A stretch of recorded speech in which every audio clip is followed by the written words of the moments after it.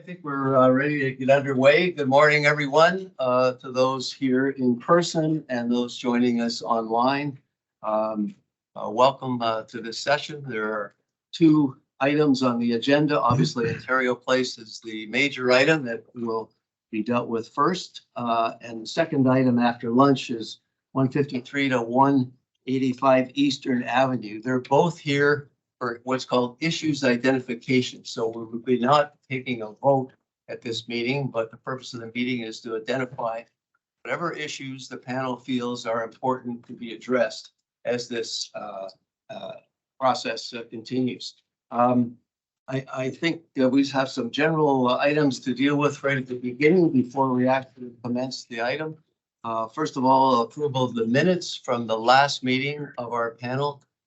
We met last in January. The Waterfront panel have a chance to look at those. Mover? Yeah. Yeah.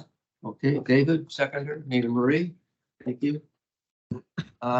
Review of the day's agenda, only the two items, as I said. Is there anyone here present who has a declaration of conflict of interest? Some members of the panel have previously declared that they're not attending in person here. Okay, so noted, no declarations. Next, Chris, if you could give us some updates from our last meeting. If you want to advance the slides, Leon?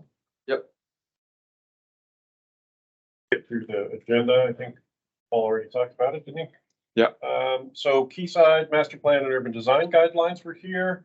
I thought sounds like a very good discussion. I was absent for that meeting, unfortunately, but we are now working very closely with Quayside Impact on next steps in their design process, and they are planning to come back in July right now, tentatively, to review the design guidelines and refinements to the master plan. Next slide. We also had a separate debrief with the Timber House team to talk about some of the issues around ground floor animation, the massing, some of the cantilevers. And that project they're hoping to bring back for schematic design in October. The York Street Park is well under construction and probably going to be finished ahead of its opening dates. But we're going to keep it closed to keep the ball protected. And then we will open it once we're able to commission the fountain, because we haven't commissioned the water feature yet. It looks amazing. Jerry Street Stormwater Facility, Pat Hansen has snagged herself a nice award for this. We're very happy for her, and we're really happy. I'm not going to read the jury comment, but it's up there for those who are interested. So upcoming project agenda. Looks like right now we only have the King Queen Triangle Public Art in April. And then in May, we will come back, we hope, with revised Parliament Slip schematic design. We are finishing up the initial design phase of that, so we want to share that with the panel. Ree Street Park, we hope to come back with the schematic design of that. Work very closely with the design team to try and address the issues that were raised in the last panel. And 1 to 7 Young, phase 2 and 3, we are hoping is going to come back for schematic design. Well, that hasn't been confirmed, but that's the plan. Is that everything? Yeah, that's it. Just kind of rush through that because we're behind schedule. Yep, So no problem. Okay, thank you very much. So let's move into the first item of business, which is, of course, Ontario Place Public Realm Master Plan and the West Island Issues Identification. And I should have reminded everyone here, this is a joint Waterfront City of Toronto Design Review Panel. So I welcome the members from the City of Toronto panel to this table. Look forward to your contribution. And before we actually begin, I want to make reference to a couple of things. There are a lot of people around the table. The format that we're going to follow is after the presentations, we'll go into our usual pattern of asking questions of the proponents. We're going to ask the questions on both, on the Public Realm Master Plan and the West Island. Then we'll take a break, probably be a washroom break. And then we'll come back and we'll go around the table again and get comments on both, on the public realm master plan and the West Island. And then I'll do my very best to summarize what will be, I'm sure, a lot of commentary. The second thing I want to say is, given the number of people around the table, when we do ask questions and make comments, I really appreciate it. They're not hearing us in the back, apparently. Can you not hear? Well, I'm trying. Okay, the second thing I want to say is when we do ask our questions and comments, try and avoid repetition. You know, I know you want to get all your issues out, but time is important here, and I want to get as much information out as possible. That's important. The second thing is that you may or may not be aware, but this is only the start of quite a long process, not only with our panel, but more importantly, perhaps with the City of Toronto, city planning.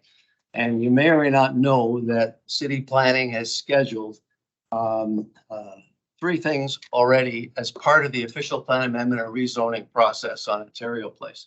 The first, there's going to be an update report on the Toronto East York Community Council on April the 12th, a report from city planning.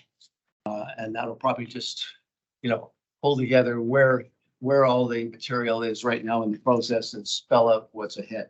The second is Saturday, April 15th from 12:30 to 4 o'clock in the Beanfield Center. There'll be an in-person community consultation session all afternoon. The city planning will be hosting on Ontario Place. And the understanding is there'll be breakout sessions, et cetera, and then a report back. And also on April 18th, there'll be a repeat of that, but it'll be a virtual session. Those are the initial meetings that we know about right now.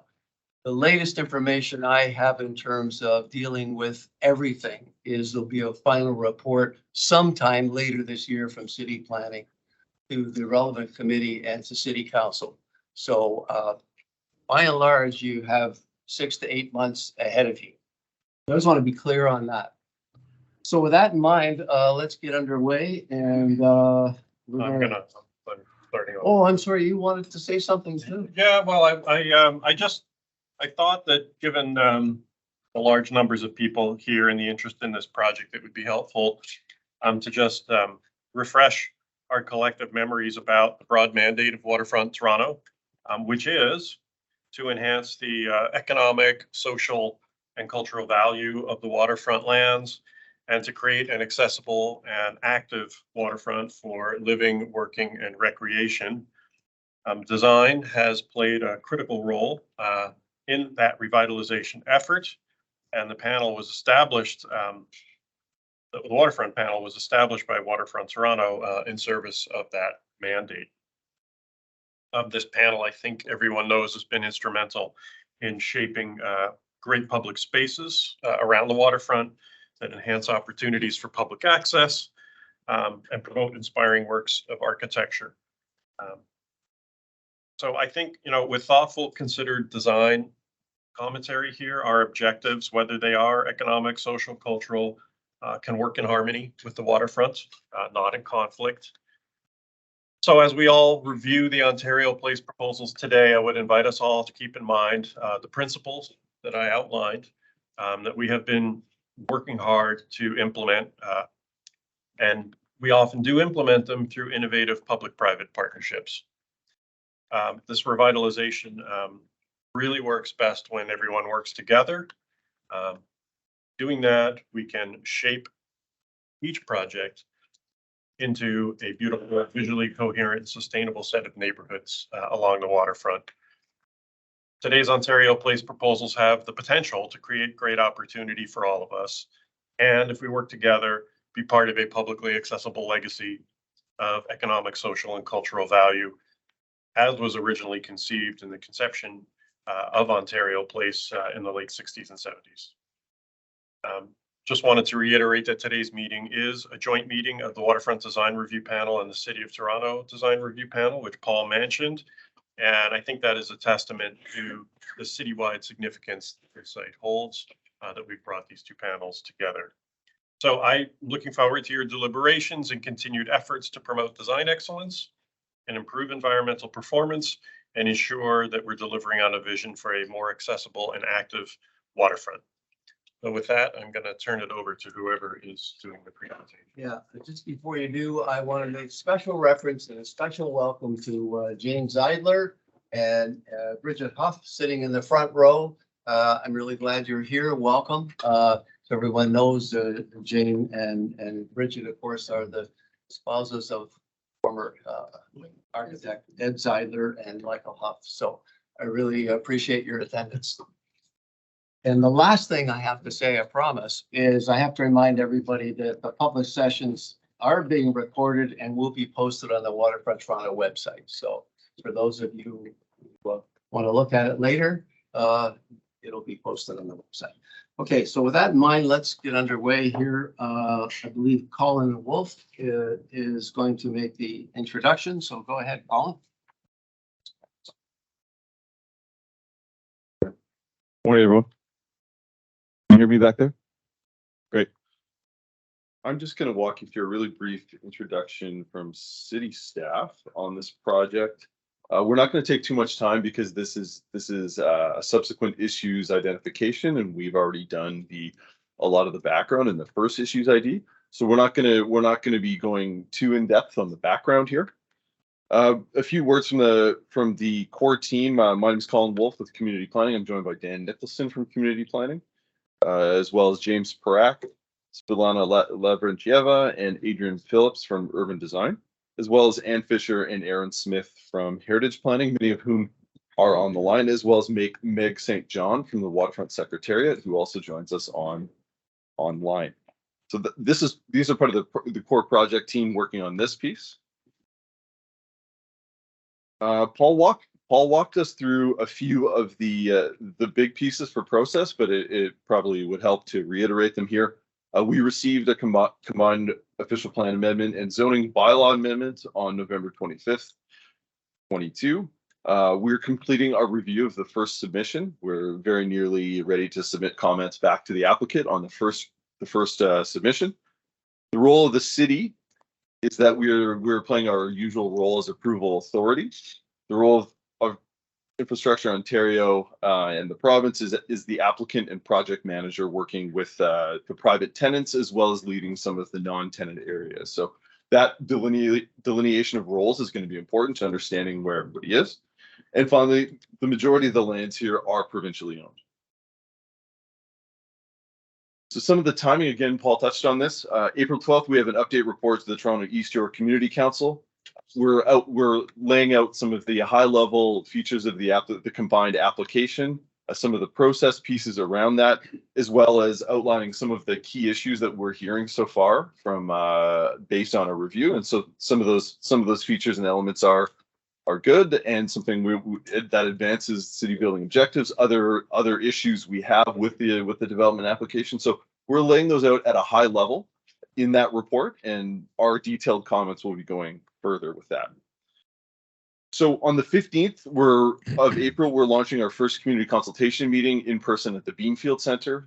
There'll be themed breakout rooms, as well as an opening plenary discussion. So we're looking forward to hearing from people from that, and the notices will be going out soon. So that's our first city-hosted community consultation. And we have a virtual follow-up on April 18th, giving a shorter summary version of that to capture folks who can't make it on the weekend because the 15th is a Saturday. And we are also contemplating a second round of community consultation in mid-May, and we're looking at what the focus and content is coming out of those first rounds of consultation. So we're going out there, we're talking to people, and we're interested in hearing. Late June is the target timing for a resubmission. Once comments are received from the city and our various consultation and stakeholder input could come through, we're expecting the applicants to resubmit late June. And end of 2023, we've committed to a final report with a staff recommendation to council. So that's the high level of how the process works for this project, and Paul kind of laid out some of the high level timelines.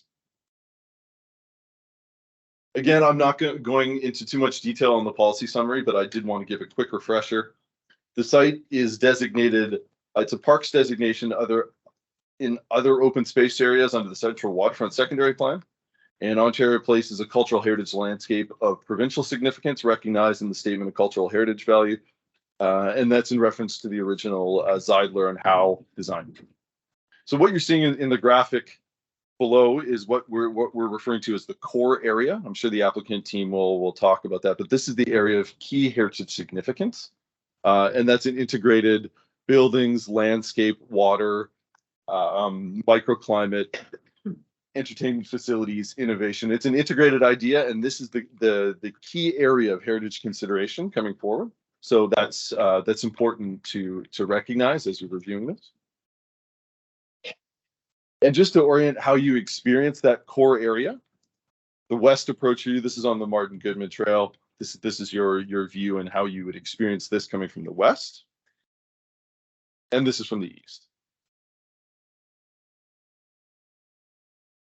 So I'm not going to go exhaustively here, but I think there are some strong policies that we're thinking of that are guiding our review. And they are specific to Ontario Place in a lot of instances. So this summary is coming from the official plan, Central Waterfront Secondary Plan, as well as provincial policies like the PPS. So we know that tourism attractions and entertainment uses are contemplated in the Central Waterfront Secondary Plan. We know that public realm and heritage are foundational to guide change on the site. We know that the buildings need to be designed and organized to support the public realm. There's a lot of focus in the Central Waterfront Secondary Plan for pedestrian priority, comfort, and legibility. We know that we need to improve public access to the water's edge and outdoor spaces. We have quite a bit of guidance on environmental processes. And there's a need to integrate land use and transportation and optimize transit investments and prioritize sustainable transportation. So this isn't exhaustive, but it's a snapshot of some of the key policies that city staff have to review this against. So with that in mind, I'm going to pass it off to Leon and Sterling.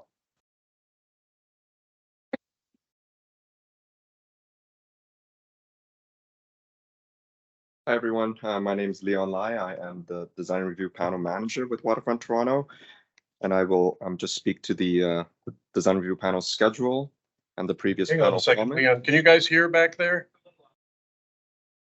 Is there any way to get the mics working, Giovanna? Yes, they are. I think this one is blinking.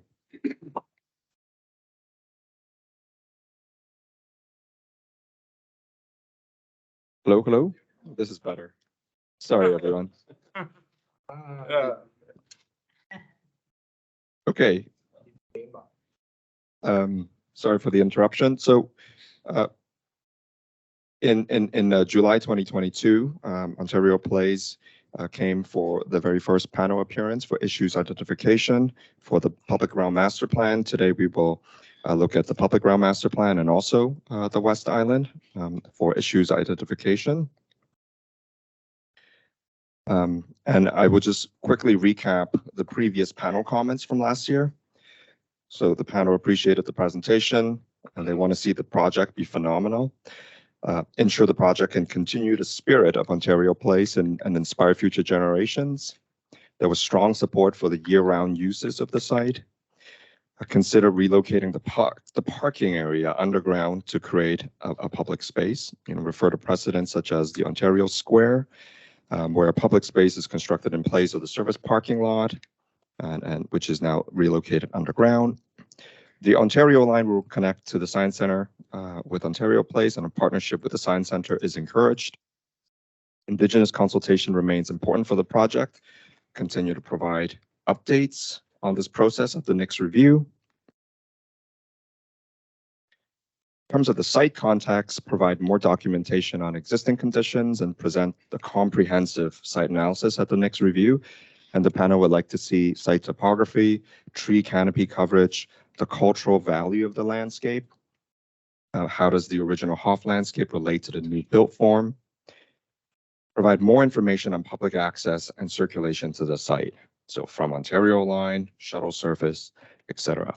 Also consider marine access to the site, such as water taxi. In terms of the public realm, The proposed master plan does not feel sufficiently public, especially the West Island.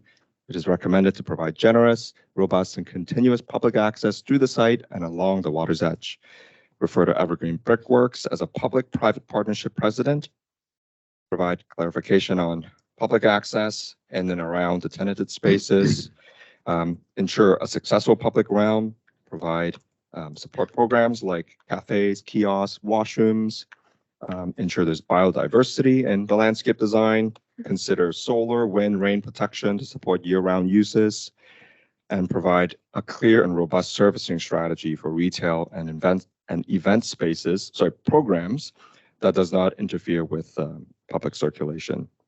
Also maximize soft landscaping, continue the success of Trillium Park, that drastically improves the percentage of soft landscaping on the site. Also opportunities to swim. Lana? Thank you. So my name is Svetlana, and I did the last presentation that we were here for. I'm a senior urban designer and a landscape architect with the city, and I'll go over the areas for panel consideration. Please comment on the location, massing, and the design of the proposed entry building. Do the proposed pedestrian connections and public realm in and around the entry building provide for comfortable and generous pedestrian access and circulation? Please comment on the massing of the new bridge in relation to the existing bridges, Sphere and the pods. Please comment on the potential impacts on views to the core area of heritage buildings of Ontario Place. Please comment on the massing and footprint of the main therm building relative to the heritage value and attributes of Ontario Place, including landscape features, structures, and views, and in particular, the core area identified in the statement of the cultural heritage value. Do the proposed pedestrian connections and public realm on the West Island provide for comfortable and generous pedestrian access and circulation? And these were the comments for the West Island. For the public realm master plan, how does the size of public forum relate to the rest of the public realm and open spaces network? Hello.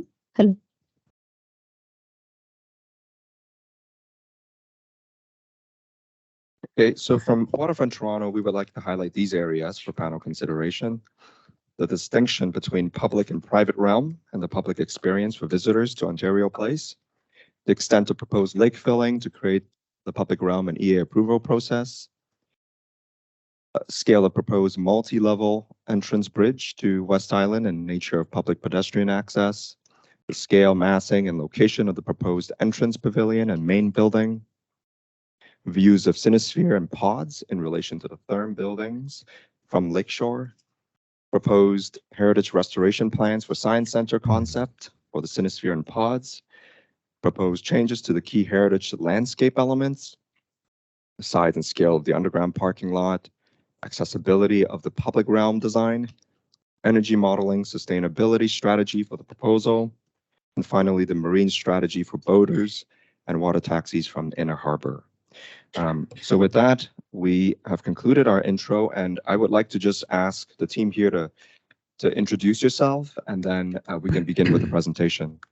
So maybe Joe, we can start with you. Let me give you the mic. I'm Joe Barrage, partner at Urban Strategies. Good morning, Gary McCluskey with Diamond Schmidt Architects. Jeffrey Kraft with Studio TLA, landscape architect and urban designer. Good morning, Shadi Gilani, landscape architect and urban designer, Studio TLA. Neil Owen, senior associate urban planner with Urban Strategies. And we're going to be your presenting team. We also have Tim Naraki from Martha Schwartz Partners online. Hey, everybody. And Ross Burnett from Infrastructure Ontario. We also have Jordan Rasmus from Infrastructure Ontario and Mark Lawson from Therma Canada. Okay, Leon, we can get going. Is Joe, are you leading off here? I am. Okay, there. So good morning. Before we kick off our presentation, I did want to make an introduction from Infrastructure Ontario. Okay. Super. So my name is Ross Burnett, and I am with Infrastructure Ontario, and we have oversight of the Ontario Place redevelopment project on behalf of the Ministry of Infrastructure. So thank you for hosting us today. We're very happy to be here and participate in this unique joint City Waterfront Toronto Design Review Panel. As mentioned, this is our second visit back to the panel. We were here in the summer where we focused exclusively on the public realm and the many issues facing the site. And so today we're really here to update you on the evolution of that design and where that public realm thinking has gone, as well as speak about the site as a whole, and including all the proposed attractions, the buildings, and the public spaces, and how the site works, together as a single destination. I think we all recognize this is not a Therma application or a Live Nation application. This is an Ontario Place revitalization application that needs to work holistically across the site. Ontario Place as a provincial amenity has always been very important, and its history has made it very unique, and it is so much more than a city park or a neighborhood park. It really is and has always been a provincial tourist destination. And we hope that what the team's going to show you today, and share with you and walk you through, demonstrates how this important waterfront site can function as a local amenity, as a city building project, and also as that provincial tourist destination that has always been. It really is about balancing these different types of uses and different types of experiences across the whole site. So we look forward to hearing your thoughts on our preliminary plans and how, your smart thinking can help us make the site even more exciting and active and a real special destination, not just for the city of Toronto, but, outside the 416 and, to the broader province, really kind of fulfilling the role that Ontario Place has always meant to be, and as we want to reestablish it for the next 50 years. So with that big ambition, I'm going to hand it over to our design team and our planning team to walk you through our latest thinking. So Joe Barrage from USI will kick that off. Look forward to a great session. Thank you. Thank you, Ross. I'm going to be very brief because brevity is of the essence here. And a lot of what has been, I was going to say, actually, Ross and others have been saying. I'm just going to start off by saying that I've been working on Ontario Place and Exhibition Place for about 50 years, I hate to say at this point. And I have been involved in about half a dozen attempts to comprehensively revitalize these grounds, because we have to be honest, they have really not worked well, not worked to meet the ambitions of those who originally designed them. And the one thing that I have learned is what does work is when you go big. You have to go big here because you have to change the geography of what's happening. This is, as Ross was saying, the ambition for Ontario Place is for a provincial, national, and at this point, I think, frankly, an internationally attractive park. This is probably one of the few places that you can successfully do it on the waterfront. We have been building a lot of parks. If you go along the waterfront, since Ontario Place was built, we've built Ashbridges Bay, Leslie Street Spit has come into existence, Humber Bay Parks have come into existence, Colonel Sands Park have come into existence. But and we're just about to do this magnificent recreation of the Don River mouth, but none of those have what you might call provincial or national, international pull. And I think in order to get what we need out of the Ontario Place site, that is the scale at which we have to think. And the things that have worked, frankly, are, the major investments in Exhibition Place have repositioned that site and also created the investment that was enabled the restoration of buildings and the investment in public realm. The theme of Ontario Place to me then is that it is Ontario Place for all, the original mandate that the site was given when it was created. And we have to think about who that all is. I mean, I am an incredibly keen bird watcher, but I want to tell you something about bird watchers. They all look like me. And when I take my kids and my grandkids on the waterfront, I have to think about what's the kind of place and environment that they will find exciting. When I take tourists on the waterfront, what are they going to find exciting? And so we have to do both here. We have to create an extraordinarily fine natural heritage environment. We have to be incredibly respectful of the buildings that are in place. But frankly, we've also got to go big. The Therm proposal and the Budweiser stage proposals are going big. A tremendous amount of focus has been put on those projects, and rightly so, because they are going to be major interventions on the waterfront. But we also have to recognize that they are also the energy generators for the waterfront. I love the pods and Cinesphere, and it's wonderful to see Jane here. But they have never really found an enduring use. My analysis of that is essentially because they are too far away. They need to be embraced by the city and embraced by the site. It would also help to have some service access so that you could actually put events on inside them efficiently.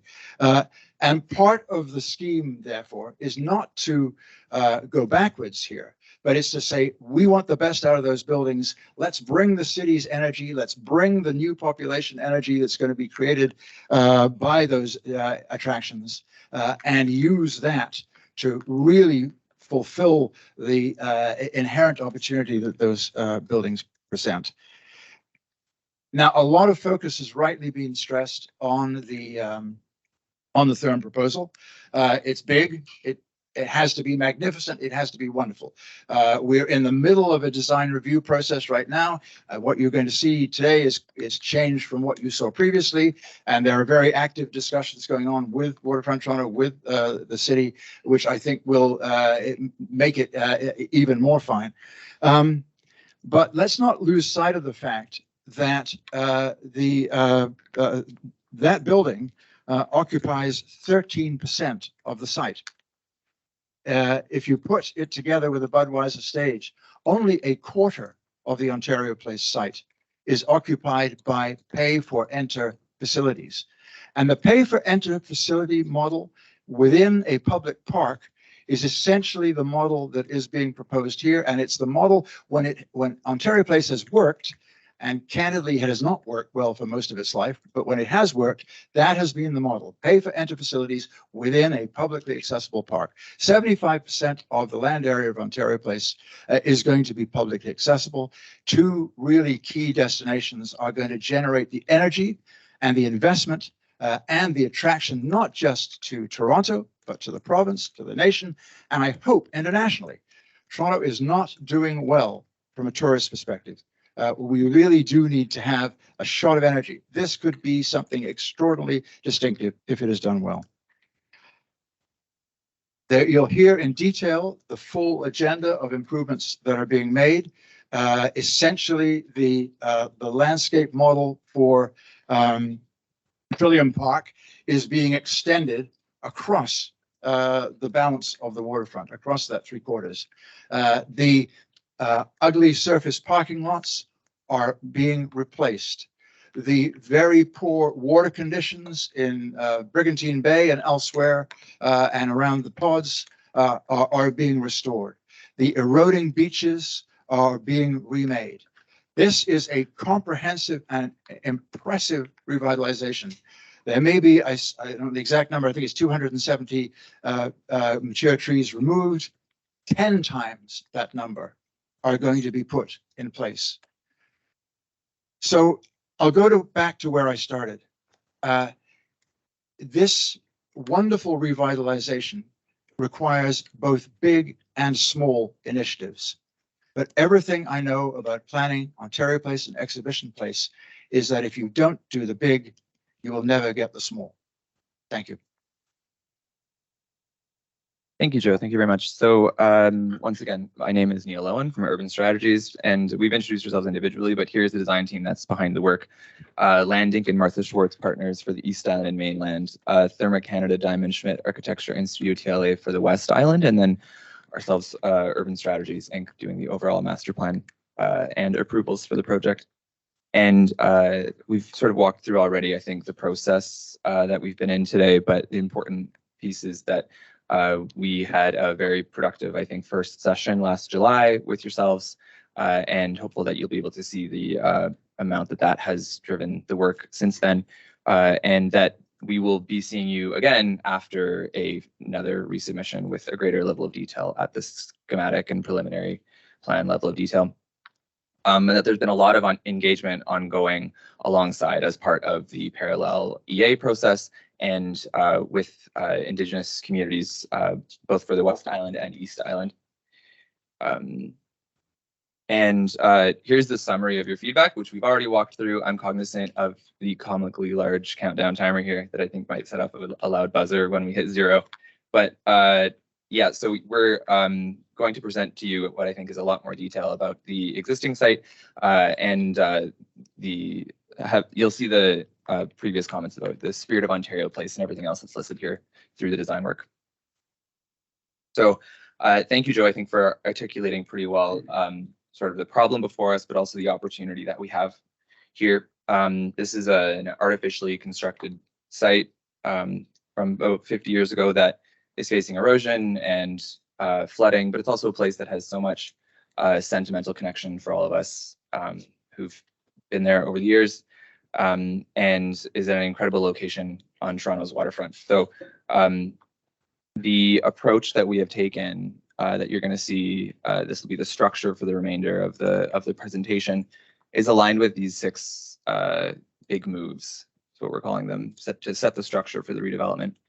And the first is restoring, enhancing the water's edge and securing continuous public access, which is something we absolutely heard loud and clear from the DRP and has been essential to our work throughout.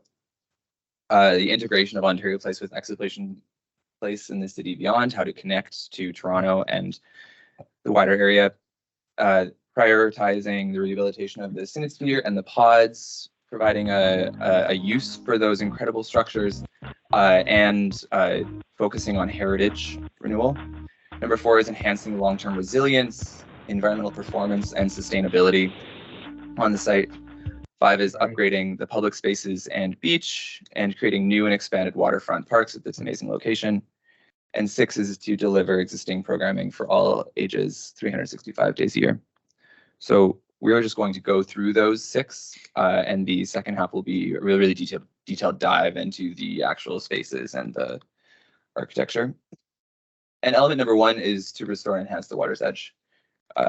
You're seeing here the existing at the north side Martin Goodman Trail, and there are several spaces and circulation routes throughout the site, but that's been the focus, is to have around the entire outside of the site a continuous trail that's at least 6 meters in width as your primary connection all the way over from Trillium Park around the outside, and would also enable emergency vehicle access and any servicing as required, but then secondary pathways as well. And using those as the structure for everything else that happens within there. And as Joe mentioned, of course, there's about a quarter of the site that would be used for ticketed paid access facilities, and then the remainder, it would be publicly accessible, and we're able to create some pretty incredible landscapes within that area. So not just the waterfront from the land, but also in the water, all the opportunities for activation and use of the water, which has always been core to the experience of Ontario Place. So you're seeing here the notional idea, at least at this stage, of boats along the waterfront underneath the bridges, and connecting to points beyond, new opportunities to swim. We heard about the importance of swimming, which already happens at Ontario Place, and designing a new public beach, designing a new deep water swimming pier, and then opportunities for canoeing and kayaking, areas for new wetlands and aquatic habitat all part of the water strategy. The number 2 element that we're walking through is the integration with Exhibition Place, which is in many ways the front door. If you're coming from transit, you're right now arriving at Exhibition Go potentially, and that's going to be the location of the future Ontario Line station as well. And we're showing in here this dotted red line of a last mile connection to transit. It's not actually that great of a distance, but it's also not that great of a walk from Ontario Place through the essentially a lot of surface parking lot environment to get there. So coordinating with the folks at X Place about what that looks like for a pedestrian or potentially some sort of transit connection. And we know that Metrolinx is undertaking study as part of the Ontario Line work for a last mile connection to Ontario Place. And zooming in now at really what is our front door to the site, and this is the mainland, where anybody arriving at Ontario Place would be passing through. We have 3 main gateways, the East, Central, and West gateways. And it's a quite a complicated connection of transit and vehicles and pedestrians and buses for pickup and drop off and all of those functions. But it's been thoughtfully considered with the creation of a consolidated underground parking structure where the existing east surface parking lot is, and this would function as an asset for all of the visitors to Ontario Place with parking and pickup and drop off facilities to be used by whether you're coming to Live Nation, whether you're coming to Therma, whether you're coming to the surrounding park or elsewhere. And right now there's about 1,300 surface parking spaces at Ontario Place. The new underground facility would have 2,100 parking spaces. But it's also important to note that with the scale of this redevelopment, we're expecting 5 times the number of users and 5 times the number of visitors to the site. And so the share of those that would be arriving by personal vehicle is about 10% would be able to drive and park at the site is the amount of parking that's provided. Then moving through to number 3 is really about heritage. Of course, we have these incredible mega structures in the pods and Cinesphere, and understanding the important views to those, but also views from the site, understanding Michael Huff's incredible designed landscape and use of soft and armored edges and these restored armored lookouts that give you these views towards the lake, and understanding the importance of that core area, as Colin mentioned, for heritage attributes, and as many areas as possible for tree preservation. So I'm just going to get into more detail about the existing trees and the planting plan. So in terms of heritage, we're really have 3 key priorities here, and it's about protecting the pods and Cinesphere, but also enlivening them with a use that I'll get into. And then for structures that maybe are not able to be preserved, reinterpreting and understanding the icons of Ontario Place that we all have an important connection to, and reinterpreting them into the new designs. So many of the structures, such as the village clusters, are deteriorating and serious need of repair. May not have been originally designed to be permanent and sit on land that floods and needs to be graded upward. And so many of those will not be preserved, but you'll see the iconography of those, I think, in the structures that are proposed. Finally, the incredible landscape here from Michael Huff, and understanding while I said there's a lot of shoreline to be rebuilt and reconstruction happening of the topography on the site and regrading, understanding Huff's approach to that landscape and the I think really sensitive use of microclimates, undulating landforms, and topography, the use of the circulation network that has these enclosed wooded spaces opening up to important views, all of that informing the design of the landscape team that you'll see as they walk through it. And we won't be able to, I think, detail this entire plan, but this is as we've been working with city staff, just noting some of the places where those considerations show up on a plan. And of course, so like the important views to the pods, and most importantly, we've been preserving that important east view that Colin showed of the pods from the mainland. And then new views maybe to the city or out to the lake. The circulation that I spoke of, where we're situating vegetation and how we're designing that landscape. And then the understanding the soft shoreline versus the protected edges and where those spaces are used. So I'll pass it over to Tim Naraki from Martha Schwartz now.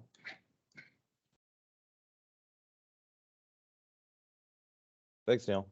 Hi, everyone. I'm Tim Naraki, Associate Director at Martha Schwartz Partners. And together with Land Inc. and Studio TLA, we are the landscape architects for Ontario Place. I'm going to walk through some of the existing conditions of the site and talk about certain spaces that may be affected by the overall development, but also some places that we're preserving or protecting or conserving.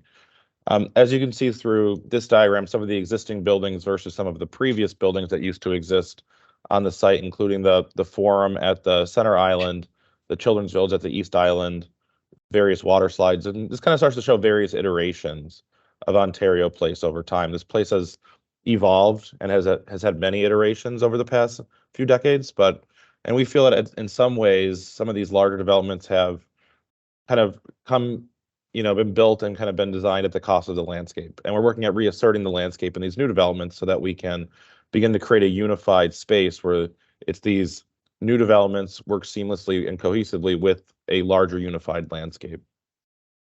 Next slide. Here you can see the existing topography of the site. There are several key high points and lookouts on the East Island, especially where the current water slide tower exists overlooking the lake. And this at the same time and slightly west of that, you'll see this one at 83.5, another hill that starts to enclose the waterways and kind of create a more intimate location on the inside of Ontario Place. And those key elements, those key kind of lookout high points are spaces that we intend to preserve. I mean, they're a key part of the overall design intent of the landscape, which is to use topography, use these different hills in combination with mid-story planting and trees to create better microclimates for the site to kind of protect from prevailing winds in the winter, but also to allow for certain spaces to be opened up in the south for summer breezes to come through the site. So our goal is to maintain that topography where possible and to accentuate that with new mid-story planting, reducing lawn space wherever possible, and getting the site back to this more biologically rich, diverse landscape that it previously was. You can see here some low spaces, which we'll be talking about, that are prone to existing flooding that we'll be addressing in some of the later parts of the presentation. Next slide. We're also working with several Indigenous placekeeping consultants to ensure that the island is inclusive, ensure that voices are being heard from First Nations communities, and allowing for the landscape to become a seamless driver for that kind of connection. So it's about a combination of creating kind of placekeeping nodes and places for gathering and places for coming together, but it's also about an inclusive and comprehensive landscape plan. So it's about native trees, plant species. We're running by our different species selections with these different groups to ensure that the overall landscape is in keeping with both the design intent of the original project, but also appropriate and specific planting that can respond to tomorrow's issues of climate change, and at the same time ensuring that those different selections are appropriate for the site. Next slide. So as part of that, we're also looking at enhancing long-term resilience, environmental performance, sustainability. And this is across the site in terms of like the different water edges, different water conditions, similar to the original design intent of the site, having the southern edges have a more of an armored stone edge, a protected edge to protect against storm surge, to kind of protect pedestrians as they move across the site.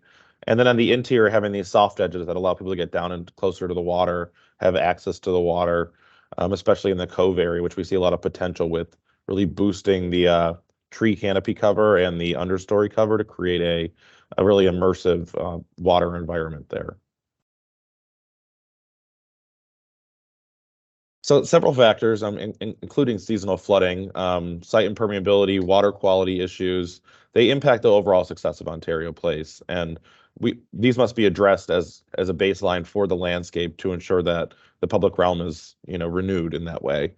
So flooding is a primary concern. You can see here where there are in places where sites are inundated, sites are flooded, especially around, say, the southern lakefront, the marina, some edges of the mainland. And these become key spaces that we'll be proposing to raise the grades on to protect for future storm surge. Next slide. So here you see extensive regrading across the site, and this is to protect the islands from flooding. We see about a 1.5 meter increase along most of the southern edge of the island, highlighted in yellow here. And we want to, this is like safety is a priority. We want to ensure that there are pathways along the waterfront that are limited ice, limited exposure to wave uprush, and are ensuring that anything new we develop in those areas, specifically new buildings in the marina, are preserved and protected moving forward. And you can see here from raising the land and from repairing surfaces and from kind of new planting regimes, you'll see that a lot of the site is being touched. A lot of the site is being improved. There are several buildings that will be demolished throughout the site. Most of them are not. On the East Island, there are some temporary buildings, some buildings that are kind of seen there overall at the end of their lifespan, some buildings that have been repeatedly flooded over time that need to be replaced in kind. At the same time, we're working on restoring key heritage buildings across the site, including the Pods and Cinesphere. And we're looking at, in the marina, for example, recreating some of these buildings with a similar footprint, similar look and feel, but kind of updating those uses for more of a park setting as opposed to a expo ground setting.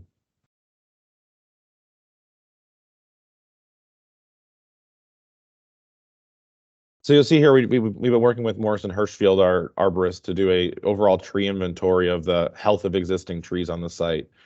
This is calculating 471 trees on the site that have a DBH of over 30 centimeters. And this includes any 6-meter offset from our property boundary too, so ones that may be affected. Overall, there are 54 trees that are dead or in poor health, 39 that are in fair health, and 378 that are in good to excellent health. It's also important to note that some of these trees are non-native, so we're working at boosting the native percentage overall in our proposed planting plan. We do see a goal of creating a higher percentage of native plants and plants that are more equipped to deal with warmer climates, larger periods of drought, and are just more resilient species selections.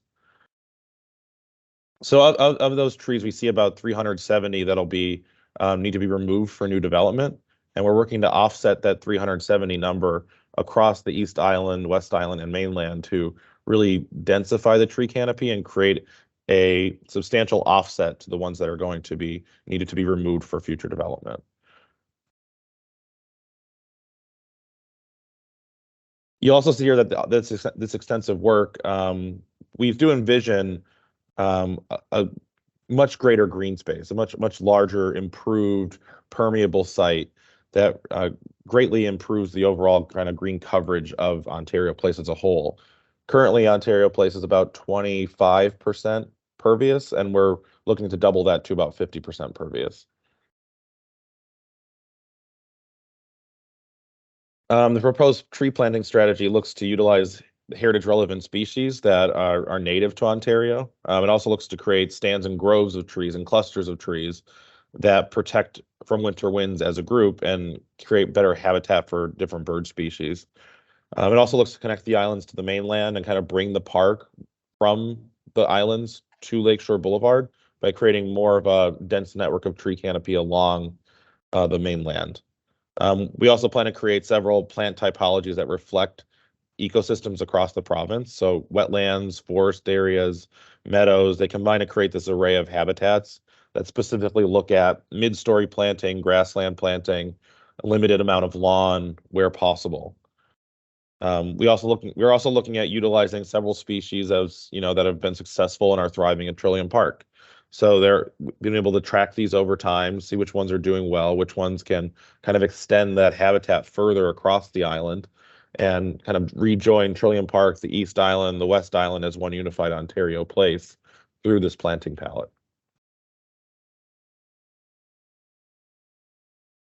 As I said a little while ago, proposed permeable area, we're really looking at upping the permeable coverage. This includes larger green spaces, larger planted areas, larger forested zones. but also permeable paving areas where we'll be removing asphalt and using permeable unit paving and continue to increase that percentage to about double of what it currently is today. So from there, we're also looking at upgrades to key public spaces across the site and kind of unifying the site with an overall strategy of different destinations and upgrades to expand these different parks. Thanks, Tim. So Thanks, Dale. now for our final structuring element is number 6, and I'll walk through that, and then we'll do a little bit of a tour through the architecture and the landscape architecture of the proposal. And this is about the program partners that Joe, I think, introduced really well, that are have been selected to enliven the spaces and create a draw to Ontario Place. We'll be able to give you, I think, important detail about the Therma Water Park and Recreation Facility, and a little bit about the programming for the pods and Cinesphere and for Live Nation. But I think important to just understand that those are actually like a little bit separate processes that we'll be able to get your input on in more detail as they go forward. But we right now have an official plan amendment for everything, and then a rezoning for that did not include a new science facility yet or Live Nation. But the intent is that that would come forward when it's at that level of detail. And so to look forward, we've looked back, and it's all about reinvigorating the legacy of waterfront attractions with the original spirit of Ontario Place, not just as a really great park and natural area, but as a destination with exciting programming draws set within that park. So for this, we look back to the original forum and the events there, to the Children's Village, to the water slides, Canada's first water slide, to the splash pads and the log flume ride, as these great recreational facilities and places to gather. Looking at the pods and Cinesphere and the preliminary plans for how that would be programmed, we've talked about this potential partnership with the Ontario Science Centre, which is being explored, and the intention right now is for a mainland entrance for a science pavilion there that's been situated and shaped actually to preserve views as much as possible to the important pods and Cinesphere. That would be your mainland address, your entrance to these, giving it a stronger connection to the city. Visitor would then, there'd maybe exhibit space in that mainland pavilion, and then you'd pass below grade before emerging to the preserved pods bridge and to the exhibition space that would be in those in the mega structures themselves. And then for Live Nation as well, so what's probably the most popular use in this site, and the reason that people have been there the most in recent years, for amazing outdoor shows. So their redevelopment plans include the retention of that great lawn space, but also the ability to enclose the facility in the wintertime so that you could have shows year round. And that's really been, I think, critical for our thinking towards Ontario Place, is how to enliven this year round, not just necessarily as a summer destination for concerts, but really making a place to celebrate throughout the year. We have 2 plans here about amenities and infrastructure as we're planning for this, and the spaces in the landscape, whether you're visiting one of the new major attractions or one of the great new public spaces, and designing for where the public washrooms would be near the new playground area, of course, or near the beach, where the change rooms would be, as you can see in dark blue in various locations across the site. And then also where there's potential opportunities for food and concessions to activate these public spaces as well.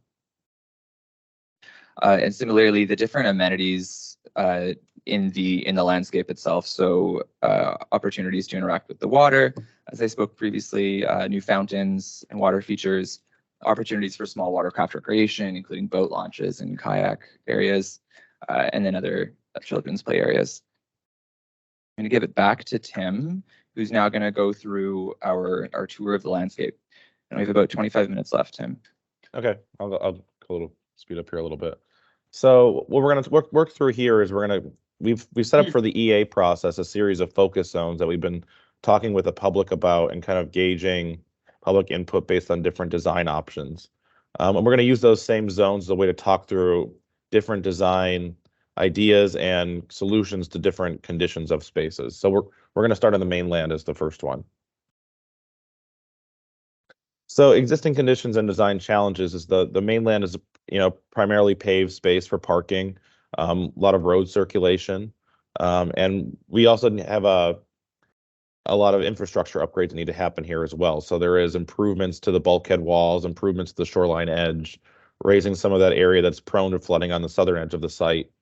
And also really kind of untangling some of the circulation here and really kind of making sense of some of the traffic patterns and utilizing the 3 current traffic lights to kind of compartmentalize different arrival sequences. That is our goal here. So there will be arrival entrance for therm, underground parking, arrival entrances for a last mile connection, Live Nation servicing, and then a drop-off pickup area primarily for the park space.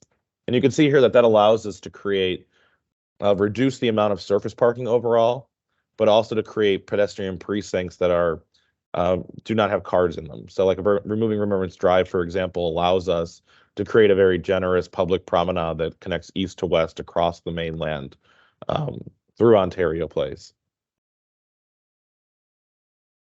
So we see here is before and after. If you're standing on Remembrance Drive looking west, kind of entering from the east end of the site, we can, shift Remembrance Drive to inside of the P2 parking area for pickup, drop-off, turnaround, and allows us to create this more generous public promenade that it does include a wider wood boardwalk kind of promenade surface. It includes a secondary trail.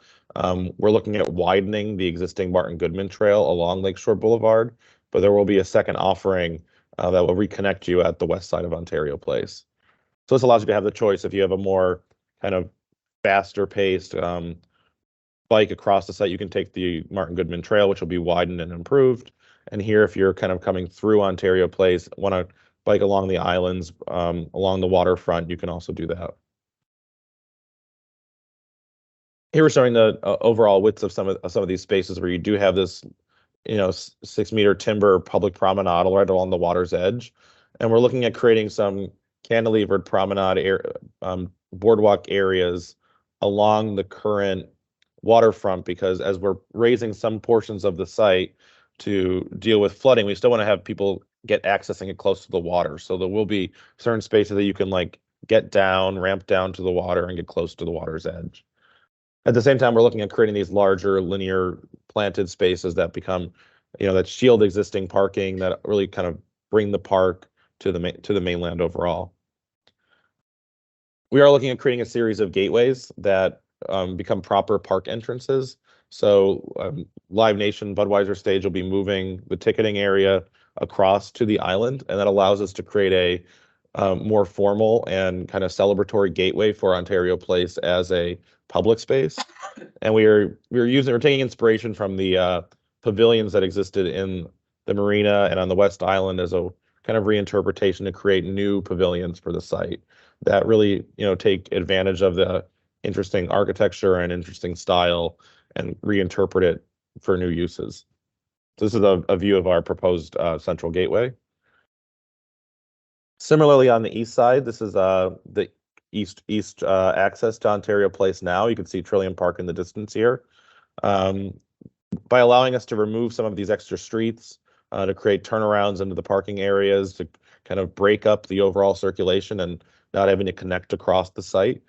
It allows us to create, again, more formal park entrances. So this is your view on Lakeshore Boulevard towards Trillium Park, where we can, we can still provide the right of way for emergency vehicles or the occasional car to come through, the occasional access to come, like parks maintenance to come through example, but we are really excited about these more kind of formal entrances to the site that are really more natural, more rich, and are at a scale and a bigness that we think Ontario Place deserves in the landscape.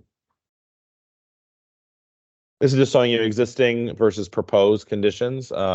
at this east access. So we do envision with changing Remembrance Drive and allowing that to be circulated within the parking area and changing this area to be a turnaround, we do end up getting this kind of smaller drop-off location. And it allows us to kind of remove some of that street to become pedestrian space solely. And then at that drop-off location, we do see a smaller version of one of these park gateways where they all kind of exist as a family, and they kind of take the similar kind of strategy of different scale expo pavilions, but they are reinterpreted as these open air kind of signage shade pavilions that is, say people are waiting to get picked up, they can get a little bit of shelter while they're there.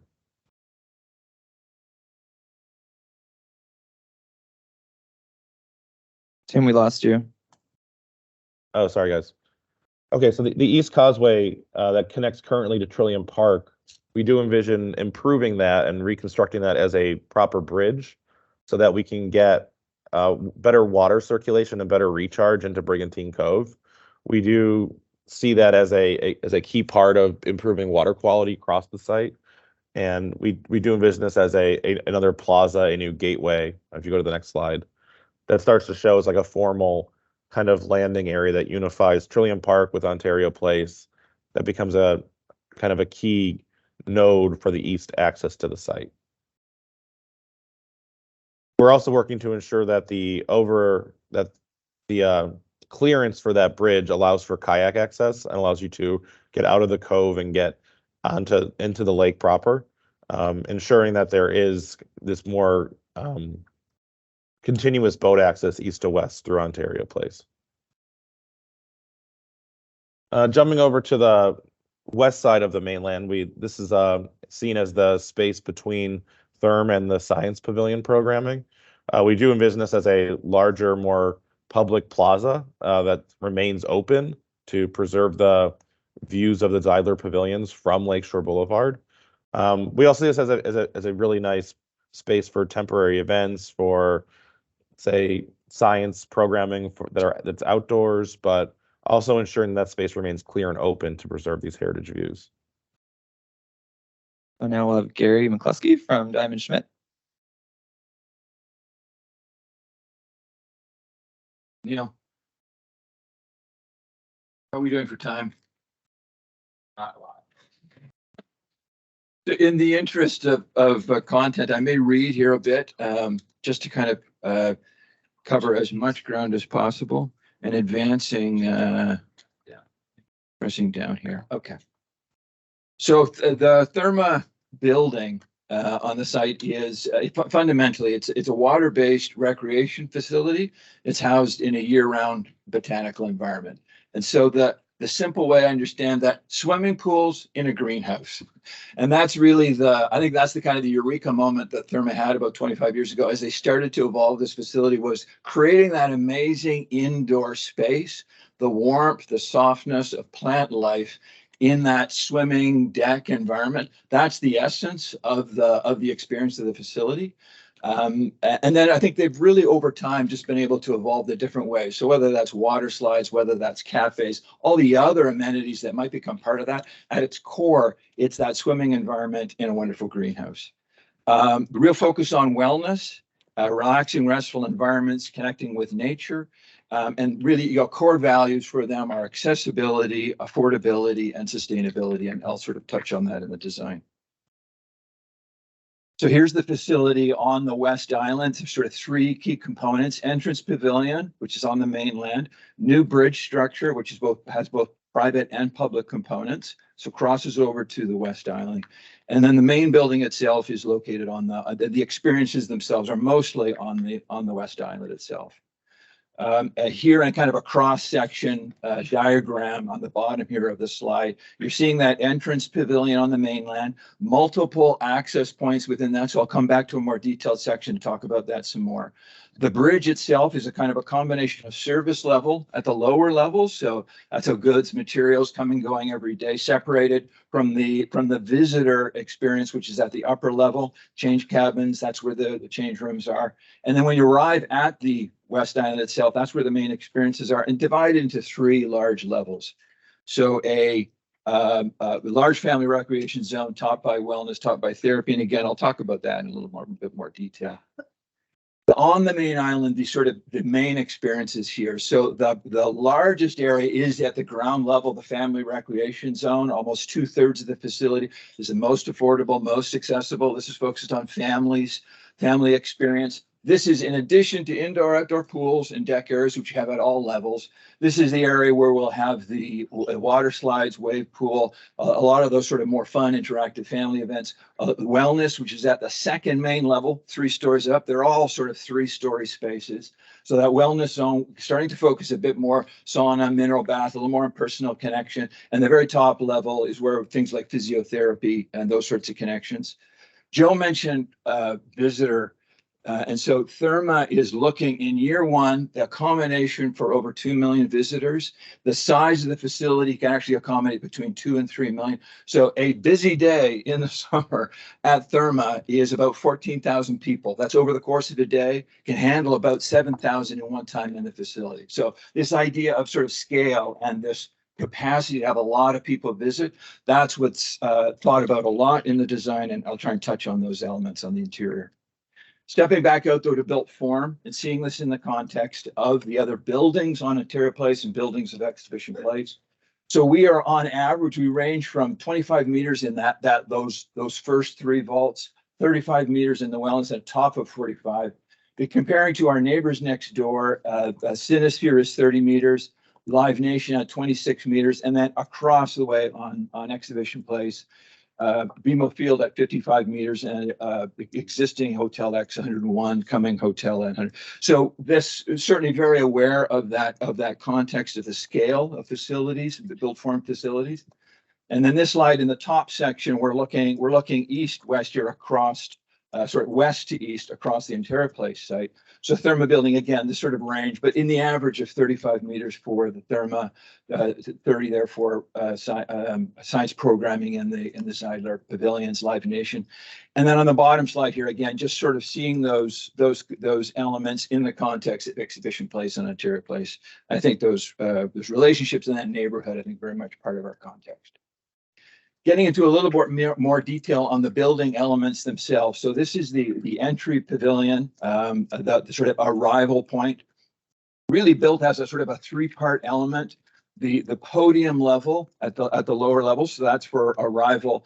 The glass enclosed entry hall is where we're actually transitioning. That's the arrival ticketing level where we're arriving and greeting guests. All of this topped by the sort of 3 pedal-shaped roof structures, which is a lot of kind of organic imagery influencing the architecture. So the Trillium here, certainly a major influence on these elements.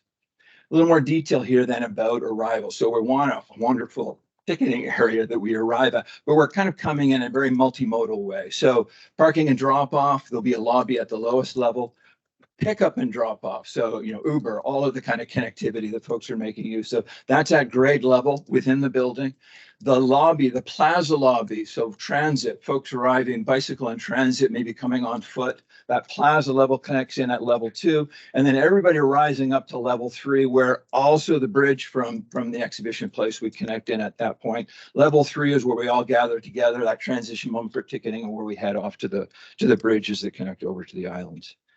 A little bit more detail here on sections, and maybe just to mention as well, at that lower level is where all of the loading facilities, so food, linens coming in and out, recycling, etc., garbage leaving every day. All of that activity happening underneath the building, connected by service elevators to that lower level bridge. This is all electric shuttle, basically golf carts dragging things back and forth. You can imagine the activity for loading is as complex as the activity for guest arrival and departure. And so that's really worked into the facility. There's just a brief section on the bridge showing the 2 levels, service and change. And as with Tim's presentation on the East Bridge, watercraft movement, of course, and maintaining all of that scale and facility accommodated in the new design as well. A bit more a material palette. So stone, concrete at that base podium, the very solid base. Glass and steel, a glass structure, very open, inviting, that sort of orientation of the ticketing area itself, and then wood strip cladding for the 3-pedal structure of the soffits. And sort of final image here of that entry pavilion as seen from Ontario Plaza. I think this is the ceremonial front door. This will be the front door as we sort of identify the idea of arriving at Therma in Ontario Place. And I think the idea, as Tim sort of described here, of the Ontario Plaza with an entry pavilion to science programming behind us in this space, access to the Live Nation facilities also, all three of these build places kind of, I think, animating the activity of the plaza here. And that, I think this will be that ceremonial idea of front door for all of Ontario Place, and these sort of three built form components participating in that. Moving across to the West Island itself and the buildings themselves. So there's these three large vaulted shaped structures at the ground level, 3 stories high. This is the main kind of component of the experience. A lot of, I think, reference here to greenhouse structure. And so we've looked all the way back to Crystal Palace, Paxton, et cetera, for this long tradition of vaulted halls and glass structures being used for greenhouses and botanical gardens. All of the structures are terraced down to the ground level, and there's a real strong connection. And Tim and Shadi will talk about the landscape design that we're sitting in, but really have been designed with a lot of consultation between building and landscape. And so the way that the terracing can connect to the ground, and the way the green roof structures are, the green roofs of the Therma building are very much an extension of the ground plane. And then the softening of the glass itself to kind of create that skyline connectivity where we're softening those edges to create a sort of a sense of integration with the entire realm, the skyscape that we're see as we look up. Stepping into the main building itself, so we arrived through change cabins across the bridge, arrive at multiple points in the facility. Here at the ground level, or grade level, it's actually level 2 slightly, but again, flood, et cetera, from the landscape, we're slightly raised. So notionally, I think of as ground plane. These 3 large vaulted halls, in each case, deck areas, indoor pools, outdoor deck zones. So in all 3, but a little bit of a focus on each of these spaces in the bottom right-hand corner. So on the east side of the facility, that's the water slides, wave action, super friendly, family-friendly zone. Food and beverage, cafe, restaurant in the middle zone, and then on the top, on the left, sort of the west-facing vaulted hall, plus 16 age group. So a little bit of separation within all of these spaces, depending on age of the visitor. We go up 3 stories, so really there's many levels between these, but fundamentally 3 stories up to level 6. The wellness area, again, indoor, outdoor, pool, deck access. A little more focus here. The 2 illustrations showing large scale sauna, view to exterior, mineral bath. Again, just a little bit more on the personal connection. And then again, up a couple of floors to level 8 and 9, which are the top levels of the building, where there's again a little more focus here, physiotherapy, sports medicine, again, a little more personal connection in terms of restorative experiences. There's building sections just to touch again on built form. There's range of height from 20 to 25 meters for the majority of the building, 30 to 35 for that level 2 zone, and then topping out at 45 meters at the top facilities. And the material palette of the main building, an extension, I think, of that entry pavilion with more emphasis on view out, glass, roof structures glazed. Of course, sunlight essential to the botanical life, but I think Therma really thinks that's an extension of the visitor experience and that connection to the sun. But a combination at roof level of glass vaulted structures and green roofs connecting all the way down to the ground plane. Bird-friendly glass on all of the perimeter glazing, of course, in accordance with the Toronto green standards. And then a little bit more on building envelope here and on sort of some of the key sustainable design components. Targeted LEED Platinum for the facility, which Therma achieved in their most recent facility in Bucharest.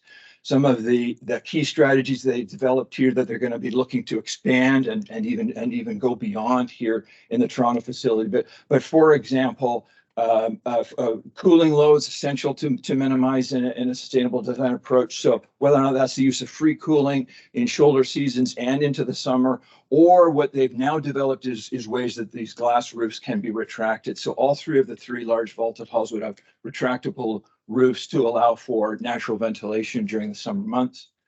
And then, of course, minimize heating load, also essential in a glass building. That's going to mean triple glazing in our environment. And so that will certainly be one of the key aspects here in order to create as strong and robust an envelope as possible, but also wastewater heat recovery for heating of the pools and other components of the sustainable design, which we'll be leading to. It's kind of, there's a through connection here of a great healthy building and a building that is made for health and wellness. And just to say, I think a real enthusiasm on the part of Therma for creating a very sustainable approach to the building, as it's really seen as kind of an extension of the kind of facility that they're looking to create for visitors. I'm going to pass over here to Jeff and Shadi, who will now kind of continue this tour around the site. Thanks, Gary. I see we're running low on time. Do we just continue through, or how we work it late? We'll try to keep it we'll try to move this along as quickly as possible. Thanks, Gary. So I'm going to continue on the conversation that you've been hearing from both Tim and Gary and Joe. I'm going to tag team this with my partner Shadi, and we're going to take a deeper dive into the landscape architecture and the connections between the water and the landscape and the building itself. I want to begin by talking about a couple of very key important elements here. Very, very briefly, is that there are 4 very important principles behind all of the public realm design, and this begins with resiliency. We have to build the island to protect the island. The existing space, the existing island right now, obviously we're all aware, we've looked at images, is highly friable. It's breaking apart. We have issues relative to high water, climate change. We have wave action. We're working very closely with Baird Engineering to make sure that we can not just armor the shore, and this is really important, is that the shoreline improvements are part of a larger system which links the landscape directly to the water as well as to the Therma building itself. So when we talk about sustainable principles, we're actually talking about the improvement of both water quality, but a focus on providing aquatic habitat as well as terrestrial habitat. We talk about accessibility. The island itself, the West Island, when it's upon its creation, will be about 11.8 acres of public realm or public parkland, accessible all the time, 365 days of the year. It loops around on a continuous connection, but fundamentally, all of the outdoor spaces that are outside the ticketed are fully accessible by the public. And we're going to quickly walk through those, give you the highlights. But it's really important that we acknowledge the historical precedent. We were gifted a wonderful place. We had the work of Mr. Zeidler and Mr. Huff, who actually guided us to where we are today. We've learned, we sort of stand on the shoulders of this greatness here and understand that with the current technologies, we're able to create a fully sustainable, fully integrated system-based approach to providing the public realm and parkland. Gary talked a little bit of sustainable initiatives. You've heard some of this, so I won't go into greater depth other than to say that we're focused on making the public realm, the open space, and all of the landscape elements almost as close to 100% permeable as possible. We're focused on innovative approaches to water reuse, water cleaning. We're also very keenly aware that we're actually providing habitat where habitat doesn't exist today, and that is both terrestrial and aquatic. And linking this, as we say, from a systems-based approach, making sure that the building and the landscape, these are all systematically part of one larger idea, and that's key to the Therma philosophy. You've heard some of the, this will just walk through some of the highlights of the West Island itself. Fundamentally, at its core, we have the Therma facility. We're going to walk you around the island, basically from Lakeshore Boulevard, and then dump you back on the East Island in this quick stroll.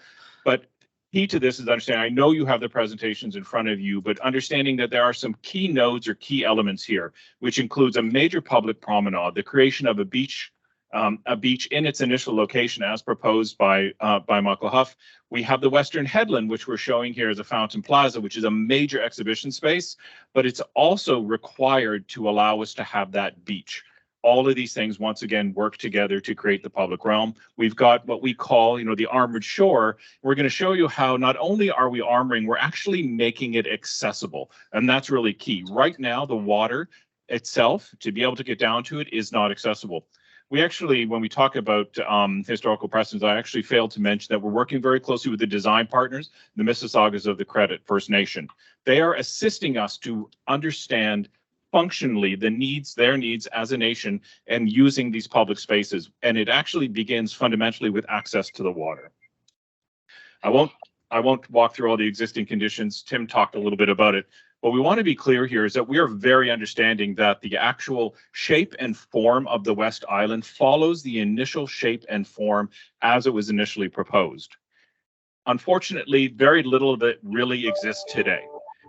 We want to change that. We want to build upon the principles that were presented to us, which included fundamentally an active, clean, engaged waterfront, the creation of microclimate, the creation of landform, the focus on views, but fundamentally the idea that all of this place should be open and publicly accessible. We're going to talk to some character areas, and we're going to do it very, very quickly, similar to what Tim had described. But fundamentally, we're going to move around the island, and we're going to actually highlight the most important elements, including giving you some data on size and form.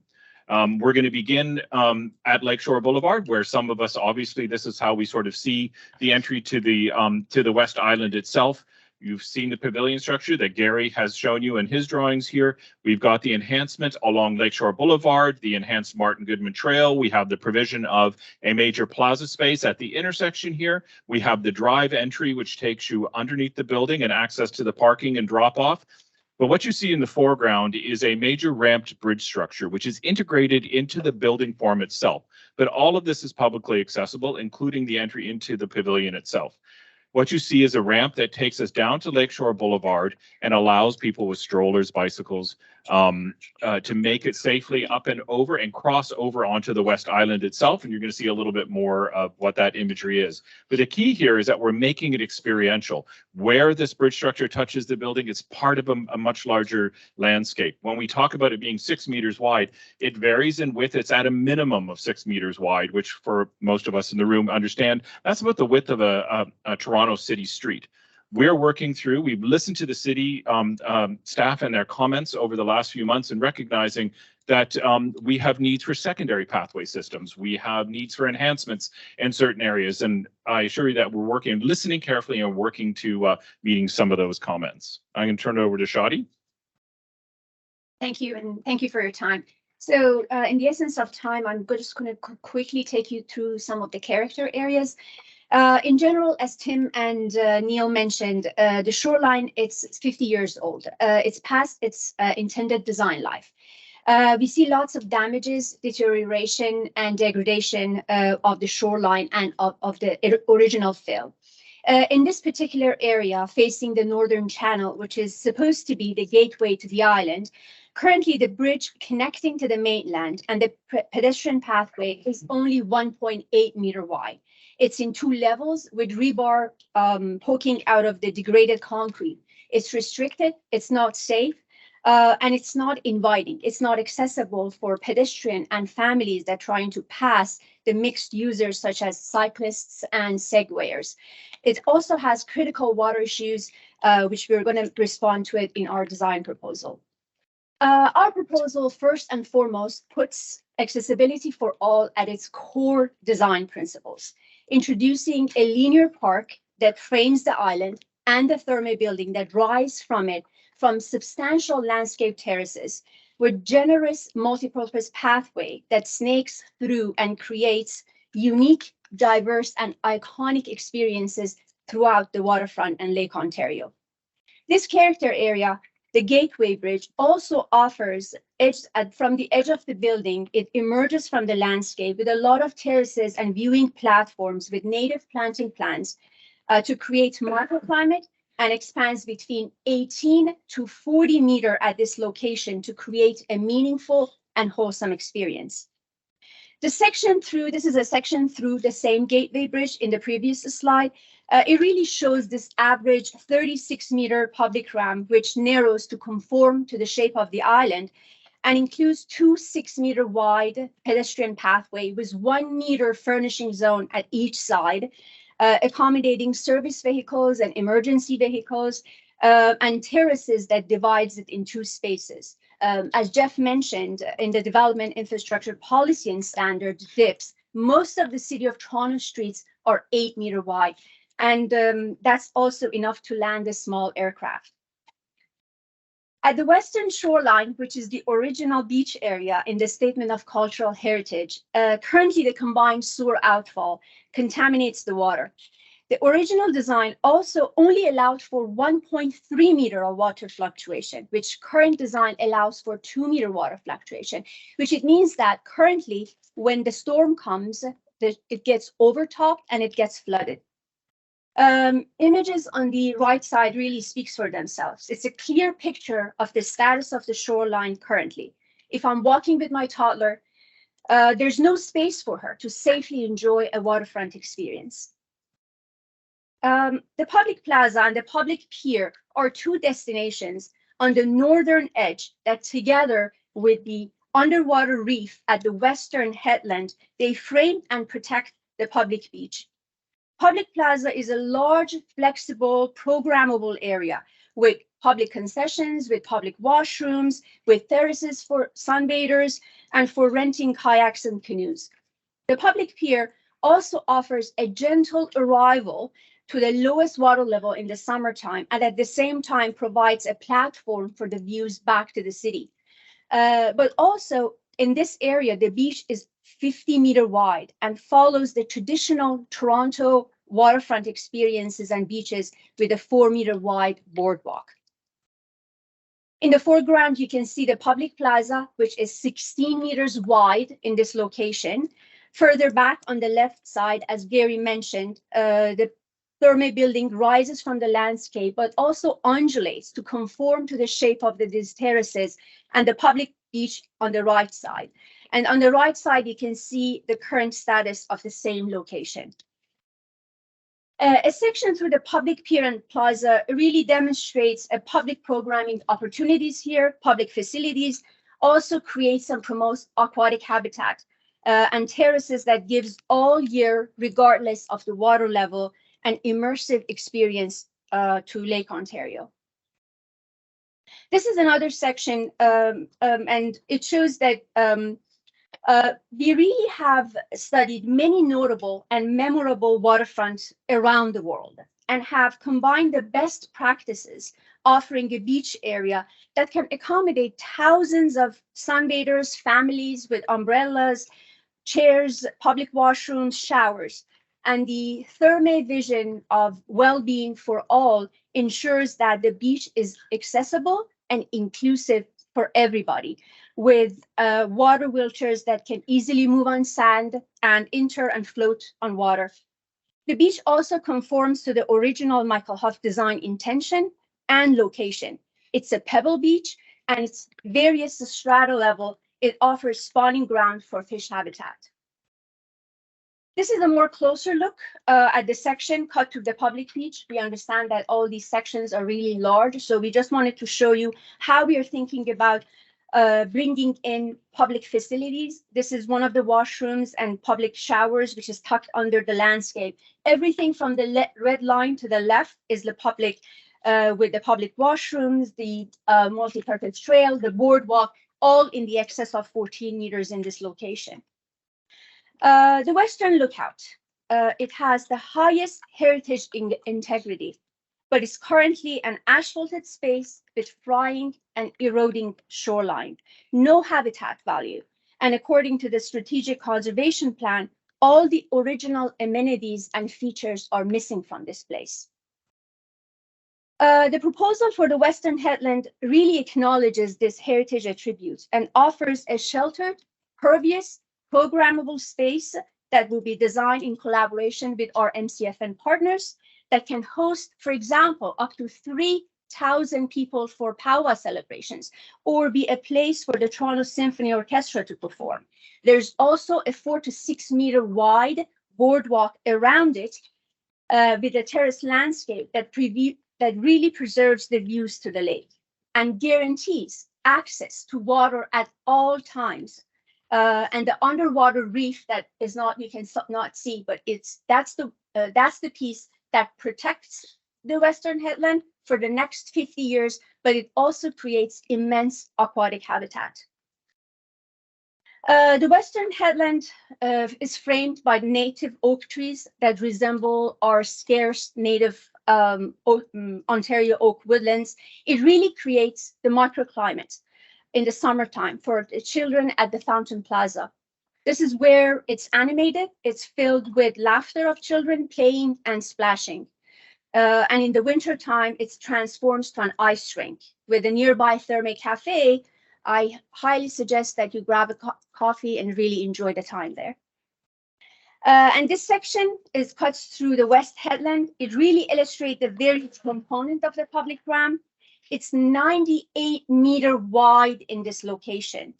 From the, everything from the left of the red line is public realm, accessible all year, 360 days a year, accessible to everyone. And you can see the multipurpose trail, the boardwalk, the sheltered plaza, the viewing platform, and the terraces bringing people down to the edge of the water. Thanks, Shadi.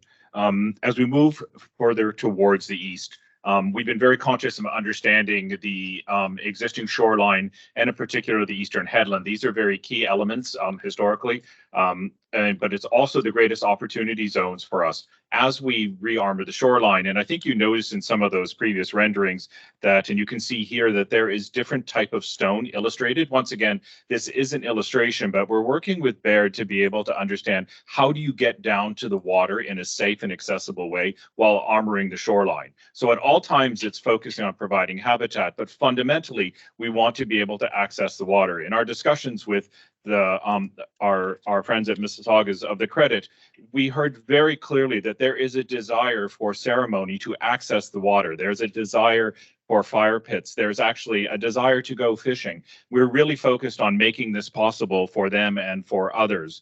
What you're seeing in these views is the existing berm structure that is part of the initial landscape. But what you're recognizing, it's a little bit different here, is that we're being able to cut through this to preserve views to the pods and to the Sinosphere, also removing the lawn or turf areas from the landscape. We're going to reintroduce Mr. Huff's initial vision for an understory and then obviously a tree canopy. And this is really critical to understand that it doesn't currently exist. And we're committed to making sure that it does. And we're working with knowledge keepers actually to understand which plant species is best and where we should put them. This slide might be a little bit out of order, but it shows sort of this notion of the programmable area. It shows its capabilities 365 days of the year, and it shows the relationship between the natural landscape, which is really going to be a continuation of Trillium Park. We're working very closely with our friends at Land Inc. and Martha Schwartz Partners to make sure that we have a continuation. There is a common pattern language. This is Ontario Place in its as a whole. And just in the interest of time, I'm going to move through and conclude basically at a very key important place here. And this is what we're calling the Wetland Innovation Zone. I talked about the relationships between the building and the landscape, and this is really important to understand that we're heavily focused in working with our aquatic habitat specialists as well as our civil engineers at Arup to understand how do you connect the building and the landscape, and what do you do with water reuse, how do you collect water within the landscape, how do you clean it, and fundamentally, how do you get it back into the lake? And this is obviously part of an ongoing engineering studies, but it's integrated fully so that, we mentioned, I think Gary mentioned, we have approximately 4 acres of green roof. The landscape on the ground will rise up over the building so that we have the same landscape. Just as the water that we collect on the ground will be reused within the landscape itself, including on the building. Some of these images here help understand. Right now, if you go out there, this is a paved area with a shoreline that is eroding. It is actually flooded during high water periods. And of course, at first flush, it's a environmental challenge to say the least. In the springtime, our goal here is to create an exceptionally restorative place and to focus on educational opportunities for the greater community. And we've obviously in your package, we've included some diagrams to help understand that this is an ongoing process focused on hard engineering solutions to be able to make sure that we have a fully sustainable environment. And at this point, I'm going to turn back over to Tim, I think, correct? Yep. Yeah, thanks, Jeff. Moving on to the marina, we do see similar situations here of flooding, stagnant water, remediation of heritage structures. And to prevent flooding, we're also planning to raise most of the marina about 1.5 meters. This does mean that the one-story buildings that currently reside in the marina are affected and will need to be replaced. These existing pavilion buildings have flooded many times over the last few decades and are in less than ideal condition. But we do envision rebuilding them and reinterpreting them as new pavilions on a raised plane in the marina. Next slide. So here we see rebuilding the marina and rebuilding those pavilions in the same footprint as they exist today, but some of them may become open air pavilions that allow for this transition from, say, what's the right number of activities or restaurant, F&B to occur here. We're still assessing that. But we do see that some of these can become open air pavilions to allow for people to get into the shade, watch boats kind of come and go, and become more like a picnic area across the site. You can see that here where we envision kind of using the same geometry of the original pavilion buildings, but upgrading the materials to kind of have more longevity, have more kind of withstand the elements along the marina's edge. And we see these as, again, like shelters areas. At the same time, we're also looking at the inboard main promenade through the marina, and then the outboard kind of spillover spaces that come from these areas onto the marina space. So we're trying to recreate that feeling of being able to be out on the water, sit, have a drink, watch the boats come and go, and really have this kind of marina that's active and vibrant. I'll quickly go through the water's edge, which has some similar conditions about flooding and about wave uprush.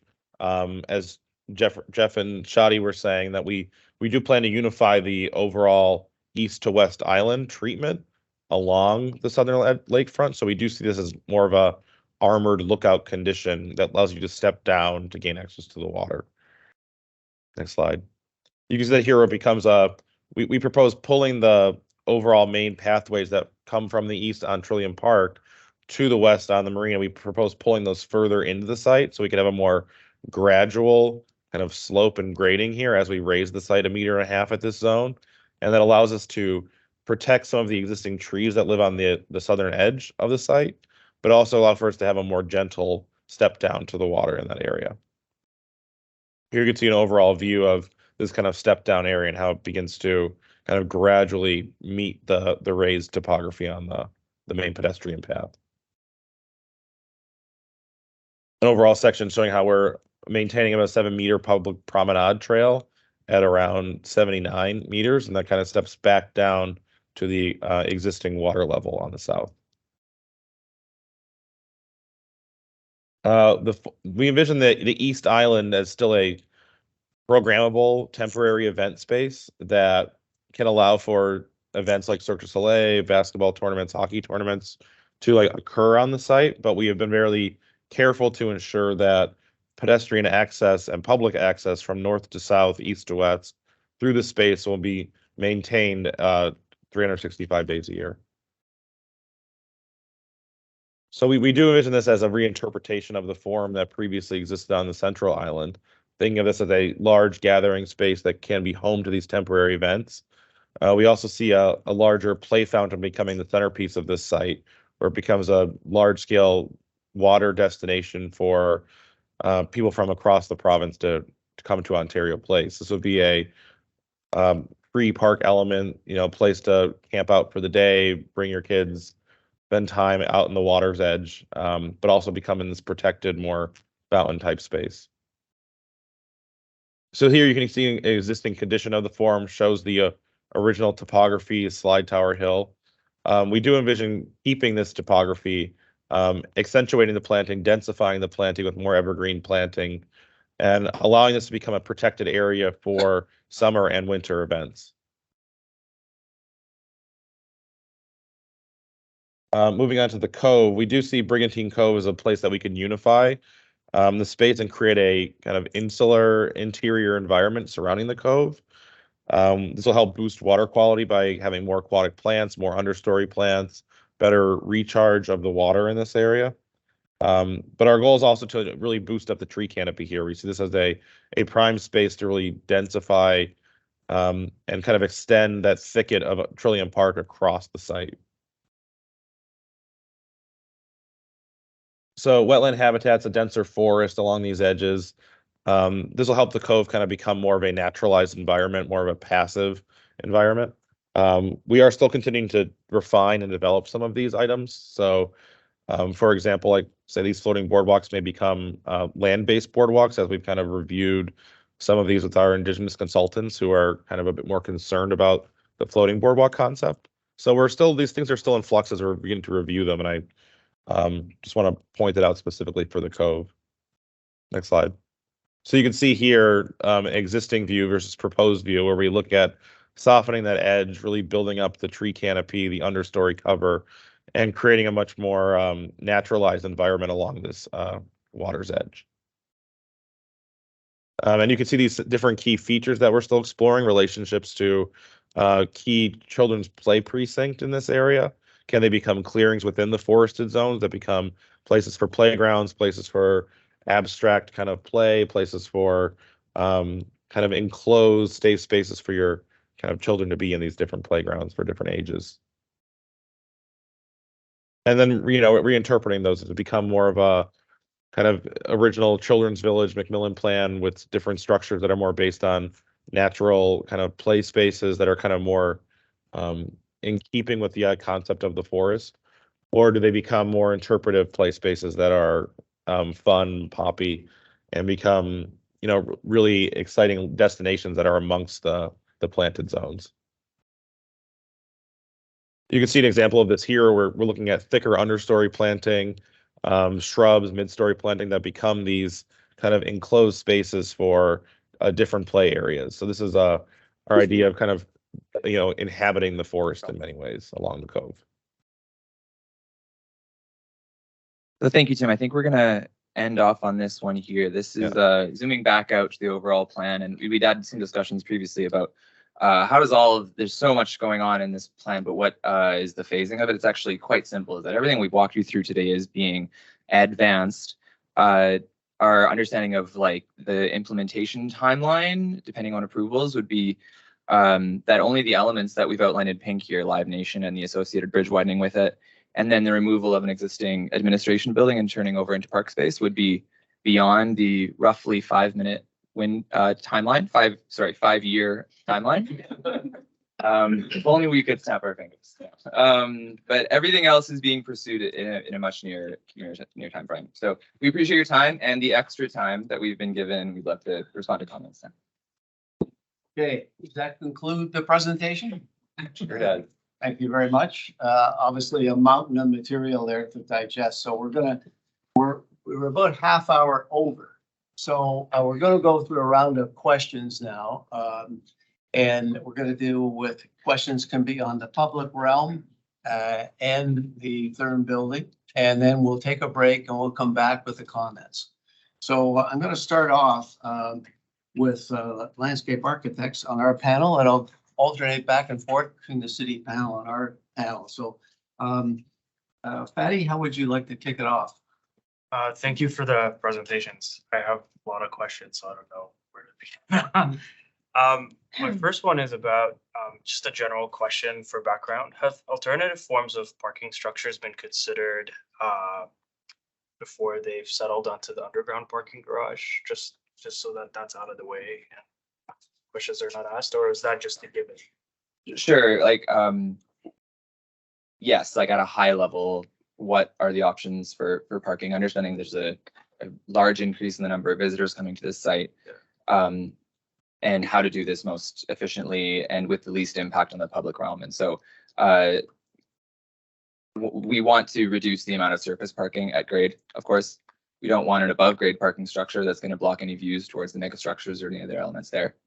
And so consolidating into a shared below grade parking facility is the preferred option. The specific design of that is still evolving, of course, and how to do that most efficiently. Another quick question about the soil that is coming to the site. Do you know anything about the source and quality of this new fill soil that is being proposed, or is this still too early to ask? I think it might be early in the process to talk about specifically, but I think it's an important point to understand what the quality of the soil is that will be brought here. And it'll be a combination, I think, of the work that's done to prepare the site structurally, but then also with our landscape architects for the new material that's brought in for the planting of the trees. And two other really small ones. How wide is the Martin Goodman Trail being proposed? How wide is it going to be? So we have been working with the city on a number of different options for the Martin Goodman Trail here and also for the network around the outside.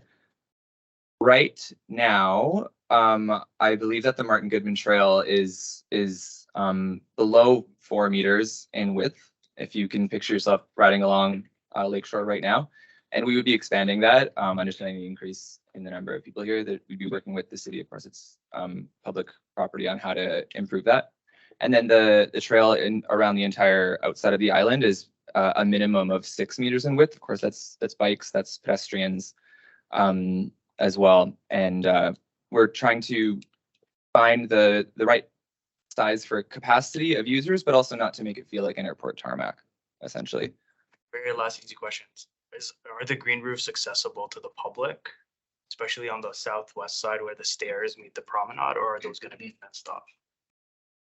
On top of the Therma facility? Yeah, because I see a lot of stairs coming up towards the Therma and a lot of green roofs. Are portions of these accessible to the public, or are they closed off? Right. So, right, there's a number of terraced green spaces on the building, and some of them have been structurally designed to support like people up there. But as part of the ticketed space for a visitor to Therma, having like an outdoor terrace, that sort of thing. But it's something that we've been talking a lot about with the city about what the function of those spaces could be. Thank you. Okay, thank you. Go to members of the city panel. Jim, Melvin? Thank you. Just a quick question. The Schwartz analysis gives grading on the West Island as about an 83 as a top of, that's number 14. And you're doing quite a bit of lake fill. Is there a reason to maintain the 83 grades on the West Island, or can they be reduced and using the fill part of your lake treatment? Right, thank you. And I think that what we can say to this is the existing, right, the 83. I don't think there's an intention to maintain everything at a height of the existing topography. Sorry, was there? So is there an ideas of using fill from the site to do part of your lake? And the details of that, I don't think it's if we have the information on exactly how that lake fill is. My understanding that is what the intention would be, is that you'd be using that existing fill from the site, but I don't think that the people in this room can confirm specifically the design of that. A question resulting from your answer to Gary probably is, Gary, you talk about an 8-story or a 9-story building. What grade is that based on? Is that based on an 83 grade, or is it? Yeah,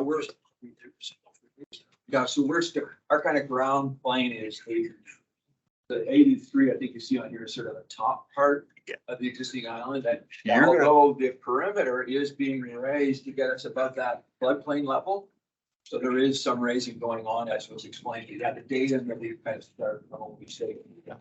It just helps to understand that picture right there, the datum of what we're doing. Okay, thank you. Okay, David, Minister, please. Yeah, just a few questions, and thanks very much for your presentation.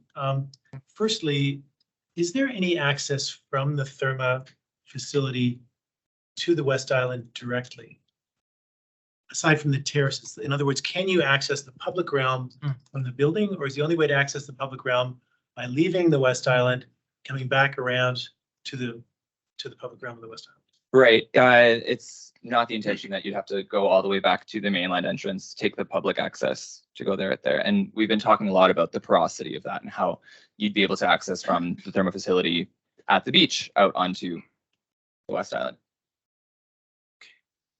So the points of that kind of interface haven't been determined, but there's a process. Yeah, there's been discussion around a lot of what that porosity looks like. Are there some of the, say, food and beverage opportunities that are available on the edge of the Therma building, opening in both directions, right? So that it's also amenity for someone who's in the public realm. But you know, the specific points I think of access between aren't set. So you can get to the swimming pier by exiting out of that building somewhere. And your kids could go out of the pier, come back into the building. It's that kind of interrelationship. You don't need to take a bridge, go across, come back. Yeah, no, I think it's an important consideration. Okay, so that's being considered this year. Yes. I also want to just get a kind of clearer picture. There's like in some of the views, it seems to me that the Therm building is very much depending on the views of the water from those pavilions. So in other words, like I'm not seeing trees, for example, in front of the views from the interior. Is that a kind of fundamental principle that those views are not blocked from the Therm building to the out to the lake, basically? Are you thinking from like a rendering from inside the building? Yeah, like that. Looking out? That one right there. Yeah, I think. That's not the intention. It's graphically being shown on this, but if you refer to the planting plan, actually you see dense amount of native trees in front of you. But in the views, just to depict and not hide the pyramid building, you just had to remove some of those trees. Because I'm not actually seeing that density in some of your other views, but we can get to that in the comment part of the question.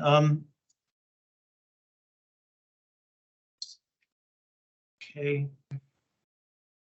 I think just one last question on the amount of tree removals here. What is the could you just describe the rationale for the complete removal of all of the trees from the West Island and presumably a certain number from the east, although I can guess why some of that might be up. Yeah, I'm trying to think who's best positioned to speak to this, but it's a combination of things ultimately. And we've been looking for any opportunity to preserve as many trees as possible on this site. I think Tim from Arthur Schwartz talked through the amount of grade change that has to happen for flood proofing.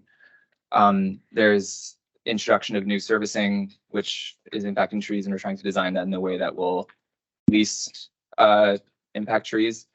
And then, of course, it's the amount of terraforming that happens on the West Island to move that top of the topography out into the lake and construct the Therma building. I think Gary has a point. I can add something here also. We're working with additional arborists to do evaluations of all the existing trees and native trees and those that are healthy and sufficiently capable of potentially being transplanted due to their size, species type, and then we're going to see where we can actually transplant them and bring them back so that we can reuse those wherever possible. It's part of an iterative process, obviously, but we're waiting for the weather to get a little bit better, and we'll be back out in the field to be able to understand what those possibilities are. Thanks for that. Can I just ask one more point of clarification? Just remember, everybody to speak up. Yeah. Can't hear you back. Sorry, yeah, just one more point of clarification. You mentioned the bridge from the CNE. So is the bridge from the CNE just being maintained as it is today, or is there some vision to change that? Thanks for that. Sure. I think everybody agrees with the importance of with the number of people coming to this site, expanding those bridges is part of our understanding of our last mile connection to transit at Exhibition Go Station. And the specifics of that, like I said, are part of the Metrolink study of last mile connections. So I think it's our desire, but we've been able to design with either the existing bridges or expanded ones. Great, thanks very much.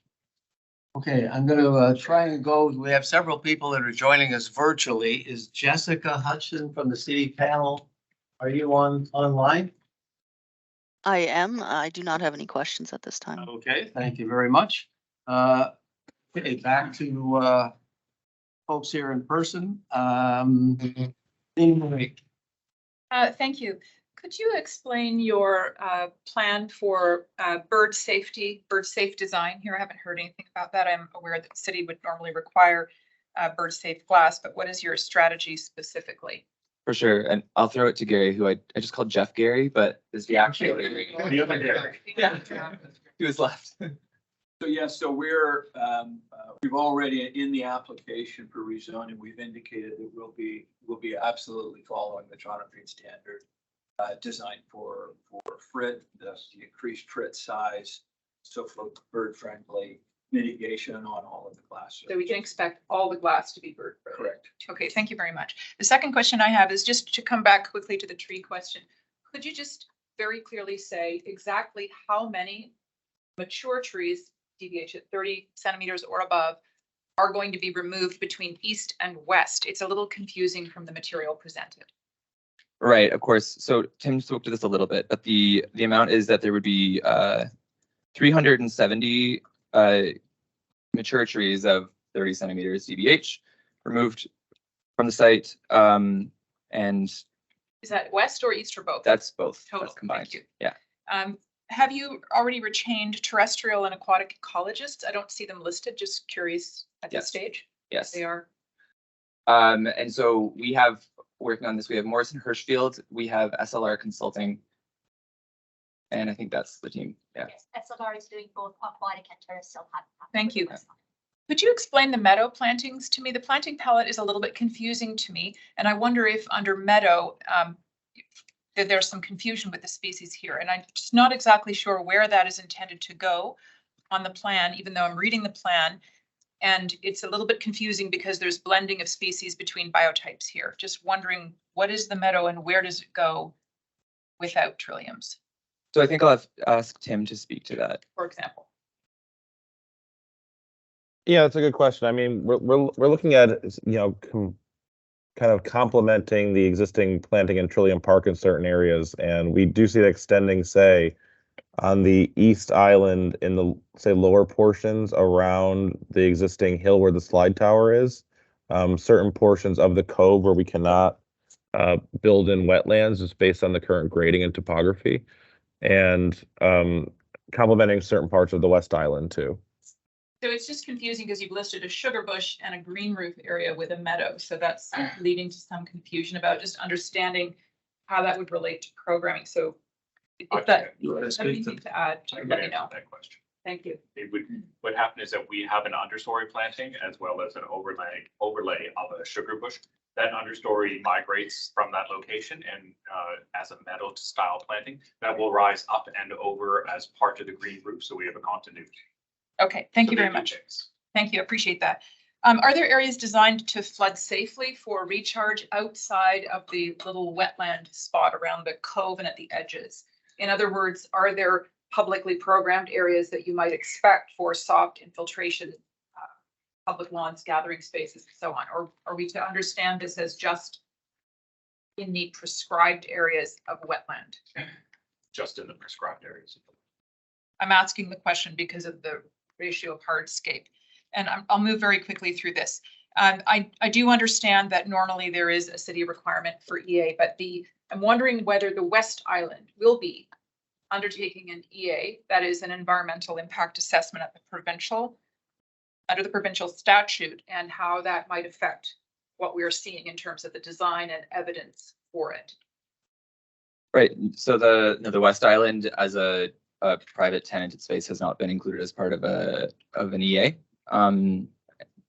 And that's, I think, the legal understanding by the province for that we can speak to. And recognizing also that there are fisheries implications here with DFO and lake filling, navigable waterways, and so on. There may be other implications for procedure. Do you have anything else to share with us just in terms of transparency of the policy structure that would govern environmental evidence? So that, I mean, you can imagine some of these questions would be resolved by knowing that. Yeah, it's not something that we included in our DOP presentation. It's stuff that we did work through in the November application that went in, and had as I said, we have our team of terrestrial and aquatic habitat consultants with SLR Consulting, Morrison Hirschfield on land, and a thorough policy review and understanding of like permitting required and what the next steps would be in order to both through the design of what that habitat looks like and then getting approval for those spaces. Thank you. Could you explain briefly your lake fill strategy as it's related to water quality improvements? I know you have touched on these, but we're looking at a lot of lake fill to essentially create public space. And in assessing the cost benefits of this project from an environmental perspective, it would be very helpful to understand, for example, where the swimming is located is also the area of poorest water quality at present. So how does this Lakefill strategy help us to understand? The eastern portion, the bridge, I believe if I understood correctly, in the eastern portion improves flushing because you're getting rid of a causeway, as I understand it. That part made sense, but the west I'm having more difficulty with. If you could perhaps help me out there, what's the Lakefill strategy relative to improving the water quality? Shadi and Jeff spoke to that, so maybe I'll ask you to elaborate. Sure. I think we can understand the wave uprush and obviously the energy of the waves from the west. The western island provides significant protection with that break wall to the eastern islands. So we've been working very closely there's two marine engineering firms, Shoreplan and Baird. Baird is working on the west island, the eastern portion is by Shoreplan. What we've done is undertaken extensive studies to understand the wave action and to integrate with our terrestrial ecologists, understanding what that armoring would be and the actual elevations of it, how far and extensive it needs to be into the actual lake itself. And in doing so, we're figuring out the structure and form of that so that it becomes part of the habitat potential, which includes crevices, the size of the openings, the size of the material, and then understanding that we need to actually create a reef to protect the beach off the western headland. And that's part of the issue of the island itself. Because it is man-made, it is constantly being eaten away. And this, the 50-year requirement means that there's extensive engineering studies to understand. And quite frankly, that is what allows us to provide that overlay of the public realm, is that we're integrating and capturing that as publicly accessible environment. So if you go out there now, and it's very common within the city, within the province, you see an armored shore that's inaccessible. Currently, it's inaccessible. When Trillium Park was developed, there was a mandate not to actually provide access to the water. So as part of this, we're making sure that where we armor the shore, it becomes accessible and it becomes part of the overall experience. There's a balance between the necessity to provide a specific size, the energy necessary to mitigate for the wave action, and understanding flood elevation levels. Thank you. Almost the last one. Have you done a carbon calculation estimate on the carbon that's being removed from the 370 mature trees? That will be part of the studies. The building will be going for the LEED standard and the Toronto Green Standard version 2, which the climate change positive design and calculating how to mitigate the carbon offset and footprint on the site. Part of our studies. I mean, before you initiate the planting plan, there's no, at this point, there's no carbon calculation. We only have habitat. We have proposed as part of the zoning plan 8 habitat areas, and we are only recommending typologies for the habitats. So we have not yet recommended amount of species, what type of species, because that requires that background study first. Thank you. Last question. What are your plans for the outdoor winter experience? I don't see any images of winter. And I know we've talked a lot about this being an all-season outdoor. So the western headland will be an area that will be flooded in the winter time to be an ice rink in the winter time, but also the area, the multi-purpose trail that snakes throughout the site, that is some area that will be snowshoeing, cross-country skiing, and a lot of sport activities. Thank you. I'll leave the other questions. Okay, thank you. Let's go back to the city panel. Joe Lobko. Thank you. 3 questions. I perhaps describe them quickly, Mr. Chair. One, maybe I can describe what I think I understand, and somebody could just say, yep, sure, that's correct, or correct me. It's a question about the bridge link at the Therma building. So if you were to take a cross section at the bridge, where exactly that, if you go back, not that section, the view you just had, please. Just a minute. Yeah, thank you. So if you can imagine cutting a section in the middle of the thinnest part of that bridge where it's crossing the water, if I'm understanding, the bridge itself is first of all multi-story. I think it's 3 stories, if I understood. On this side, or the southeast side, there are views, I believe, to the pods and Cinesphere. On the other side is the public access, and that's about 6 meters in width.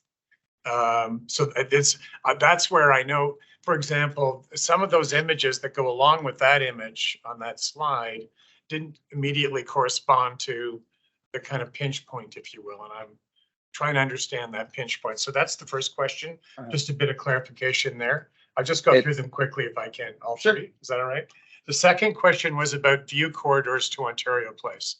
I heard in the city presentation observations about critical views, and I believe I heard in your presentation also an appreciation of some critical views. Am I correct in understanding those are not legislated views that are in policy, but rather, or are they? I guess I'm just trying to understand, is the determination of critical views a work in progress, or is there something that people are working from? And my final quick question, I think, is the Japanese community bell. What happens to that? I don't think it's remaining in the plan. Just curious about that. Thanks. Okay, thank you. So first question, I think your understanding of the bridge is correct. It's a 2-story indoor structure, and there's a at least 6 meter wide clearway in the public portion of it outside. Thank you. The second is that those views are identified in the Statement of Cultural Heritage Significance and Heritage Impact Assessment for the site, both from the west and east. Of course, the views from the west in this, you'd be having bridge. So those views are definitely impacted. Right. And what's been prioritized is the views.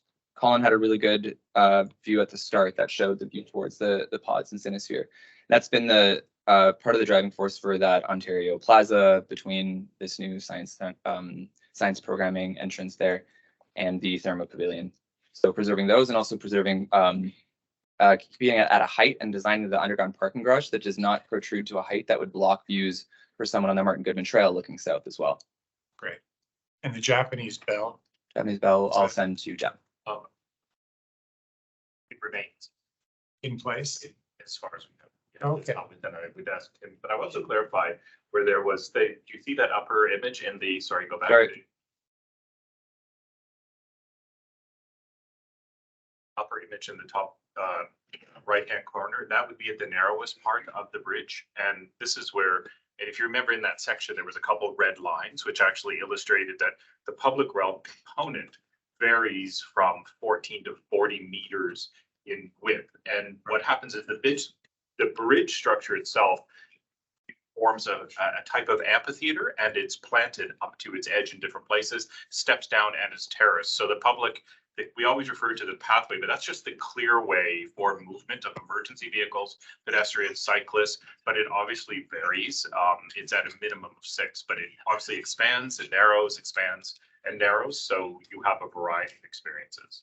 And then Jordan has a point too. I just wanted to clarify the Japanese bell is not going to be relocated within the site. We're working with the Japanese community now to protect it during construction and then find a suitable site to relocate. Thank you very much. That hasn't been. Okay, Joe? Appreciate it. Thank you. Okay, thanks. I'm gonna go back to our panel. Bridget, Jim, you're remote. Are you available at this point in time? Yes, hello. Thank you very much, Paul. Thank you for the group for presentations, very broad and comprehensive. I had 3 quick questions.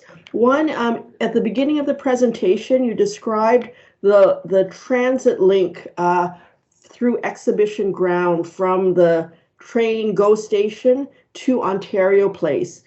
Who's responsible for that work? Is that I guess I didn't understand who was going to take the lead on those 2 crucial design links that are really critical from public transit to and reinvigorated Ontario Place.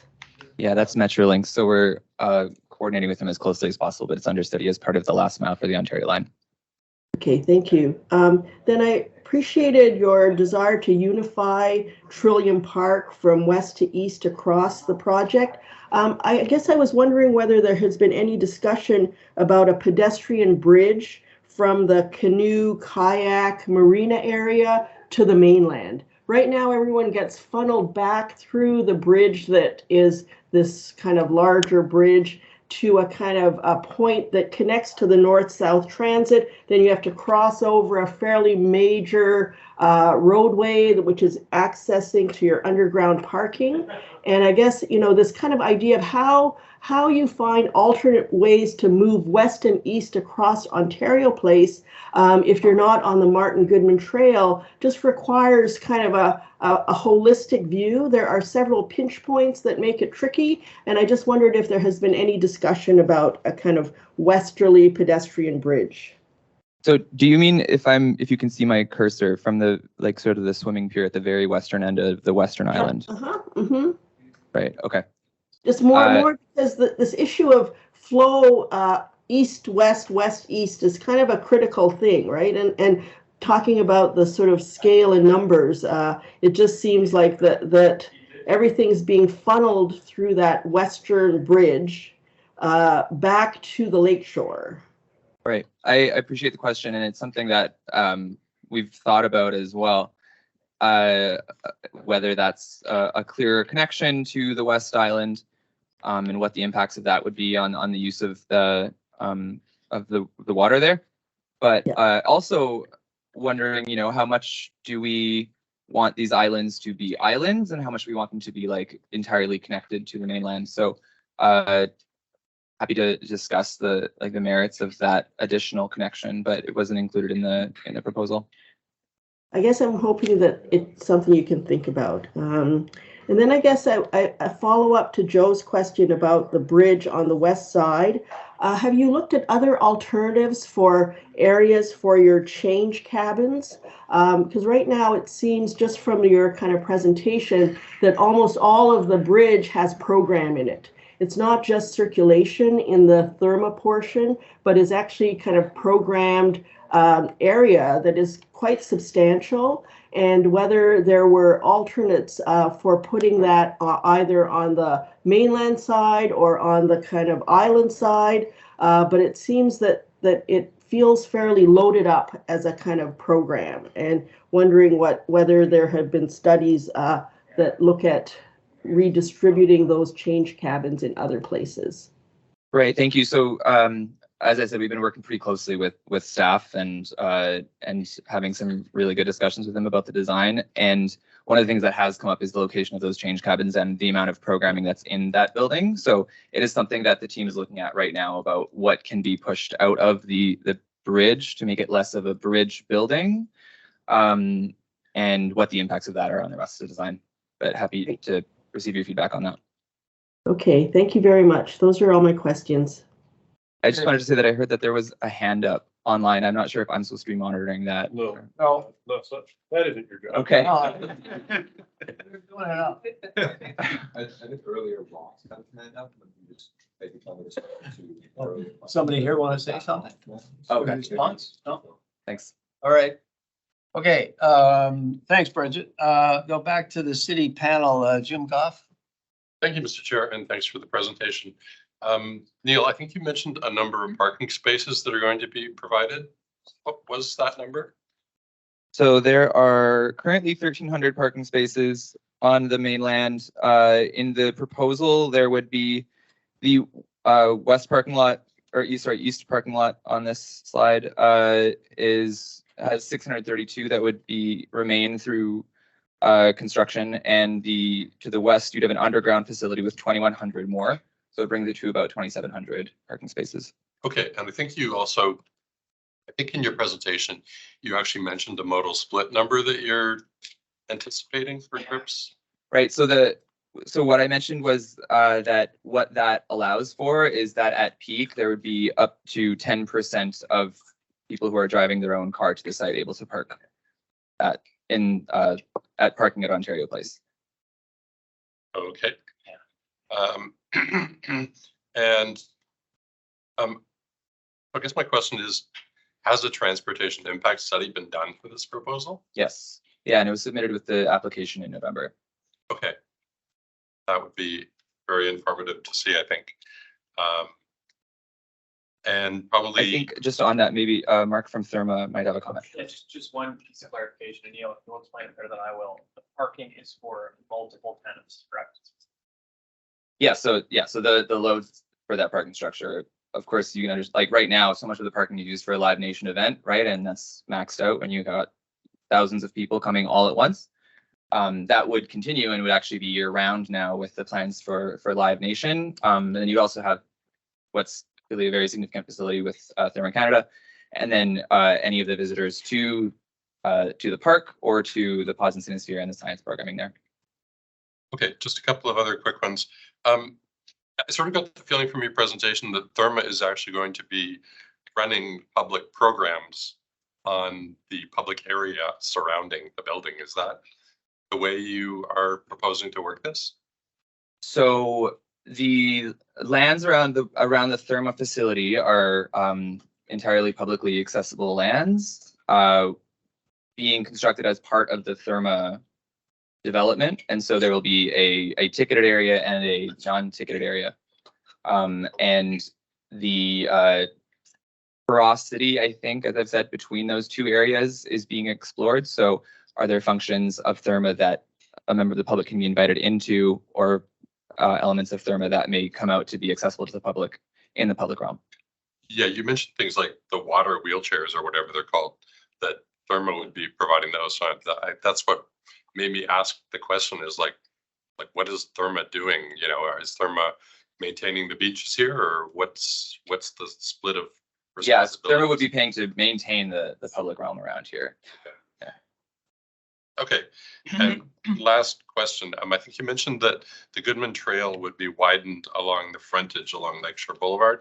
Do you have a width for that? I wish we had a section in our plans. Of course, it is a piece of the public realm, but what we have been discussing is as well over 6 meters. We've been looking at precedents along Queens Quay and then further east along by Lake Sugar Beach, of course, and Corus Quay, that area. Okay. Thank you. Can I ask a quick follow-up to one of his questions, even though I've got others later? Are there private Therma spaces in the public realm, meaning on the beach? Would you have to be a Therma wristband, No. sit in a chair or something? No. Okay, sorry, that's what I thought you said. Okay, are you okay, Jim? Yes, thank you. Yeah, okay. Well, since Betsy started, I was going to you anyway. So Thank you so next. much. Is the East Island Forum space guaranteed? Given it was previously a private development that pulled out, it does contribute significantly to the percentage of public space. It is included in this plan. It's guaranteed to that amount. As much as anything that we're showing, it's the intent of the development proposal to have that as a public space. Are there plans for groups? Toronto's really a beautiful, diverse city. There's a public pool in Regent Park that was done by MJMA that allowed women in the surrounding area to use the pools, given their specific requirements around bathing. Does Therm have a plan for these groups? I know that that's been under discussion. I don't know, Mark, if you'd like to speak to that further. Tons of work being done in terms of accessibility in various communities. And that's operational in the interior, but if you've seen examples of that, you think they're working particularly well. I'd love to. Regent Park swimming pool. Yeah, the Regent Park pool is an excellent example that we can speak to. It's a really, really good example. Okay. Given that you can do a 5-story parking garage below grade, just right next to it, how much can you sink Therm into the ground so that visitors aren't looking out from the building and down and at the public, but up and towards the sky, which is presumably why you're needing to capture so much sky. It would make a smaller profile for the building, which I know everyone would love, and it would improve the views, I think, from the inside of the building. So you're not you don't have this conflict there. So let's talk about how low it can go. Right. Okay. I appreciate the comment, Gary. Maybe just ask you to, on the West Island itself, main activity zones, could those be lowered? The building. So you've got the West Island, which you're building up for flooding.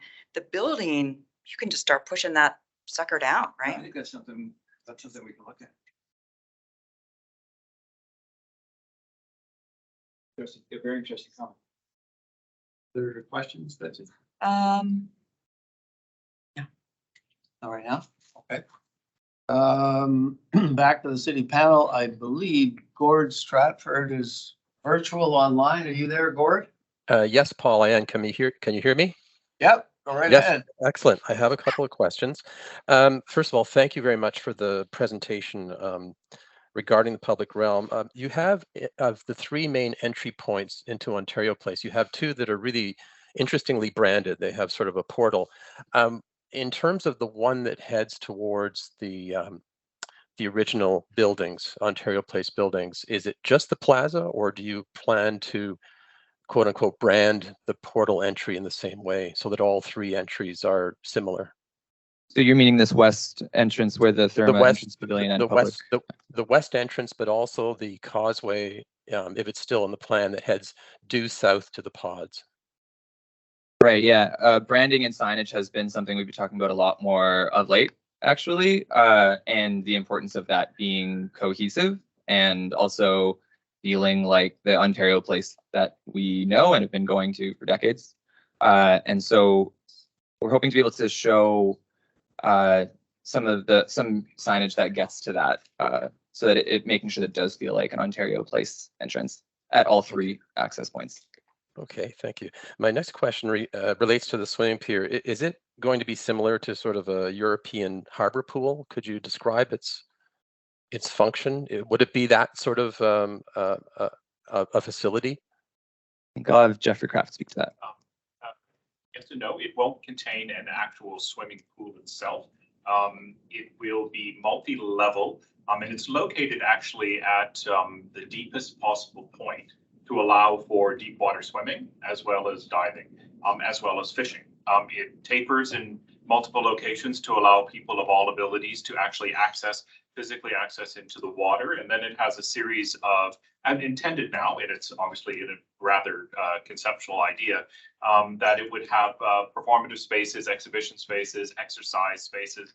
As well, it is stepped in multiple directions to maintain views to both the city and to the lake, actually in all directions. It also has the potential at the terminus of the promenade to allow for food trucks or other concessions to gather within that space. Think of it as a large sunning terrace. And Jeff, my reference point for that, understanding that swimming pier has been if anybody knows the swimming pier in Kingston on the waterfront, which is an excellent pier and very well used. Similarly so, but we have different water conditions from lake to river, and therefore we're working to understand. There's actually a considerable wave uplift from winter storm events, so we have to work to understand elevational changes and how some of that may raise and fall. But it's still within sort of its study mode. Okay, thank you. My next question is regarding the sort of the waterfront public realm trail or promenade. In your presentation, you mentioned at times of various Indigenous heritage moments along the trail. Is your anticipation that this is going to be a cohesive necklace of heritage moments, or a running story that extends along the trail, or do you see these as just things that just seem to pop up from time to time? Maybe Tim, I don't know if you have your hand up or want to respond. I could provide you the opportunity to answer, and also then Studio TLA. Yeah, I think we're still weighing options on this. We've been having talks with MCFN and Shelley from our Indigenous consultant group, and it becomes more about, do they want to have specific discrete moments that are built in as clearings in the planted areas, or is this a larger kind of connected story across the whole site? We're still open to suggestions for that. We're going back and forth with them on it now. We've also been talking with different groups, say for like science programming, if that could also be a similar thread that is built through the pathways to talk about ecology, education, and like these different kind of threads that would run through Ontario Place. So we're leaning in that direction, that they would be a cohesive kind of choreography of different nodes that are all related. But we're still kind of developing that now. Okay. Does thank Patrick you. have his hand up? Did I see that? Yes, Yeah. I can add to that. We've got a comprehensive list of First Nations that we've been engaging: the Mississaugas, Aldervale, Curve Lake, Hiawatha, Huron, Wendat, Kawartha, and Mississaugas of Scugog Island First Nation. We've also been meeting with the Anishinaabe Health Foundation, Indigenous Center for Innovation, and the Métis Nation of Ontario, Native Canadian Center of Toronto, the Toronto and York Métis Council. So there's quite a list of groups and First Nations that have all had a chance to have their input in the design of the landscape, as well as give ideas for Indigenous placekeeping. The challenge is not to make this pan-Indigenous and to really show and understand the diversity of First Nation communities. At the same time, to respect the rights-bearing nations and the Mississaugas of the Credit First Nations. And we're just going through right now the second of 5 report backs. So there's still a ways to go to refine and look at the preferences of those ideas that have come forward to us right now. But the idea is that there will be a narrative that ties the whole of Ontario Place together with the placekeeping initiatives, whatever they may end up being in the end. Thank you all. And very, oops, sorry, I cut somebody off there.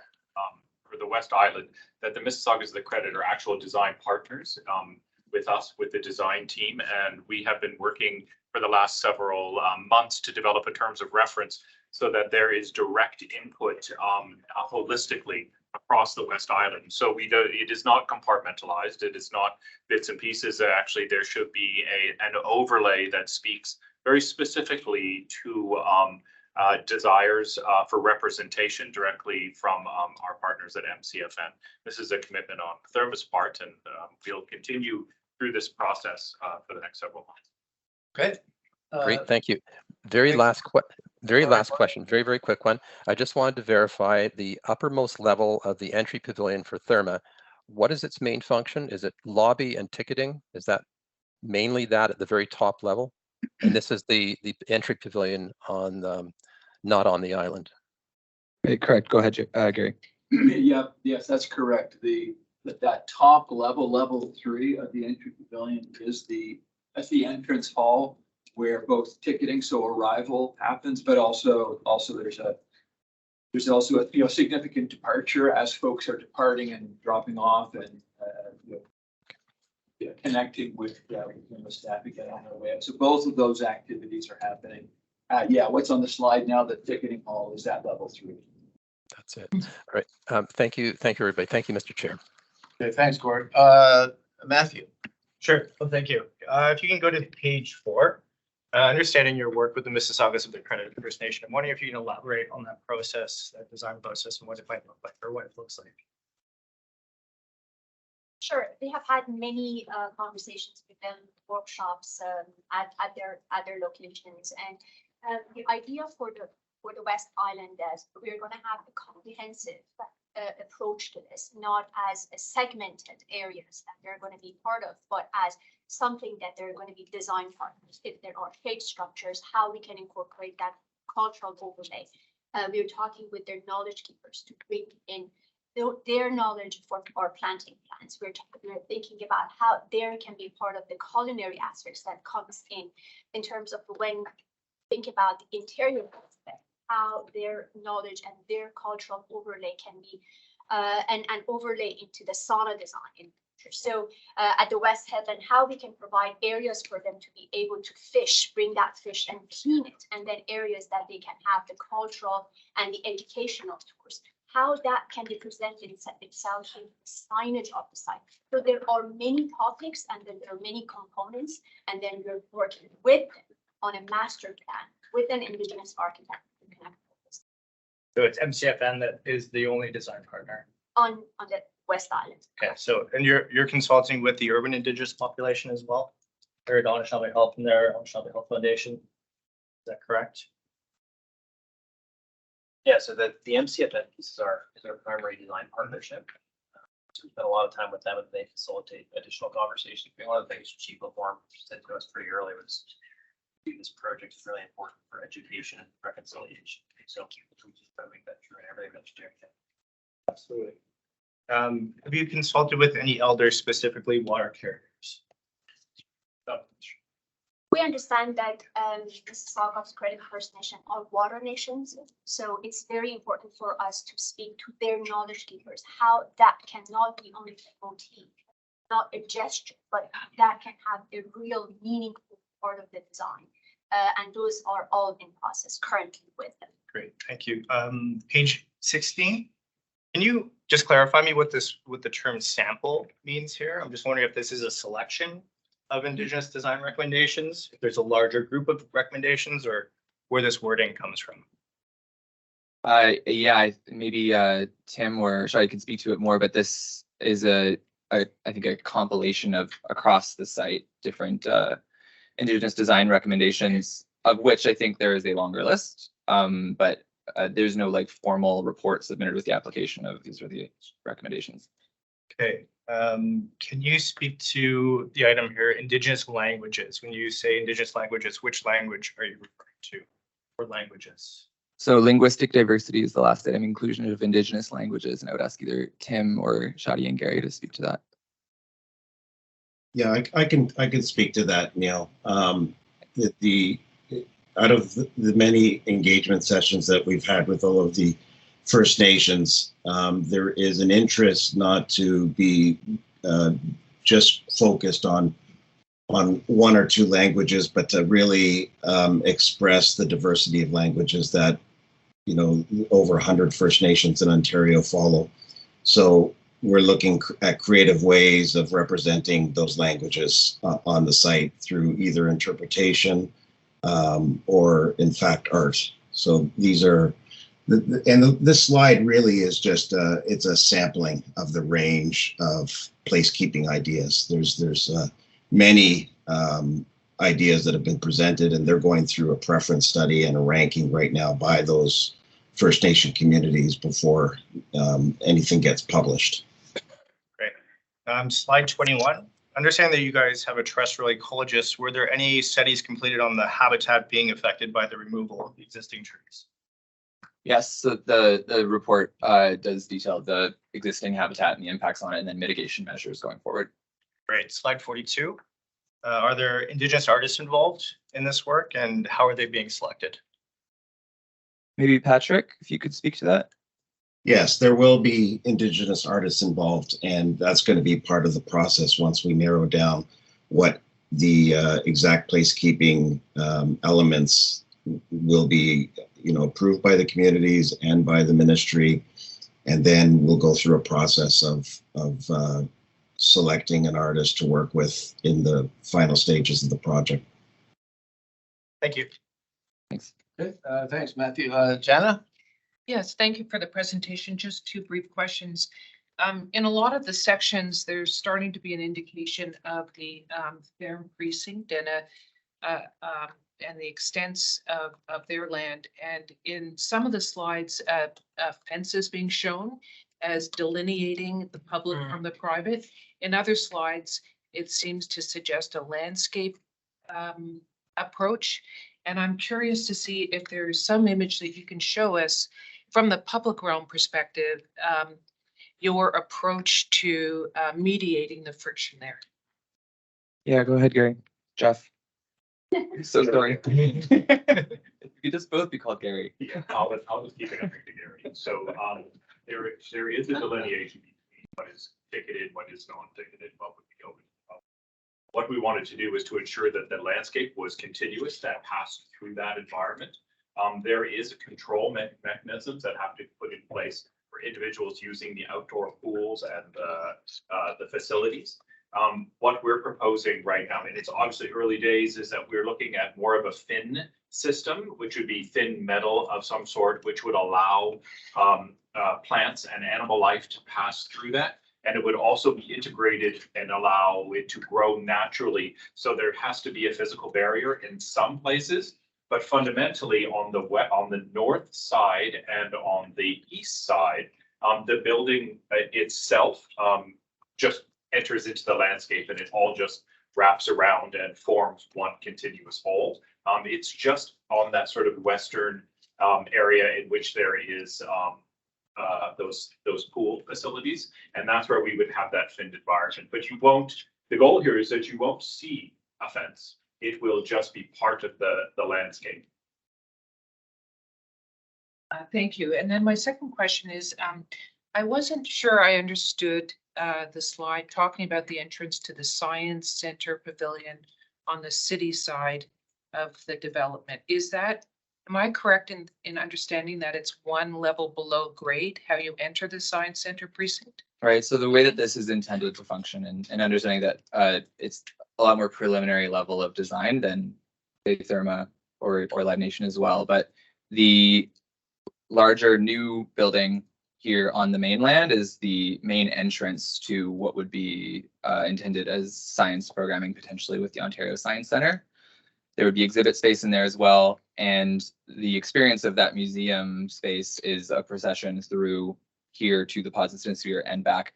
This would be below grade, which is important for preserving the views from the north to the Podsnam Sphere. And also enabling this to be important public realm space at grade, whether that is more movement space or like programmed exhibit space through there is under consideration. But you can imagine that experience of potentially whether it's exhibit space or not, and then rising up into what's the preserved bridge that's there today towards the pods, and then there'd be more exhibit space here. So you would enter from the street side, and then if you want to connect to the existing building, you go in underneath to an underground link and come back up. Is that correct? I think at the level of detail that this has been designed at, the entrance may be off of the plaza, so that both have this front door onto this shared plaza between. Thank you. Follow up on that. Who's designing the science entrance pavilions? So right now, there is no architect chosen for this new building, but as part of the parking garage design work that BDP Quadrangle is doing, they have to consider what this structure would be above it. So they've been leading that design. From how you've described it, proportionally, your ticket counter building is as large as a science pavilion building? Yeah, this is not just a ticket counter. No, your ticket counter Oh, building sorry. is as big as the science pavilion. At Therma. Yes. Right. I see. Okay. So I mean, I think that Gary can speak to the What else? number of people that would be using that and what happens. I can bring up the section for how that's been So sized. is your question, Why is your ticket bill? It didn't occur to me until we were looking at it right here. Yeah. presentation shows short, so we haven't touched on a lot of things in detail, but part of the kind of the guest arrival flows, why we kind of touched on those typical days, but peak days. So entry pavilion and all its points of arrival, of course, for those larger days. So over the course of a busy hour, on a busy day, the entry pavilion might be receiving over 1,500 people in an hour at a time of day, midday, when up to 1,000 people are departing. So the scale of there you go. Sorry, a bit fuzzy as you zoom in on it, but a lot of work done, of course, done on the check-in points, the length of time people will be in a queue, and the scale of that entry pavilion is based on that design. My God. Okay, we have, bear with me, a couple more to go here. Eugenia, do you have any questions? Yeah, thank you. Thank you for the presentation. On behalf of a colleague, on slide 77, just curious, the finished floor, habitable floor elevation of the building. in relationship to high water. Yes. And Jeff and Shadi, can you speak to this? Finished floor of the habitable floor and its relationship to water. The building pad would always sit at 80. And the flood water levels, like the 100-year storm level, is now at 76.5. And we're actually at this point, we're looking at this raised amount by the new Environmental Canada study that's coming out. So we might raise that in order to ensure that 25% percentage of the storm level. So in this image, it looks like the building sort of sits at elevation 77 or so, where that blue shade meets. That's the service It's service. spaces. Those are service spaces. And that's only flood. for mechanical purposes and service spaces. They're not. It's not fully habitable. Gotcha. Thank you. That maybe partly answers the question Betsy was asking about levels. So for the most part, we did raise the active level, the ground level for the Therma main building is above flood level, but the service spaces, a majority of mechanical equipment is in the basement level, which is all, again, sort of why the upper levels, you're not seeing mechanical penthouses, for example, but that, sorry, yeah, sort of two-part answer there. So water doesn't go under it. There's no recreational connection. There's no recreational. The water looks like it's contiguous. This section, just so you know, is not actually at the bridge. This is the mainland portion, but there is a bridge. Can a kayak get under the bridge? Yes. The new bridge? A motorized boat. Yeah, we've maintained the existing watercraft passage capabilities. So the bridge is basically being rebuilt at the same time. And then my second question, and bear with me, I've been trying to understand the grading. You all get it so much better than we do, but it looks like the existing island as it exists today becomes kind of the therm precinct, and all of the public realm is sort of additive. Yes. Fundamentally. And that means that basically everything of the existing island no longer has expression in the future. It's remade in some way, regraded, trees removed, not visible, that land. Because the current grades of the current island at the west is at sometimes at 73. All your walkways are at 73, which your 100-year storm level is at 76.5 and up. Right. So your island has to be raised in order to be protected from the 100-year storm level. Correct? Well, yeah, you mean that could flood. I mean, it could Yes. flood. It's Yes. public space. It could flood. But you're suggesting all the Be public. underwater. We're Yes. not only talking about the wave uprush. Right, We're right. talking about there's a Right. So the position is elevate the public space to a level where it doesn't see consistent inundation, where it doesn't see impacts to wave action. And then so that. There's a slide that shows all the areas, potential flood hazard areas. Yeah, no, I understand. And I understand that that edge is flood prone and can be underwater, but it's a position to say that the landscape and public realm shouldn't flood. Yes, precisely. And there it was sounds an like it's edit for a 50-year resiliency to enable that to be, so that there is a significant amount of unknowns every, Of course, say of course. 20 years And ago. you're saying it's the combination of flood resilience and wave action attenuation that you want to get it higher.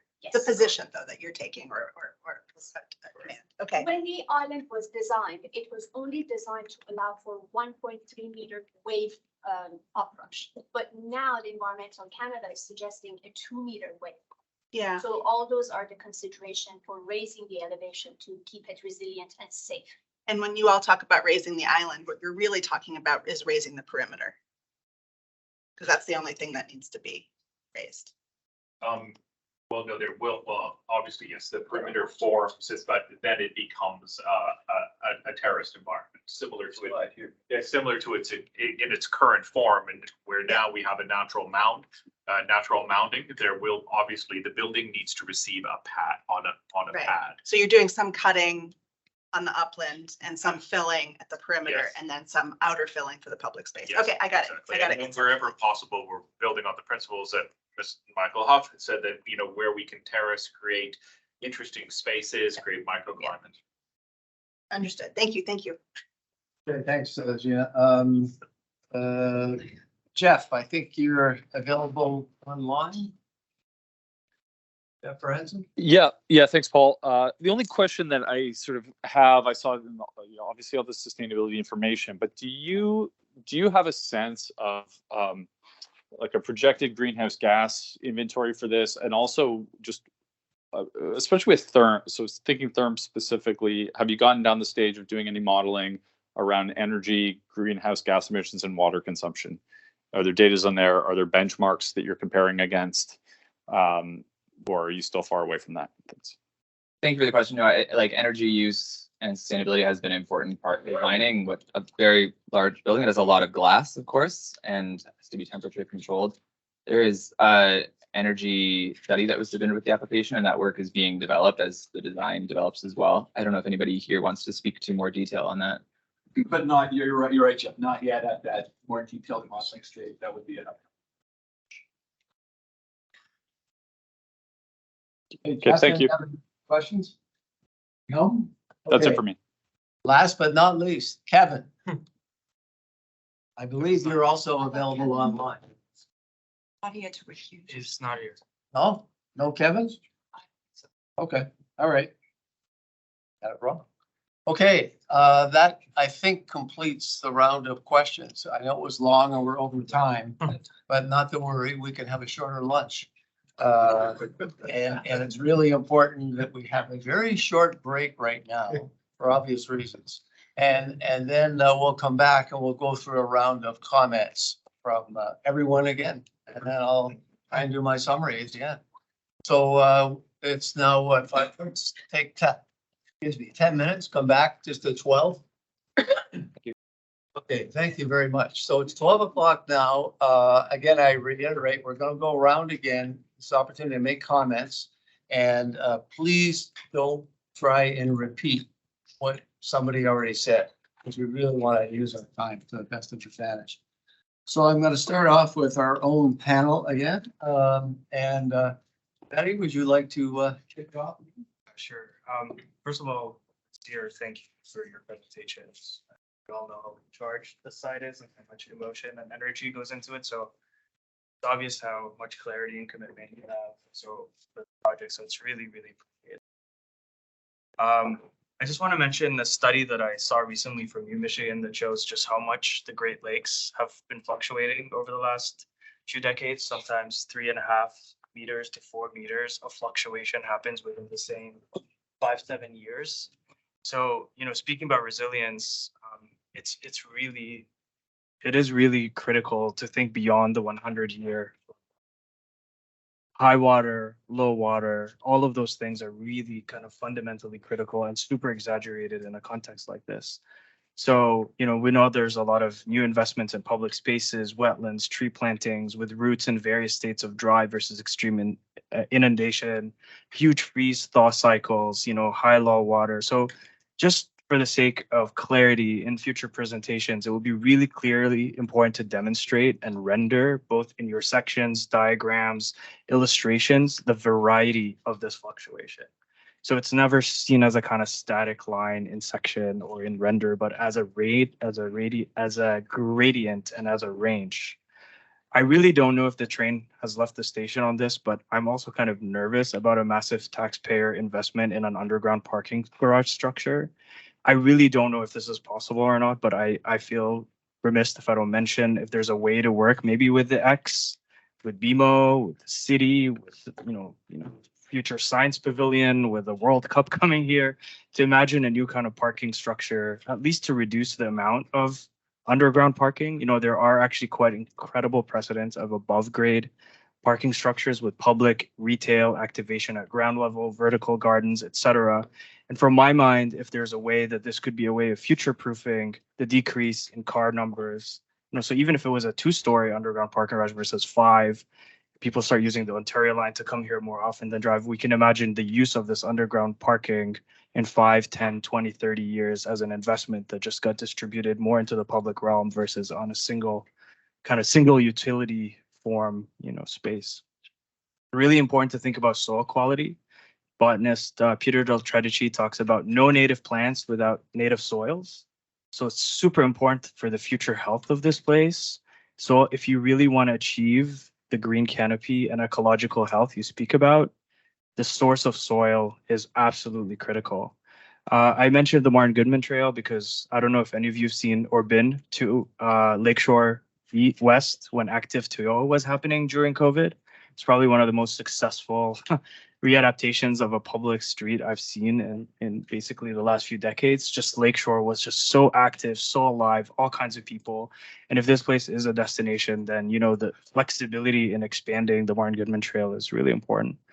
A strategy for reuse and repurposing of as much of the material as possible from either demolished structures or the fill is really encouraged, even for the gateway elements that you're proposing. If you can repurpose some of those steel, some of the transformed buildings, then those could be a really great opportunity to have the elements that are being proposed on the site be emergent from materials that are there in the first place. I counted only 2 winter renders in the 115-page package. So if you want to show 365-day activation outside of the beautiful tropical warm spaces of the thermal structures, then, you know, the role of lighting, warming stations, ice thaw, and seasonal changes as an essential part of the experience should be designed with that in mind versus as a kind of afterthought of a render. And more importantly, a circulation plan for winter. You know, if you think about a lot of these stairs and paths that have caution tapes for lack of maintenance in winter, you know, if this was a really to be activated place all year round, then a circulation and maintenance plan for winter circulation is almost as critical as anything else. I'm just going to close by saying, you know, the project is strongest where the team designed the site and edges as a gradient. Gradients of water level, gradients of planting, gradients of public programming, gradients of accessibility, versus one where there's abrupt friction, abrupt tension, and where things are closed off and inaccessible. So just encourage you to look at that through that lens. Thank you. Okay, thank you. We'll go to the city panel, Jim Melvin. Okay, thank you very much. Thank you for being brought a microphone, Jim. Yeah. Okay. Thank you very much, and thank you for your presentation. I think what I'll start with is structuring element number 1. You want to secure continuous public access and make the water safe.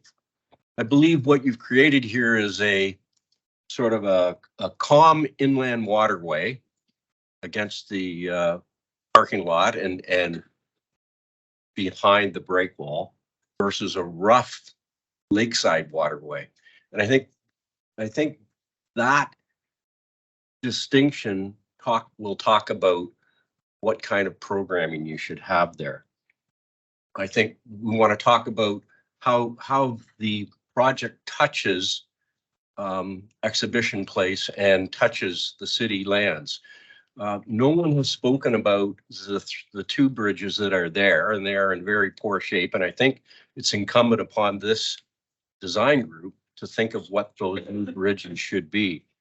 And I would advocate that the middle bridge, which you call the Western Gateway, would be removed. And it is the back end of the CNE, the back end of Exhibition Place. And if you look at the Exhibition Place master plan that the city has done, there is a much more romantic and better connection to the Greenlands and to Parkdale if you, as Bridget suggested earlier, put a western connection new bridge at the west end of your spit, pier, whatever. I think there is a huge argument for that in an east-west continuation of the public realm trail and how it touches Coronation Park. So you'd have a continuous from Maryland Bell Park to Coronation Park. And you notice I'm not talking about Ontario Place, I'm talking about the city. And I think you have a great partner in the city. The city, you mentioned Ashbridges Bay, you mentioned the Portlands. The city is committed to the waterfront. And I think that commitment has to be built upon with this project. So I would hope that a western bridge, you know, think of the new bridge that links Calgary, that was that great Calatrava idea. Those kind of things that becomes a landmark. It becomes a landmark on the city side of where Ontario Place should touch. That would be the first thing. I think Indigenous design, I think Land Inc. and TLC have talked a lot about Indigenous. I think the architects need to start talking Indigenous and talk with the Indigenous groups. I heard Gary McCluskey talk about greenhouses when it probably could have been longhouses, and something more along those kind of lines, rather than bringing the British ethics to the project. Bring some indigenous feel, and I would also think that every piece of this project should exude Indigenous feelings and everything. It's not just the little spots that were picked in that one slide. I think it all needs to happen that way. And if I go back to taking out the Western Gateway and make that an at-grade address site for Therme, that it would reduce some of that stairs, plaza, steps. It would push the building down. It would help create a better feeling of an address for Therme on the city side and right at Lakeshore Boulevard. By putting a Western Bridge in, you would reduce some of the back circulations. Don't forget, when Ontario Place was built, there was never a bridge from West Island to the entranceway. That was thought of 5 years or 4 years after. It was the users of Ontario Place used to get stuck on the West Island. They'd close the island and you'd have to walk all the way back and underground, under the pods. So I think that would help solve some of those problems. The planting zones, I just want to talk a bit about planting zones, and this would be in the Michael Huff category of design. I think that any planting zone, you should have a metric that you work with that would be a 9 to 12 meter planting zone. And that 9 to 12 meters would be a separation space between the Therme building and the public sidewalk or the public walkway. And I say that because we hear you speak about varied and collective great understory, but you do need space to make that happen. You can't make that happen in 3 meters. So I see a lot of spaces at the south side of the Therme building that the landscape green space is becoming too compromised.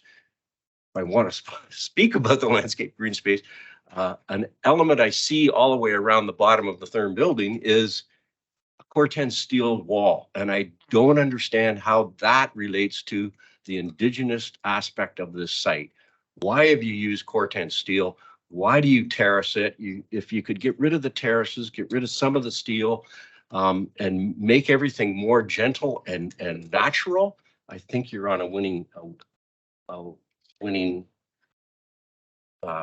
goal. The east side of the project seems to be more in tune with how the landscape can become more naturalized. The head wall works that are east of the eastern gateway. You should talk to the City of Toronto, because at Coronation Park, the City of Toronto is redoing the head wall at Coronation Park. If there's something to happen with what you want done, you and the city should get together on that kind of thing. I was glad to hear about some of the cleansing of the water, but if I go back to the rough water lakeside idea, the Western Beach is really a hostile environment.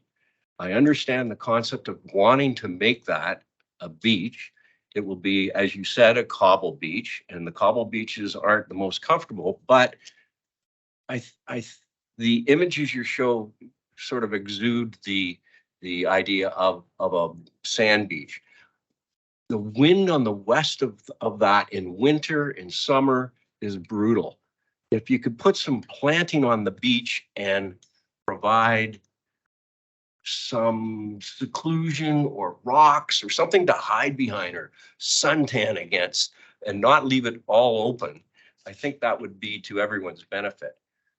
Water features again, the water feature on the west side might be influenced by winds. I think the water feature kids play in the east side is much more appropriate. Difficult site. I appreciate what you're doing. Thank you. Hey, thank you. David Ginster. Can you hear me? Is this on? Yeah, good. That's good. Okay. Thanks again for your presentation. A lot of really great ideas in terms of programming that we've seen, and I think there's certainly a lot to work with here. I did want to just reflect. I was out at Ontario Place this past Sunday or I think it was Saturday actually, in a bizarre kind of weather condition of blizzards and kind of sunny, quiet moments and very cold temperatures at times, blowing frantically off the lake. And I was really struck by Michael's vision for Ontario Place and the insights that he had in terms of the climate condition when you're this far out, on the lake. We're way beyond the natural shoreline here, out in the climate of the lake, and the manipulation of landform that he introduced here, the groves of plantings that are now mature, create this really immersive experience. And I think that Trillium Park, frankly, is maturing in a way that he would have appreciated, just guessing. And there's certainly a lot of interesting habitat being created there, lots of spaces that are protected. But I do think that it's something that the team should think about in terms of that lake condition. It is really tough for many months of the year, and I think and just kind of a side note as well. I know that Michael's big contribution here was the introduction of the islands. Initially, the project was simply going to be the pods in the lake, protected by that ship out in the water. And Michael really pushed for these park islands. And I think that's something also that's really critical in terms of how we think about the project as it evolves into this next phase. I think there's a lot of strength in the proposal for the East Island, including the kind of integrated environmental features adjacent to the children's play village, the forum program as we're beginning to see it, certainly the preservation of the landforms that he introduced, to create these areas where you can literally escape from those brutal conditions of that lakeshore edge. And I think that's something, again, to think about. So now moving to the West Island, in my mind, I think that there is an opportunity to really enhance that public edge. I think I agree with some of the earlier comments that right now the separation between the public realm and the private realm is just simply too narrow.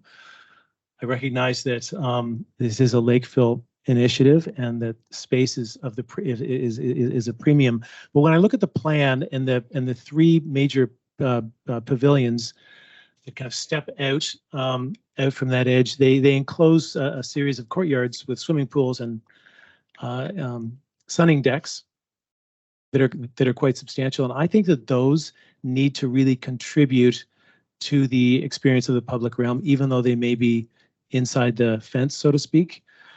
There are kind of images of the building, the greenery of the building, the green roofs coming almost what looks like down to grade.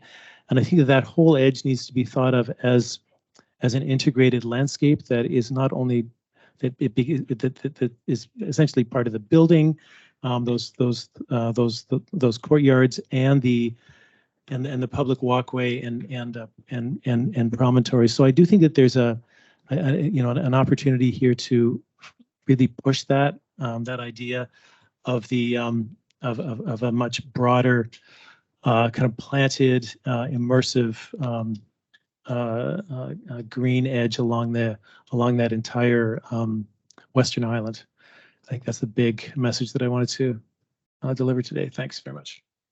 Okay, thank you. Jessica, are you still online there? Yes, I'm here. Okay, Have any comments you wish to make? Sure. And just a point of clarification, Mr. Chair, we'll be having a second round as well as per the agenda. We're going to have one round of comments now, and then we'll summarize, but this project will come back to the panel in the future. I don't know exactly when, but we're going to have one round of comments right now. Okay, great. Thank you. Around the public realm and then. Yeah. on the building. But people are mixing. Okay. Whatever so- you wish to comment on. Okay, so I'll just mix them all. Just say whatever you wish on the public realm or the building or what have you. Okay, appreciate that. Thank you. Thank you very much for your presentation. I appreciate the complexity of the project and the need for the outcome to be truly remarkable. In terms of the public realm master plan, I appreciate the work you've done since we last saw this. I'm particularly appreciating what's happened with the public forum and how that's developing. Its position nestled behind Trillium Park and the existing topography is working well. And I think also that connection between that sort of continuous pathway on the edge of the island inbound to that leeward side is really working to sort of increase the porosity on the East Island. The nod to the Macmillan and Huff sort of ideas around play, I think are really encouraging and will serve to keep that sort of community history somewhat alive. I think the public forum, as it's illustrated here today, is fairly hard in its materiality, likely to accommodate the temporary events you mentioned. But I think through some scale studies of those events, perhaps there is enough room to provide additional softscaping or trees and soil cells to sort of provide shade and enclosure when events are not occurring. And then also looking at how that pedestrian connection, again, from that outer edge to the leeward side, can still occur during sort of paid events. You mentioned, CIRC and things like that. I think that'll be important to study and test out how exactly that will work. I think the move to get people closer to the water on the interior edges of the island is great. There might be more of an opportunity to do this along that new armored outer edge as well. I think, Fatty mentioned that there's fluctuations in water levels and maybe there's a boardwalk experience that, allows people to still experience the flooding as a way of presenting that phenomena to the public. Because when that water is low, how far will people be from the water's edge? So it's something worth exploring, I think. With regards to the design of the gateway features, I think, taking inspiration from those original features of Ontario Place is great. I think, deploying these thoughtfully across all three gateways is really important. I think right now it's sort of only shown for the two, the middle and the eastern. So I'd like to see that somehow incorporated to give that western entrance more of a public feeling. I'd also encourage a bit more of a review of significant existing trees. I think it was really interesting to see one of the diagrams that showed just all of the trees, everything on that West Island being completely removed. And it was sort of shocking because I'm picturing this actual construction happening and sort of thinking about ways we might look to preserve some form of the significant trees. And then with regards to the West Island, I was sort of somewhat surprised, I guess, about the amount of island creation proposed. And I think, given, some of the concerns around sightlines and the sort of large scale of the Therm building itself and the very large bridge, which I don't know why I keep feeling like is almost cruise ship like with its programmed interior spaces and sort of that blockage that it creates in terms of views to water and views to the existing heritage. So, it's just balancing these things is really tricky. I also think it was interesting to see that the artificial island creation seems to follow the existing shoreline and understanding from a heritage perspective why that was done. I also think that if we're decreasing the overall length of our ecologically active shorelines, through this process, then we're not succeeding. But if those edges, which are important for habitat creation, can be increased, then I think, maybe that edge can be looked at again in terms of how we lengthen or create different sort of aquatic habitats. What other comments here? And then just in terms of the pedestrian connection to the on the West Island there, I think at times, it's explained as being very generous in size. And certainly when you look at meters and things like that, we can see that. But I think it almost is feeling very secondary to the bridge itself and secondary to this very wide vehicular access to the drop off underground. So it's almost lacking a true bridge experience where you sort of see water on either side, and that sort of sense of arrival at the island is somewhat lost, I think. So I'd encourage looking at that a little further. And I mean, perhaps there is a wellness argument for traversing a completely open bridge at the whim of nature to get to your destination, which in its essence is an island. And just one point about birds and just in terms of light pollution, it was a question I didn't forgot to ask there, but just in terms of consideration of light pollution and birds, I think it's something that should be explored further as well. Thank you. Thank you very much. There we go. Anna Marie. Thanks very much. I really applaud the ambition here to connect the east-west islands, as I think has been mentioned before, and to really protect the cultural heritage landscape. Michael Huff's intention and vision here, along with a strong public realm that fosters biodiversity and climate resilience, and that those two things are operationally powerfully connected to public health and wellness. So my comments are really focused on ensuring that your project will deliver these features in terms of an integrated ecosystem approach.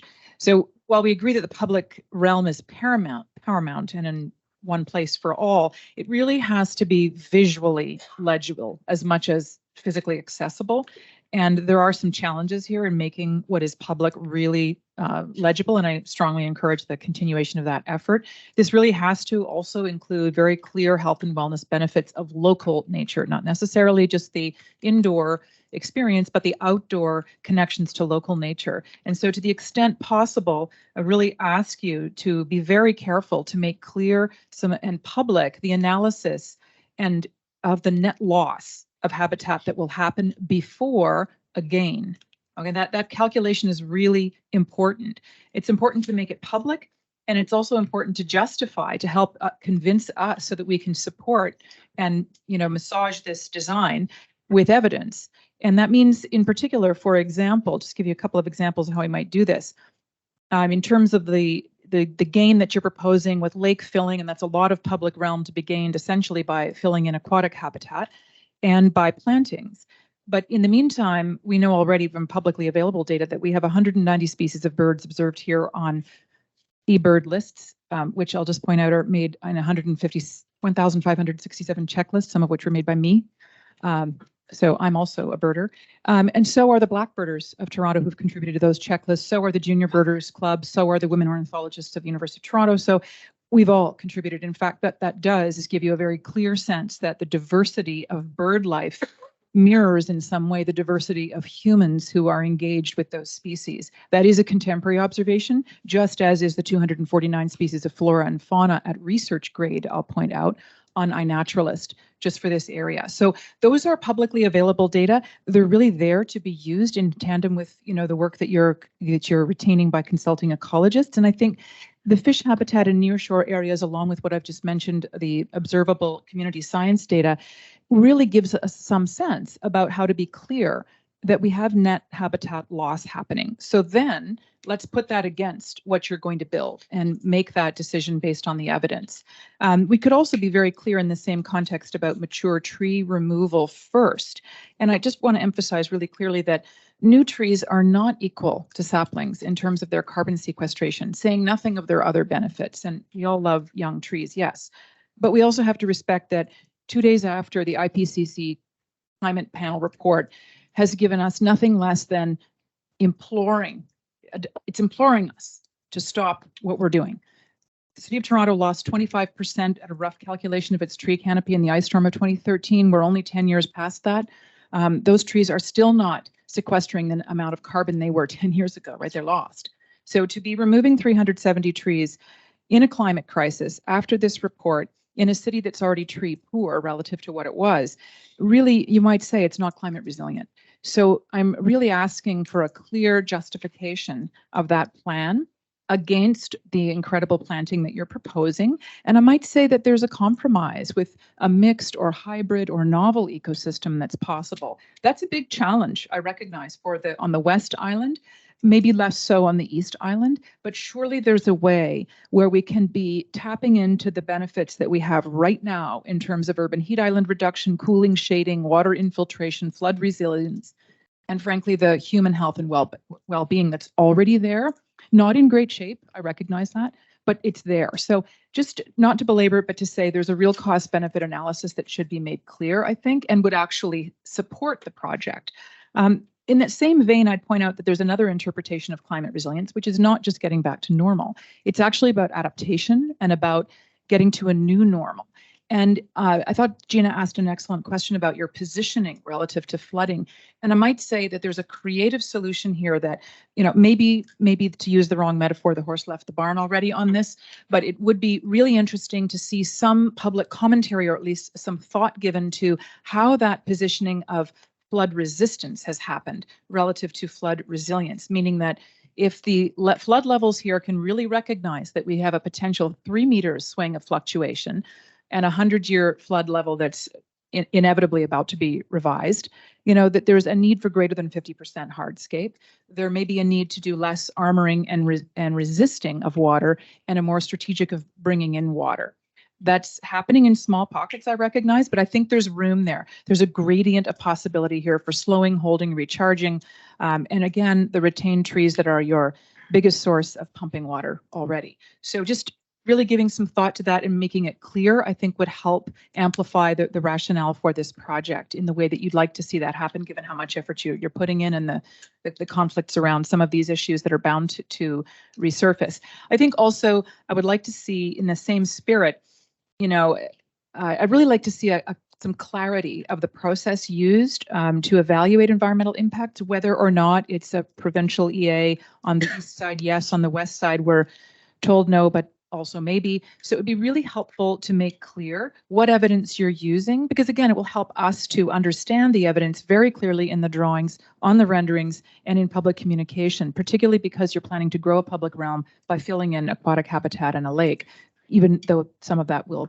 potentially be made. So I think all of those things are important and clear. There are comments that have been made about this that I won't repeat, but I think the emphasis for me here is it's going to help really provide better commentary and targeted commentary. If you can provide renderings and drawings that show these benefits clearly with evidence attached to them, as opposed to, sometimes at concept, we're still in the realm of magical thinking, and we need to see those data as the project develops in a way that's really convincing. That will help us provide better support as well. I'd ask you with the planting pellets, Jim mentioned some of this, but I'll just circle back to touch on one item. We need to see gradients that allow to see the ecotypes, clarity around the ecotypes, what's really happening from one spot to the next, and showing that work as a gradient as much as possible, even where you're blending perhaps retained non-native trees that are serving a health and wellness benefit with those that are new. That's the reality under climate adaptation. We're not going to see pure ecosystems of any type. We're past that. And I think this project could be much more progressive, coupled with that evidence and showing those gradients really clearly. And the last thing I just want to say is there's already been some commentary about the types of renders that we need to see, but I'd really, really hope to see some of those around flood levels very, very clear, including the extremes, which we know are predicted in science. I'm sure we'll come back to in a moment. So anything you can do to provide evidence-based design, really essential given the public eyes on this project, as it should be, and frankly, tying it to ecosystem health and wellness benefits for all, meaning all our relations, would be greatly appreciated. Thank you. Thank you very much. Joe, Bobco. Thanks very much. I'd also just like to extend my thanks to the provincial team who clearly have put a lot of effort into the work since it last came in front of the panel. It's wonderful to see a lot of it coming along. I think, like others, I organized my notes, appreciating there was going to be particular time. I did take the time yesterday to walk the Ontario Place site.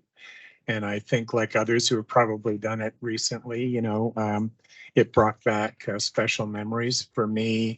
First visiting this place in 1973 as a first year architecture student.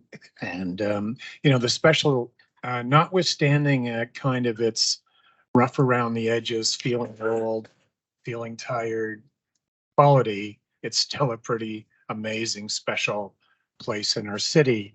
And just wanting to acknowledge and appreciate the province stepping up to invest in, bringing it back to life. It's clearly, and, private sector stepping up as well to share in that investment. I would just say it really needs the investment, and it's an incredibly publicly accessible place to demonstrate best practices about revitalizing our city and bringing nature back to our city in meaningful ways. And we're hearing about this from others. I wanted to particularly indicate thanks for the kind of analytical drawings and work that I saw evidence of in your presentation and the submissions. Topography being examined, shore protection topics clearly more to be debated and discussed there. The extent of impervious surface is always shocking, and for sure, amongst other things. So just to get to some comments and observations, starting with the East Island specifically, just very encouraged by all the work that I'm seeing here. I think the space has a great capacity, as imagined, to deliver a wonderful 21st century children's gathering and play space, perhaps to complement a couple of others in the city that have emerged over the last decade or two. I think the combination or the complementary location of the Forum and an enhanced Brigantine Cove, both the development of its South Shore and very contrasted development of its North Shore, if you will. I think that's a very magical combination of landscape elements, and I think a very positive suggestion about how that part of the island can be used. I'd love to see, I think as someone else has suggested, more illustration and examination of the range of occupation of that forum space over the course of the year. As a kayaker, I very much appreciated opening up what I called the Eastern Gap, but I think there's another name for it, because that is, that's the frustrating part about kayaking here now, is you can get to there and then you've got a portage to kind of get into the lagoon part unless you go all the way around. And so the benefit of that, combined with the freshwater flush or the water flushing part of it, and just the amenity of that node, in a way, it's kind of, I was thinking about Ontario Place being a kind of mini version of the Toronto Inner Harbor, with the islands, the Eastern Gap, the Western Gap, not the same, but in a sense, you have a lot of that range of conditions. I also very much appreciated the approach to Armourstone, occupiable Armourstone, allowing individuals to just come down here and get some distance from one another, and just bake in the sun. I think there are a lot of lovely images of how to both protect the shoreline, but also provide more amenity and potentially place for nature to grow as well. My one quick comment about I'll call it Expo 67 reject sort of icons sprinklered throughout, is that they somehow acquire a lot more amenity. You know, I get the kind of iconic reference, but I really, you know, we're investing in structures like that. I think the public amenity, shade, protection from weather, you know, the practical things, comfort, hanging out, socialization is key. With respect to the West Island, if I could shift there now, I also, like with the East Island, absolutely appreciate the expansion of the public realm while achieving a number of those other goals about related to the condition of the place already well described. I love the addition of canoe and kayak pier and the range of conditions at that swimming pier as now described.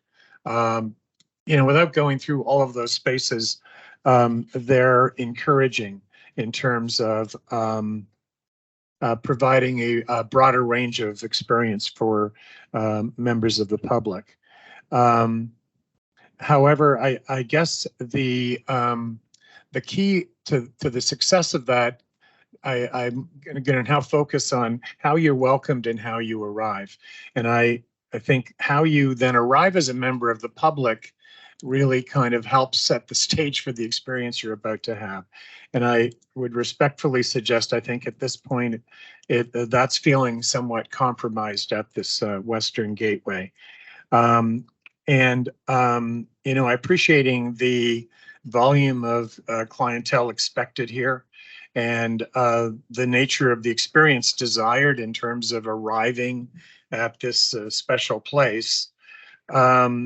But it feels like the Thermae Bridge, where the public is sort of there to the side, and it's the north side with the view back to the lakeshore traffic. So, and it's looking large in scale and fairly massive and barrier-like.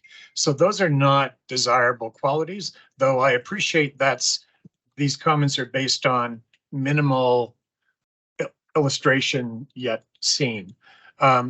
It occurs to me, perhaps joining others in thinking about what about separating bridges? What about different ways of thinking about public access to the West Island from Thermae access to the West Island? Might there be something there that would offer opportunities to make both of those experiences what they want to be and need to be?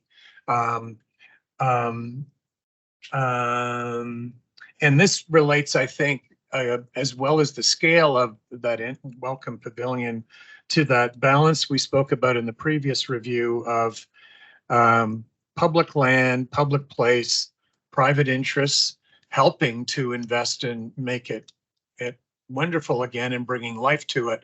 But the scale of things being really key to the sense of publicness remaining in that sense. So I think there are three places where the architecture of Thermae at the moment is getting in the way of that sense of publicness.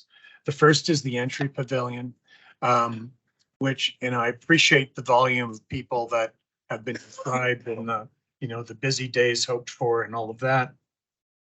And so I understand the idea of a train or airline terminal sort of aesthetic, but it feels a little large and bulky to me. And I'm just going to use my hands like this. It sort of has that sense of being defensive in its character and form. And I'm going to just make a suggestion in my mind's eye as I reviewed the material. What came to mind was the Brooklyn Botanical Garden by Wes Manfredi, where the building, in a sense, kind of disappears into the landscape.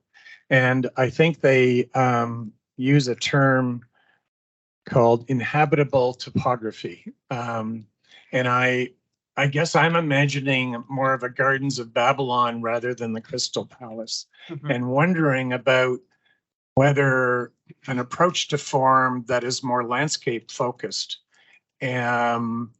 might go some way in helping the clearly very substantial scale of the facility proposed kind of fit in to a site that can only be made so large. And that also, I would say, relates to the architecture of the main part of the building. And I appreciate the references to big botanical gardens of the past and, you know, those large glass structures.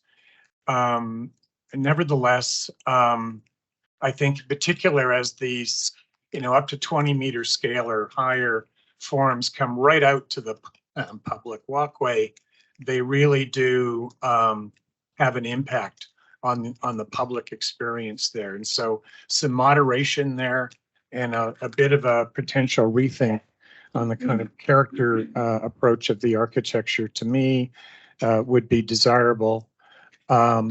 It's feeling a little bit like the oversized cottage on the island somebody bought that's just a bit too small. But the ambition of that project cannot be thwarted. And so I'm just looking for a bit of a better fit. And I just wanted to finally say, appreciate the ambiguity of Ontario Place from the outset as both a public park and an event place and a venue. And that's always been part of its history. And so how do we balance that effectively moving forward? I appreciate the efforts being made by everyone on the team thus far. Thank you, sir.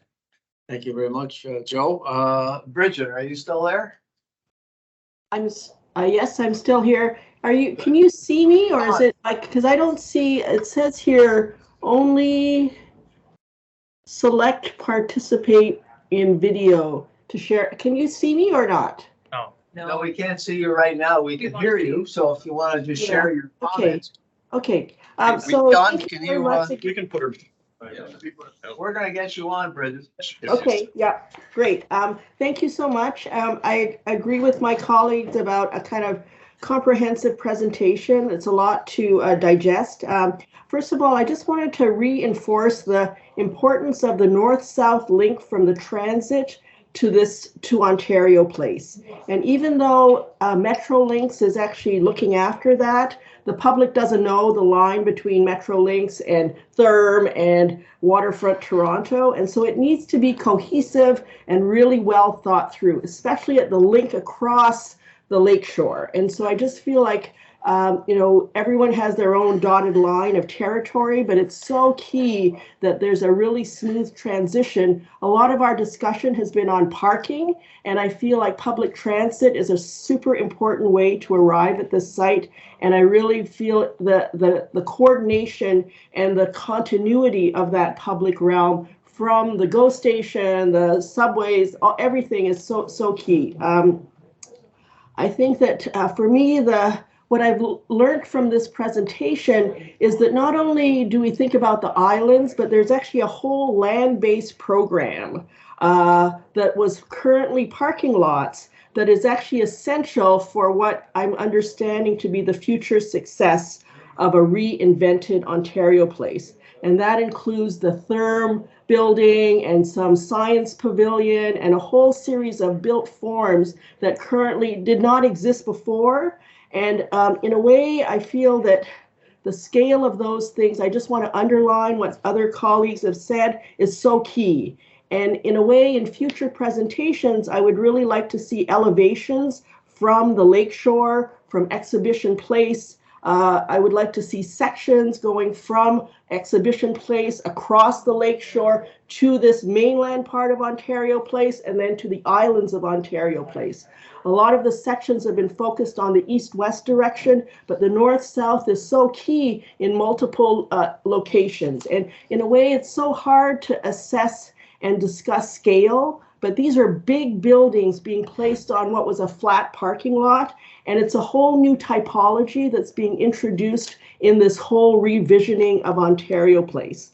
I agree with Joe Barrage's introduction where he said this project needs to be ambitious, and I feel like design excellence, both of the public realm and the built form, is essential to that. So we need the tools to be able to assess this well. I want to just talk about bridges because I feel that we're seeing bridges that look more like buildings, and in a way they diminish and really undermine the scale of these heritage structures that we value and have all talked about as being such a touchstone for all of us. Right now, we actually see the Therm Bridge. We do not see a bridge for Live Nation. I understand that that's to come, but in a way, I would say that the Therm Bridge sets a precedent for scale. That then when someone comes, whatever later on for Live Nation, they're going to say, well, you got to do it over here, so why can't we do one that wide, that big, that huge on the other side of the existing Ontario Place pods? So I feel this issue of scale is really key, and not only in terms of so I guess I would like to undermine the importance of reassessing the program, of putting so much program in a bridge and not having it be circulation, internal circulation, but making it almost like a building, and looking for other ways to redeploy that program so that a bridge really feels like a bridge. Whether half of it's public, half of it's private is a whole other discussion, but it should feel like a bridge and not a building, in my opinion. I also think that the two buildings right now, Therm and Live Nation, they seem really large in scale, and especially in relation to the kind of Ontario Place pods, which kind of come from a different place.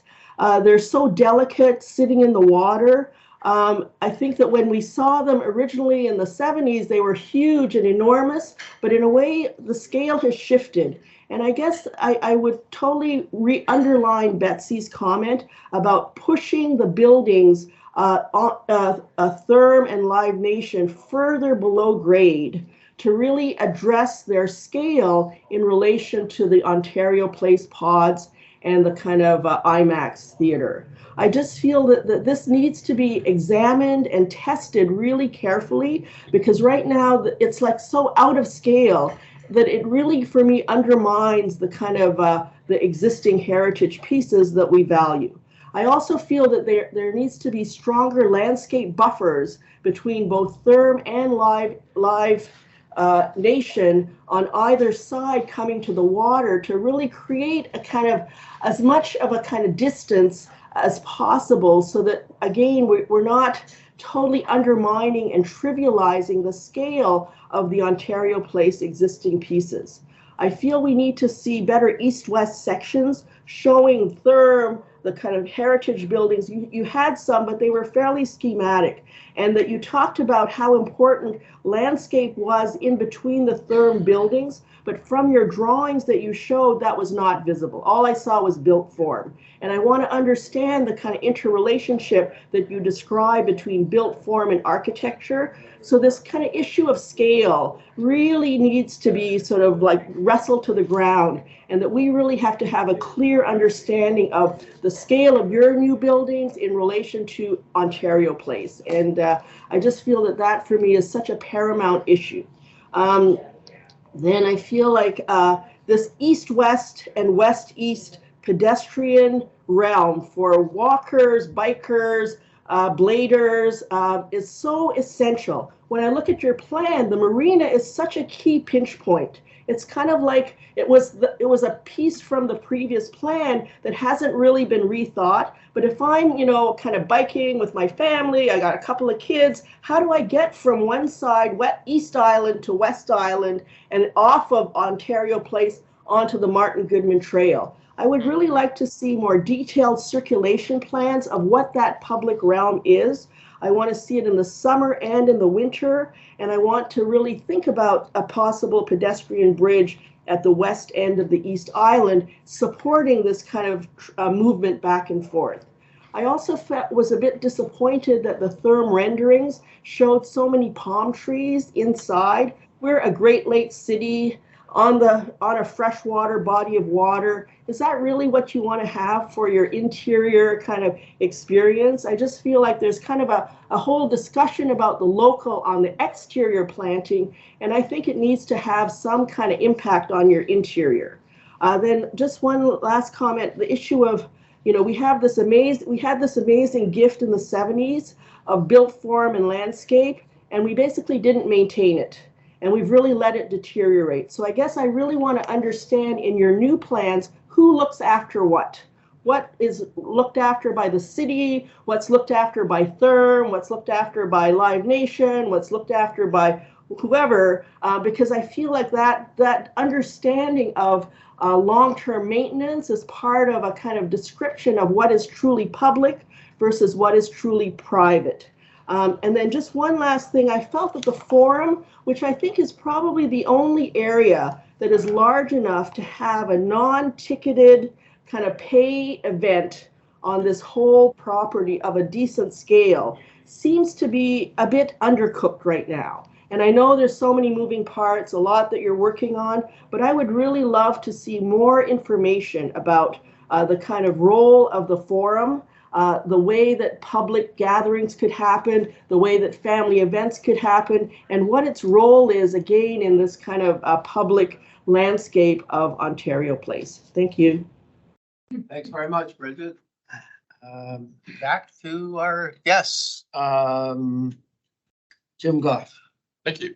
Can I get the mic? James. Okay, thank you again. First of all, just starting with the master plan, from a transportation perspective, I think a lot of the changes you're proposing are very good in terms of pedestrianizing the site, reducing the focus on cars, such as the redesign of the East Gateway, removing Remembrance Drive, the wider bridge to the east of the current Budweiser stage. Those are all great things, as is the reduction in surface parking from the perspective both of the public realm and sustainability. Just further to the idea of bridges to Exhibition Place, sorry, that's something that's been contemplated for a long time. And I think it still has value as an enhancement to the integration of the two sites vis-a-vis the user experience, rather than making them go down to Lakeshore and crossing 6 to 8 lanes of traffic, which is, not very nice at the best of times, particularly even worse in bad weather. One key thing I think is, we were told the basic idea is to go big, but I don't really see any big public gestures on the East Island to attract people year round. And I was trying to think of what I would like to see. One really simple example is up in Tobermory, there is a very simple lookout tower you can climb. This is not an expensive thing. It's basically a metal structure, which I've never had the nerve to climb, actually. But building something like that on the southeast tip, where you've got, I think, called Trillium Park, would be an interesting way to attract people and really anchor that as a place. I see the way people gravitate to that enormous Inukshuk east of the site. And, people just want a place to go and take their photograph and kind of remember the experience. And that, I think, would be memorable. Focusing more on Therma, to me, the building kind of presents as something of a fortress. Circled, and so you're circling around, not as the peasants, but you're the people in the public space, and it doesn't seem to have a lot of porosity. So I think I would feel it's a very strange experience. You're kind of walking around this castle that you can't really get into. So I think that's a remaining issue as to how to improve the porosity of the building. To the transit point, building on what Bridget said, I know that's Metrolink's responsibility, but I think it absolutely needs to be a direct north-south service. The way it is, it's going to be going through a number of very congested intersections on Strawn and other streets. Like Joe, I was there yesterday, and I couldn't believe the backup on Strawn. You just couldn't move, really. And this was at like 3:30 in the afternoon. So those little AV shuttles or whatever are just going to be stuck doing nothing, and we're not really serving people very well. Speaking of vehicular access, I do have a number of doubts about that based on my involvement in studies of this site that go back to the early 90s. I find it hard to believe that a vehicular split of 10% is really feasible and achievable here, given the distance from rapid transit and the last mile system proposed. That's really 90% of the visitors coming by transit, walking, and cycling. And in Toronto, it's only really very large events, like a concert at the Rogers Centre, that would even approach something remotely close to that level. So that, to me, That's a big issue and that's a big question. So, I'm sure Therma wants a transportation system that really works. So I really do think we need to have a hard look at that going forward. That also relates to the parking question, and for me, somehow the parking numbers are just not adding up very well.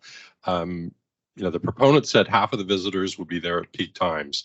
So with 14,000 peak visitors, that translates to 7,000 people parking their cars in that garage or somewhere else. And even if you assume like only 25% auto and 3 people per car, that's 1,750 spaces. So if you think about the profile of parking duration over the day and other uses on the site, I have real questions about the adequacy of that design in the context of the broader Ontario Place and Exhibition Place attractions. So, I think that is going to have an impact on design somehow, somewhere down the road. Good things, the Martin Goodman Trail connection under the bridge across Lakeshore Boulevard. I think it's great to hear that will be widened. It's a pinch point now. I'm not sure about this, but there wasn't a lot of detail about the science pavilion, but it seems to be presenting a big blank wall to Lakeshore Boulevard.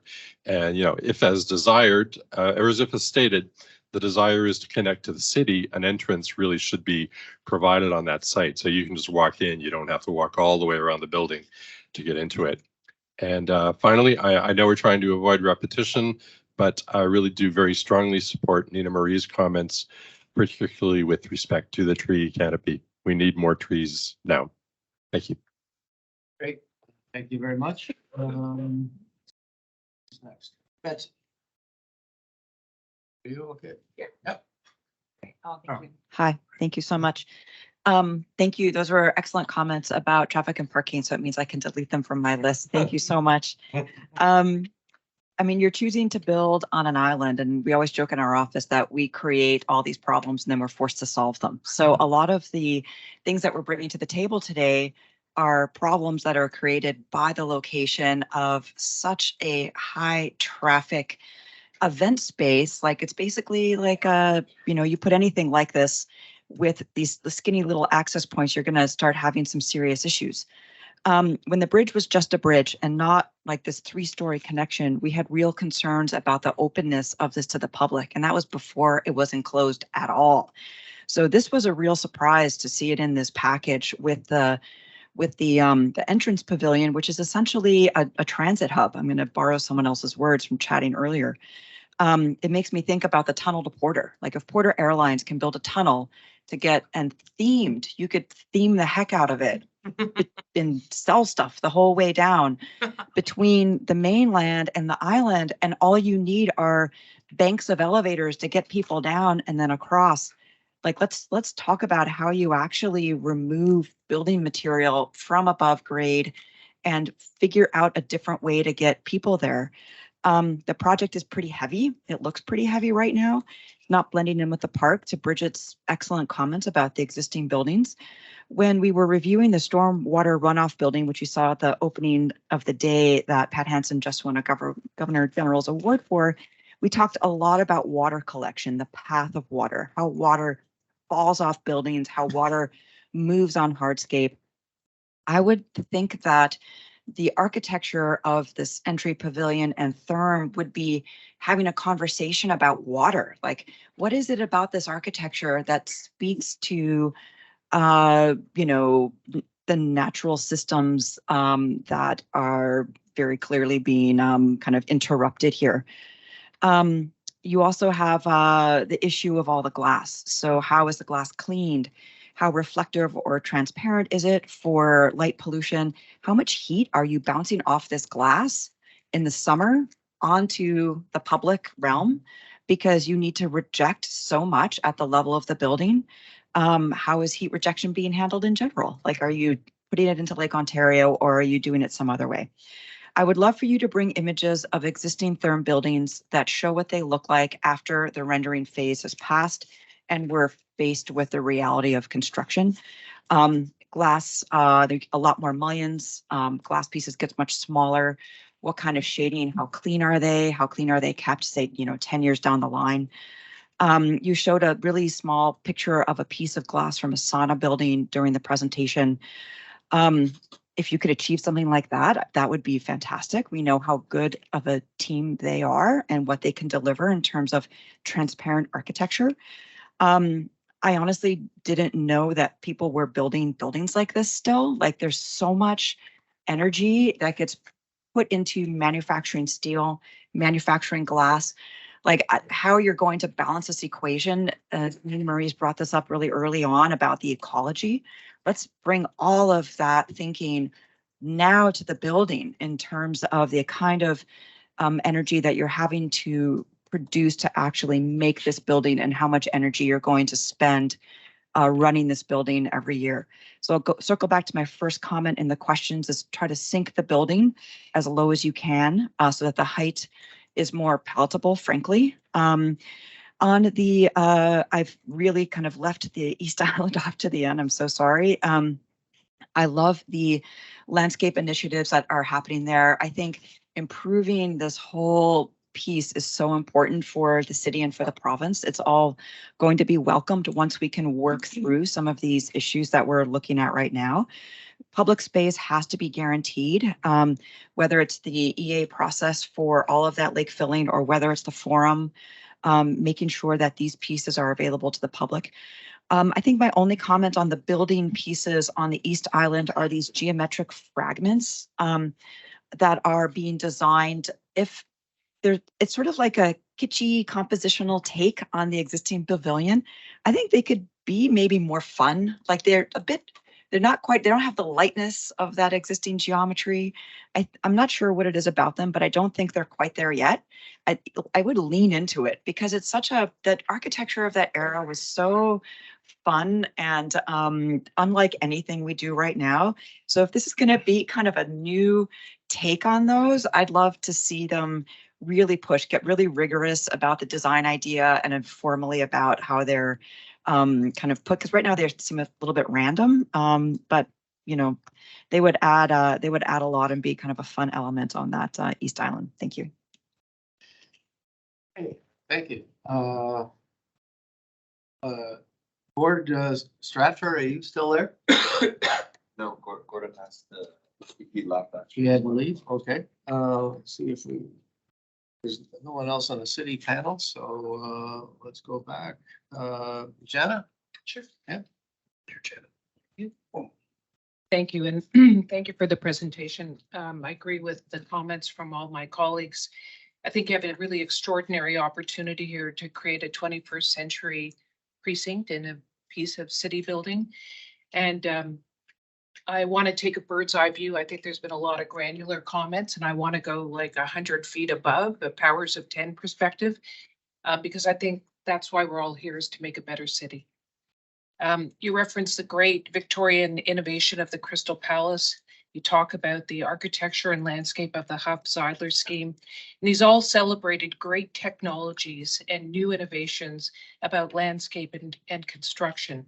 When I think about the current design, both of the Therm building and the landscape and public realm, particularly on the West Island, I'm looking for this team's vision about an aspirational civic celebration and a sense of innovation that takes us into the 21st century.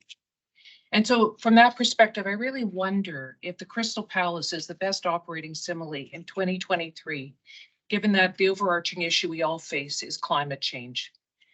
I think, and this is in the words of your team, that the big issues are resilience, environmental performance, and sustainability. So I'm wondering whether there's a way to think about heritage in this context, in this place, as a kind of spatial and time-based issue. And reflecting on that, can you harness a contemporary vision that is like a current Victorian palace without it being a glass house or a Zeidler Huff Ontario Place? And I think that would be a really foundational way in which the work that you do can build on everything that's really essentially positive about Ontario Place as a place that all Ontarians can be proud of and identify with in both an aspirational way and recreational way. And so I think what when I think about this, I imagine what this means is right-sizing buildings and integrating them into the landscape. I think it's about demonstrating how the design and construction of buildings can actually mitigate energy consumption as opposed to increase energy consumption. And I also think it means closely aligning the built form, size, means and methods with an innovative M&E solution rather than chasing points, which is, I think we're at the point with LEAP where we can all agree there are other more interesting ways to achieve energy conservation. And I think it also equally important means moving us past treating sites as neutral substrate for our manipulation.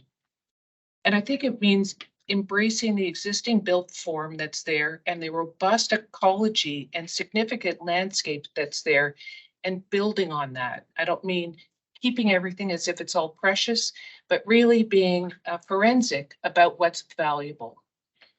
I think what that would result in is probably a much less heroic massing, but that's okay. I think it also means less monumental land work, and I also think that's okay, given the 21st century issues we face. I also think that it would be a design that is perhaps more bricolage than objects, and I think that's okay as well. Because I think it would actually be a far richer Ontario place from that perspective.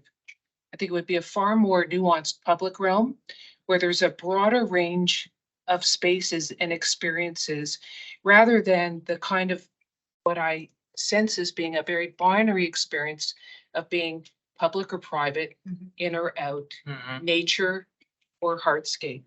So Joe, to your point, absolutely go big. Ontario Place that Huff and Zeidler did was going big, but I think it has to go big with a civic vision that reflects best contemporary practice and reflects best practice about where we need to go in the future. Thanks. Great, thank you very much. Gina? Sure. Thanks, Chris. It's hard to go after that. But I think I have a lot of the same comments, maybe just from a different angle. I really am an outsider in this community, and so I'm coming to understand this place. And I really wanted you all to start with a love story, you know, something that told us from a heart perspective why this place is meaningful. It went right into maps, it went right into problem assessment and problem seeking, which is needed. But it didn't have anything that sort of told us from a body experience or from a emotional, cultural connection to the city, why this place, why it was made the way it was, why it's meaningful. And I think that anything that could have shown us body experience, anything that could have showed us more photography about success, anything that could have told us about original design intent beyond objects or specific places or strategies. I think the committee members here have all been trying to put this into words. They use words like magical, special, unique. And so I'm looking for that in your storytelling, because the storytelling tells us sort of what values are driving your design decision making and how you see this place and how you see this part, as Jen was just saying, as an evolution of a place.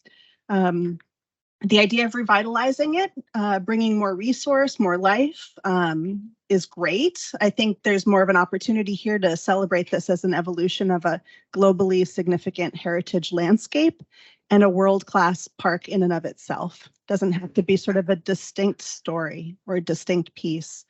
The heritage analysis that I've read, because again, I'm trying to get my head around this issue, leans into the idea of integration of site, building, city. These things were not thought about separately. But even in the way it's presented, the work feels very boundaried. It feels boundaried physically. It feels boundaried in process. Architecture here, landscape site there. I think we heard planting strategy of the native here, planting strategy of other here. So I think this introductory call for thinking big is great. I think that the energy generated by the private development was pitched as kind of benefiting the park. But again, the storytelling, there's nothing that shows us how the activating uses of the private space benefit the public space. There's nothing that tells us how 66%, as you said, of family recreational guests come to Therm. How are they using the public space? How are those things kind of informing each other? What are those programmatic and physical connections that makes that a compelling narrative that this investment in private space generates benefit to the public space and vice versa. And maybe that's symbolic and maybe it's economic, but that would be good to have clear. Again, fencing, boundaries, planting strategies, very much kind of presented as different worlds. And it would be really nice to think about how to tie this together as a unified vision and place, and one that befits what I see as Toronto sort of leading with landscape, leading with public space as a driver, as an activator, as a place to be visionary and be a destination in and of itself. I think the resilience thinking feels really strong in many particular ways. It's great to be thinking about all of the issues you all talked about, flood resilience, the wave action, and the armoring. It seems, I think the team you have put together seems really special and really coming to good recommendations. I think the committee struggles with the grading strategies. It's just hard for us to see. So existing and proposed sections would be great. Even just showing an existing conditions section over your sections would make I would greatly value it, greatly benefit my own reading of what you're suggesting. I think there's a ton to be commended. I think the others have touched on it. I'll just say from my own perspective, the East Island program and distribution is really exciting. I think there's something about the venue being off center and the two sharing the island in a particular way that allows the public space to have its own meat and mass and lets there be protected space and exposed space, which doesn't happen on the West Island. I think that the innovation around wetland creation feels really strong. And I think a lot of the moves on the mainland feel strategic and small and strong, you know, just kind of removing roads, creating more public continuity. So there's a lot I think that you're doing that's really positive and good. That's my comments. Thank you very much. Matthew. All right. Okay. I just wanted to start off by encouraging the design team to really dive into this understanding of what the word Ontario means, Lake Ontario, Ontario Place, and how that might have an effect on how you approach this project. I also wanted to recommend that you continue your consultation with the Mississaugas of the Credit First Nation as the host nation, and to really think and ask them specifically about water, including knowledge keepers that can provide a better understanding of the importance of water to place and placekeeping. I'd also suggest that the urban Indigenous community is fully engaged and consulted. They're the people who live, work, learn, and play here. I would suggest you have your engagement and process slides show more detail with regards to what Indigenous engagement and consultation has occurred and what you are proposing to do in the future. It's quite blank at the moment. In regards to consultation, I would also recommend having a document that gathers and outlines the consultations that have been completed and the recommendations that came from them. With regards to Indigenous languages, I would suggest and recommend that you should lead with Anishinaabe-Mowen, specifically the Mississauga dialect. And with regards to placekeeping, it's just that, keeping place for all our relations. I would encourage you to be transparent and intentional around your approach to terrestrial and aquatic ecology. What are you removing and how are you planning on leaving the development in a better place than you found it? And I would suggest that this information should be shared with both the MCFN and the urban Indigenous community. That's it. Thank you very much. We just have one person left. If he's still there, Jeff, are you still online? I am. Thanks, Paul. Oh, well. So, yeah, you know, I told my wife we were talking about the project today. She's like, man, that's like trying to remake your favorite childhood movie. So, you know, that's, you know, for the team, this is a big challenge, right? For anybody who was a kid in the 70s and 80s or had kids in the 70s and 80s and visit the site.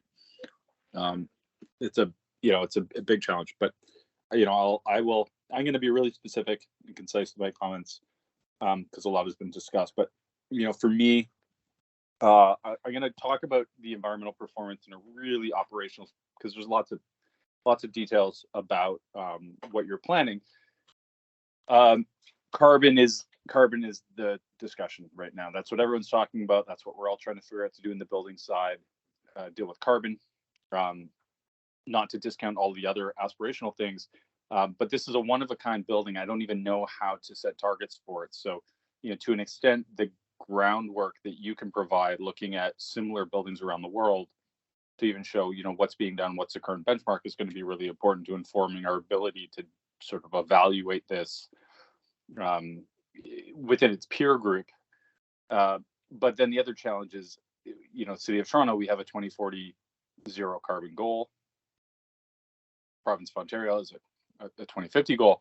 And, this being provincial lands, how is this project going to help us achieve and meet those? So the benchmark is important, but also the absolute target. And that's what I want to see, is some really strong detailed presentations on what that looks like. Operationally, how are you dealing with all the volumes of water treatment, heating, space heating? Those are going to be the big ones. The thermal load, looking at some of the future forecasts for Ontario energy mix. This is a really good chance for the province to sort of flex how all its policies align in terms of land development and acquisition. This building will certainly be there in 2040 and 2050. And so if you should be modeling out over time to show that you're compliant with zero carbon goals, what that looks like, and then not forgetting the embodied carbon impact. And this goes beyond the building sites to the whole project. We do not talk enough about embodied carbon of infrastructure. There's going to be a whole lot of concrete in the ground, heavy materials. So I think it would be incredibly valuable to establish some performance targets around that, to really focus on innovative materials, low carbon solutions, both for the buildings and for the landscape works that you're going to be pursuing, and document that because we have a very short amount of time to deal with carbon. Thank you. Okay, thank you very much. I think that concludes our round of comments, and I have a few notes in front of me. I'm going to do my best to summarize, and then we'll give you an opportunity to respond after. You've all been here, so you've heard the comments, but I'm going to try and group these into various themes. And first of all, I want to thank you all for all the hard work of the presentation that was given. It's a lot of detail, a lot to absorb. I don't know, can you guys hear me back there? Yeah, I don't need it.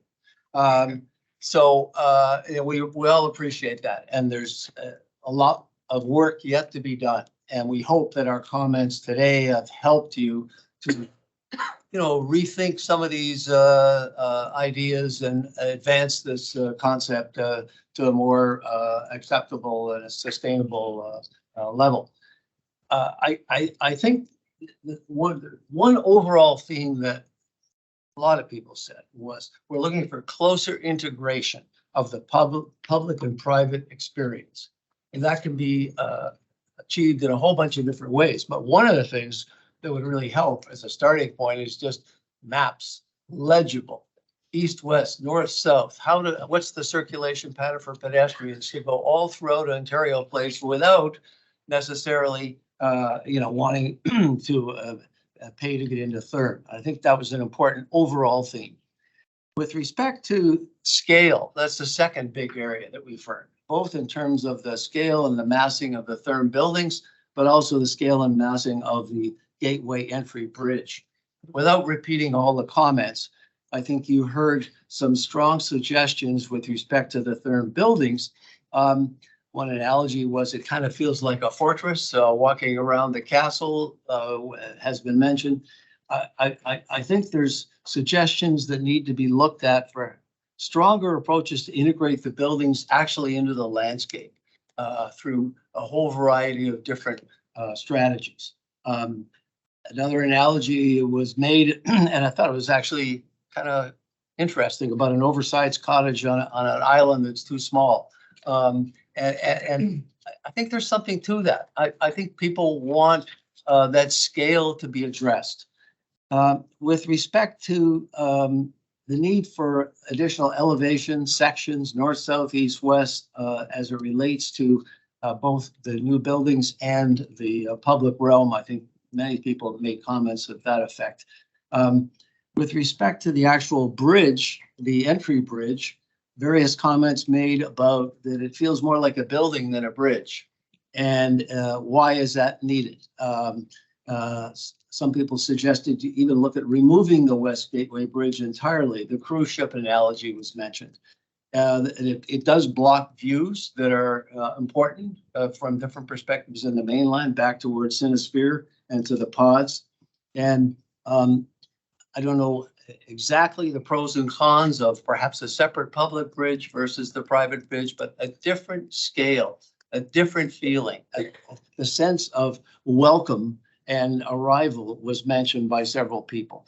And right now, it feels, I think, very dominant. It feels like a barrier as opposed to this thing that's landed on the mainland. And it kind of, even though there's a public side to the access and a private side, I think people are saying it feels very foreign. It feels like it's overpowering, and there are much better approaches and better solutions that should be examined. With respect to parking, there are lots of comments there about parking transit strategy, and I think more work is needed for sure. There's no question a lot of people drive there, but like we're supposed to be planning. There's an Ontario line under construction. You know, yeah, it'll take 10 years, but it's going to be there. And there'll be a connection and a link, and somebody has to drive all that and stay on top of how the hell do you get from the GO station to the entrance to Ontario Place? And yeah, Metrolinx is looking at it, but I've heard that before. There's got to be a concrete strategy to get all the players in the room and solve it, get it done. Because the analogies we can all cite, of course, of the Rogers Center and transit. I was the planner then when we had that huge debate. And I remember that dome was supposed to go up and Downsview lands and all these parking garages and parking structures. And we said, no, you don't need it. You know, you got the most transit accessible spot in the whole damn country right there. And that's what drove it. And it works for a whole bunch of reasons. Now, I know you don't have a subway to the door here yet, but you'll have one pretty close. So I think that needs a lot more work. With respect to future proofing, a comment was made there. I think it's really important. You know, one of the things, I was on the UT design panel for a while. And as you may know, in the circle, the main entry, it's all torn up, the playing field. They're building this gigantic underground parking garage. And I remember at the time, ironically, Don Schmidt was on the panel with me, and we said, Jesus, is this very smart? You know, think of where we're going in the future here. But they went ahead, and who knows what's going to happen. But one of the things that was mentioned is future-proof that garage, so it can be converted and utilized into other facilities. So anyway, enough on that. But I think it's really, really important. And I think we all know enough. We've been around a long time. You provide the parking, people will come, and then you need more parking.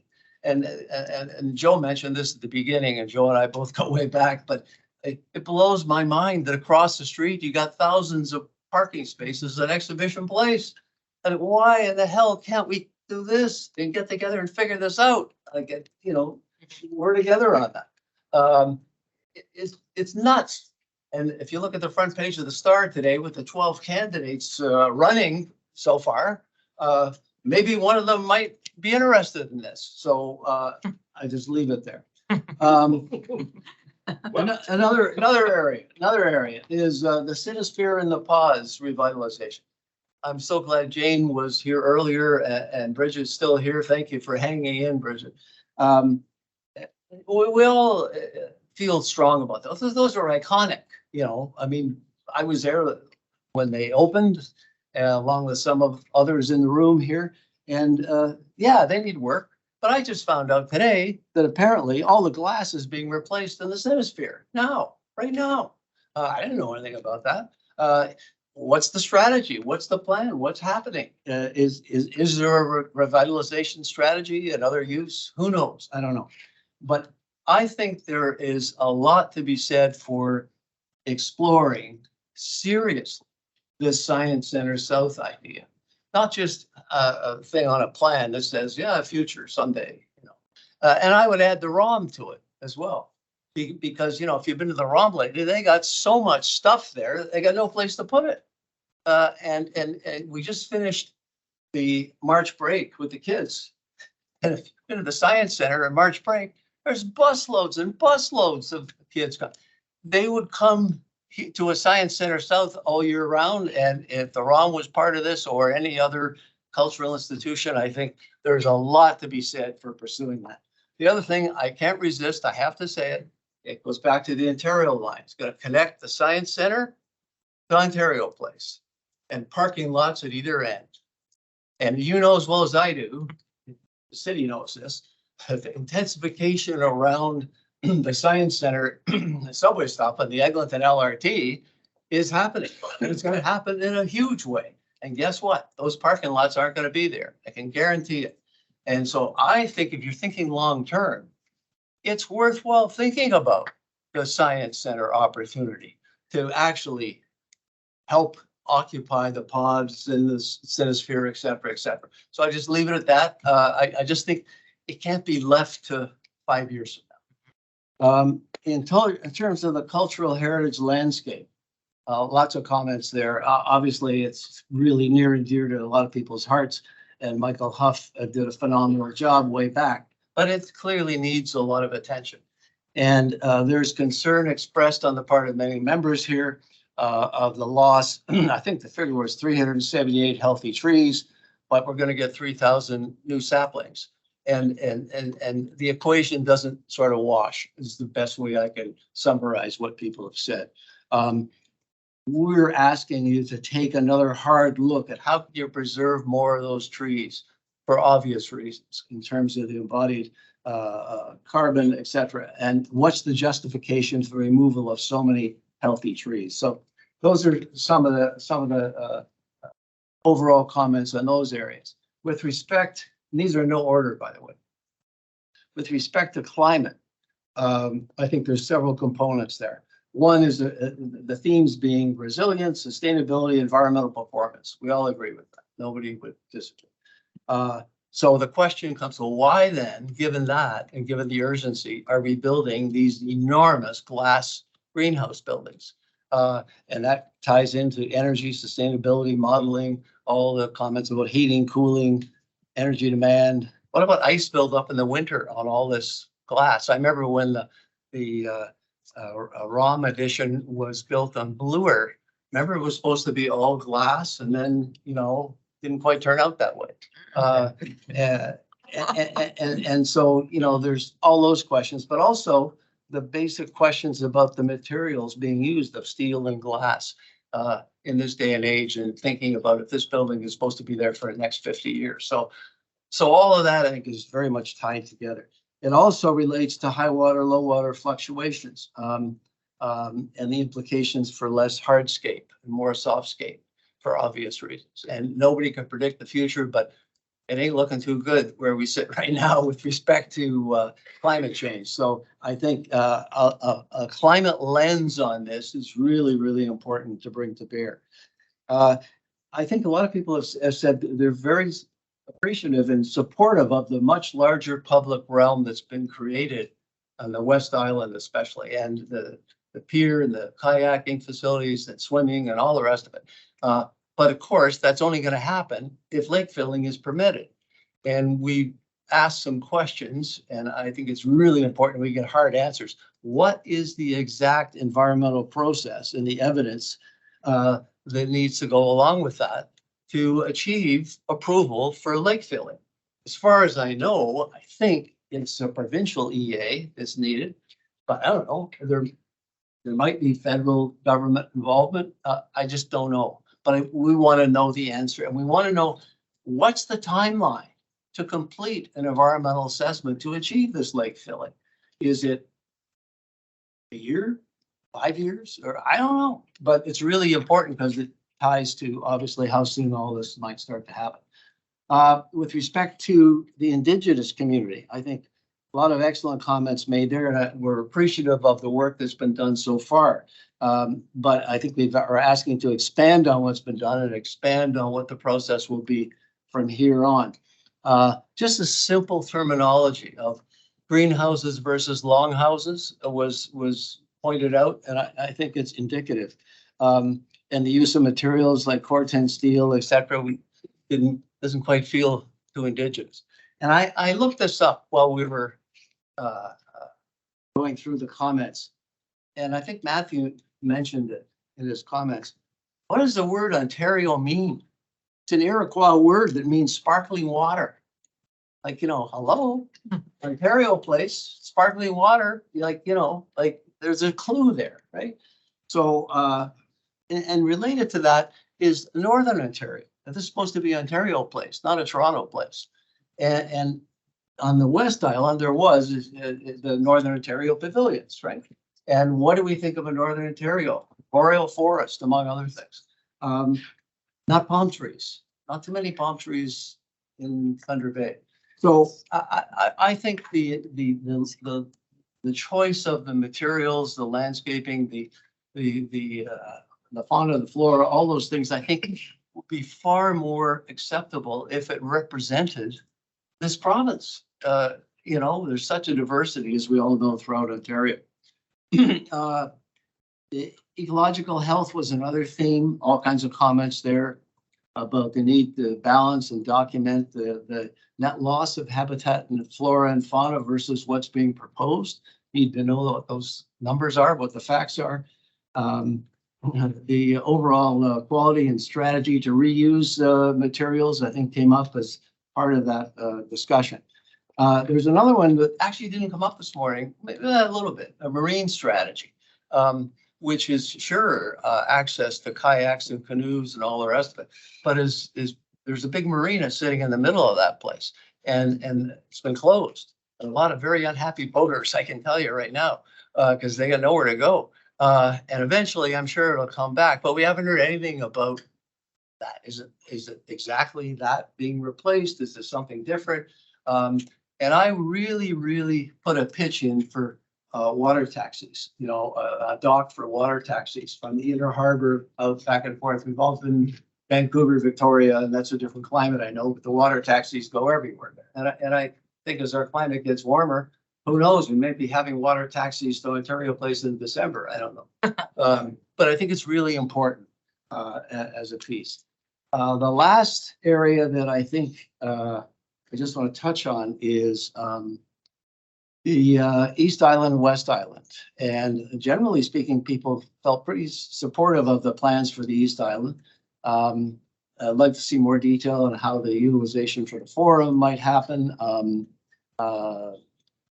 Good landscape initiatives, suggestions about really taking seriously the sort of entry areas into the East Island in terms of design. The West Island,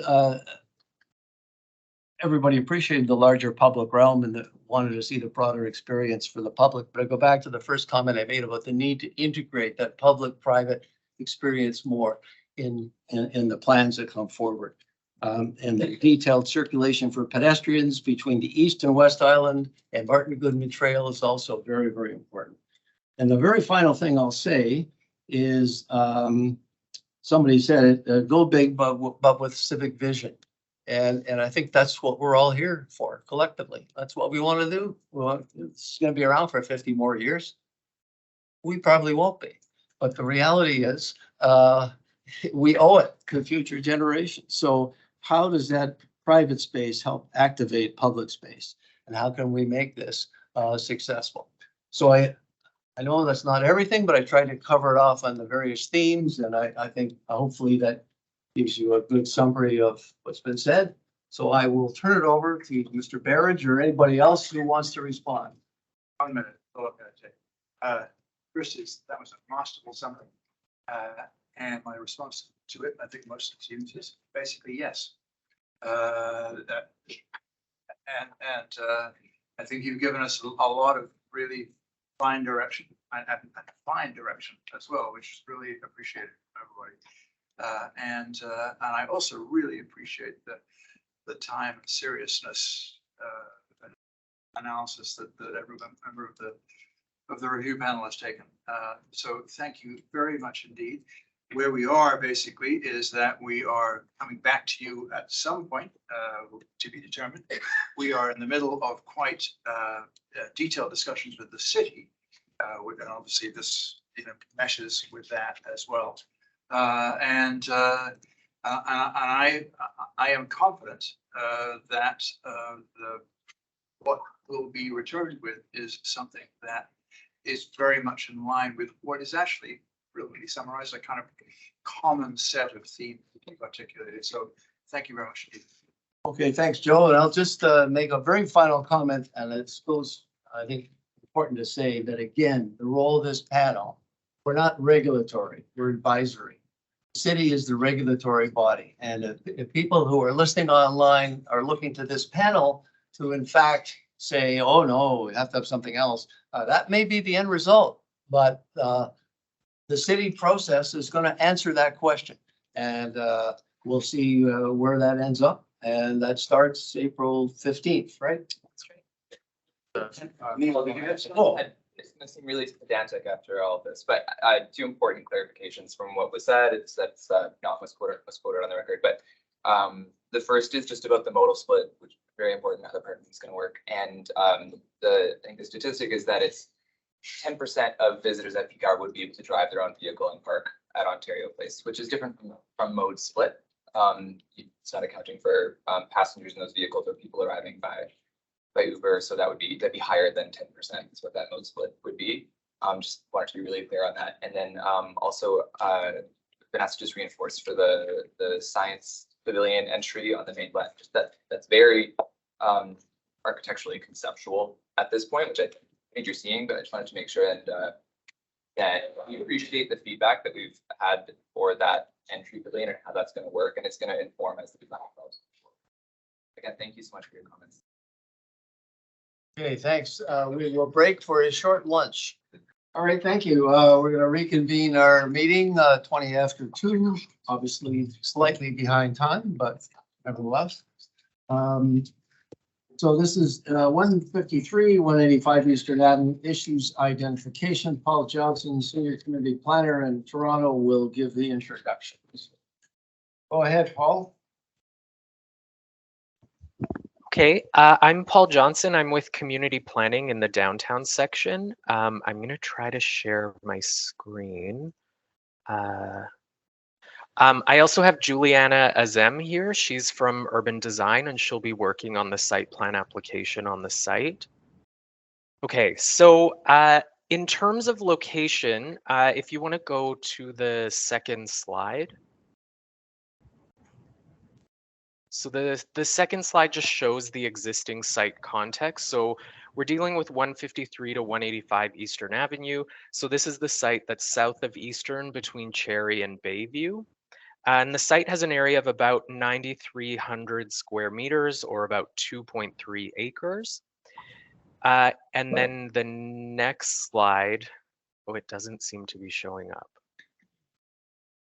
Is it showing up for everyone else? We see the picture. Yes. Okay, it must be my computer then. So the next one is the existing site context. So this identifies some of the buildings around the site itself. So in terms of the site, it has a frontage on Eastern Avenue of approximately 134 meters, a frontage on Rolling Mills Road of approximately 70 meters. So that's on the west side of the site. And then a frontage on Palace of approximately 82 meters, which is on the south side of the site. And the site contains the remaining buildings of the Dominion Wheel and Foundries complex. And surrounding the site, the area is predominantly of a kind of taller mid-rise scale, so around 10 to 12 stories. And there are some tall buildings around the site at up to about 30 stories. And then there's the proposal at 1 Sumac, which is for 35 stories as well. And then the next series of slides just shows some views of the site. So the first view on the next slide is at the northeast corner of the site, looking southwest across the site. So you can see the mid-block connection on the adjacent site and then into the site itself. The next slide is taken from the northeast corner of the site, and this is looking north across Eastern Avenue. So this is what you see when you look north of the site. And then the next slide is north of the site, looking east along Eastern Avenue. So you can kind of see what the sidewalk space and then the site to the south looks like as well. The next slide is from the northwest corner of the site, and it's looking southeast across the site. And then the next slide is looking south at the abutting site on the west side of Rolling Mills. So this is the storage facility that still exists there. And then the next slide is from the southwest corner of the site, looking northeast across the site. So looking between the two remaining heritage buildings on the corner on the site with the open corner space. And then the last slide showing the views is south of the site, and we're looking north toward the site at the south elevation of that heritage building.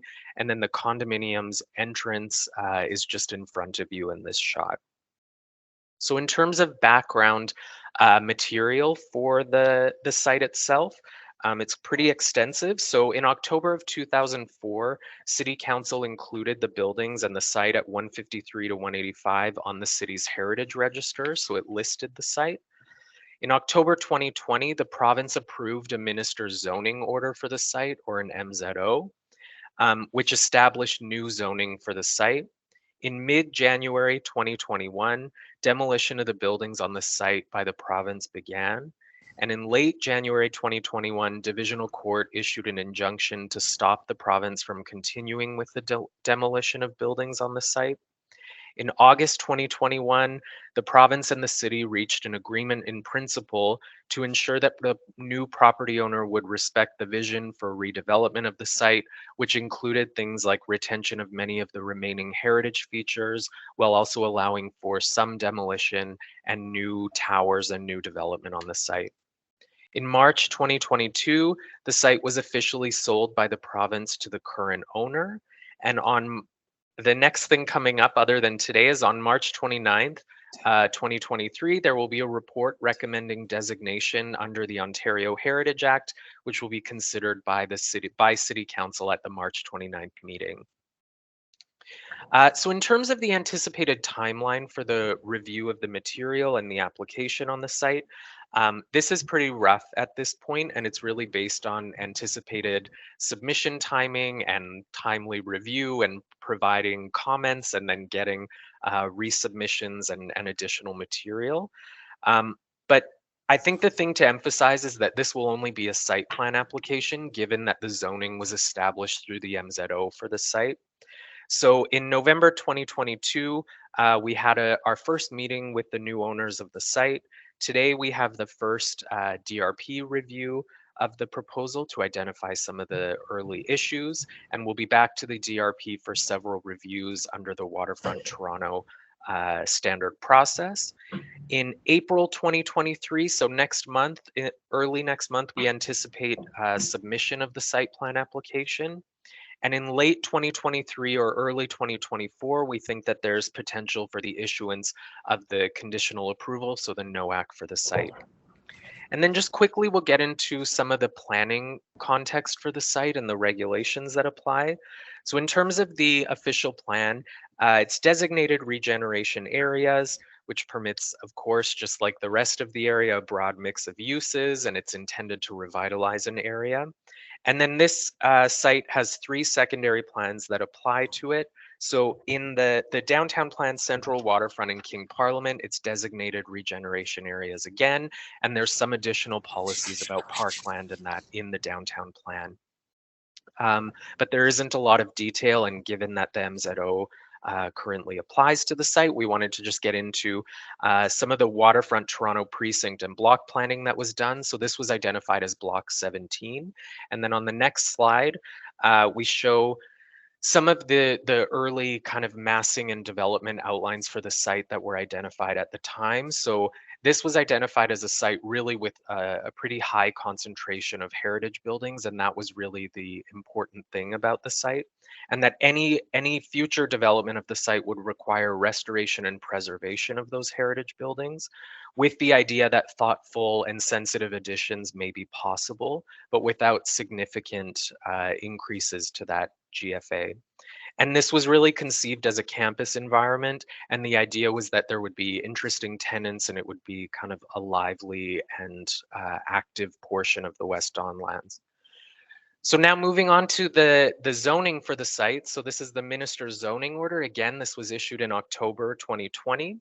On the next slide, this will show up. So this, I'm sorry for all the text on this. But basically the MZO permits, in terms of land uses, it permits an apartment building, a mixed use building, a commercial parking garage, community center, community outdoor space, and any accessory uses related to those. So generally consistent with the regeneration areas designations, but a little bit more limited than would otherwise be permitted. It also allows for the construction of 3 buildings on the site, one of which must be an apartment building. It established a maximum height for the site of 141 meters, so around 45 stories as a maximum if it was a typical mixed-use building with commercial at grade and residential above. It also established minimum setbacks for the entire site itself. So from the north lot line, which would be Eastern Avenue, there's a setback of 0 meters required, so they can go right to the property line. On the east side of the site, so that's the boundary that's shared with the condominium to the east of the site, where there's currently a mid-block connection that extends around it, that they have to provide a minimum of 4.5 meters from that east lot line. From the south lot line, which includes the Palace Street frontage, there is a minimum setback there of 0.3 meters.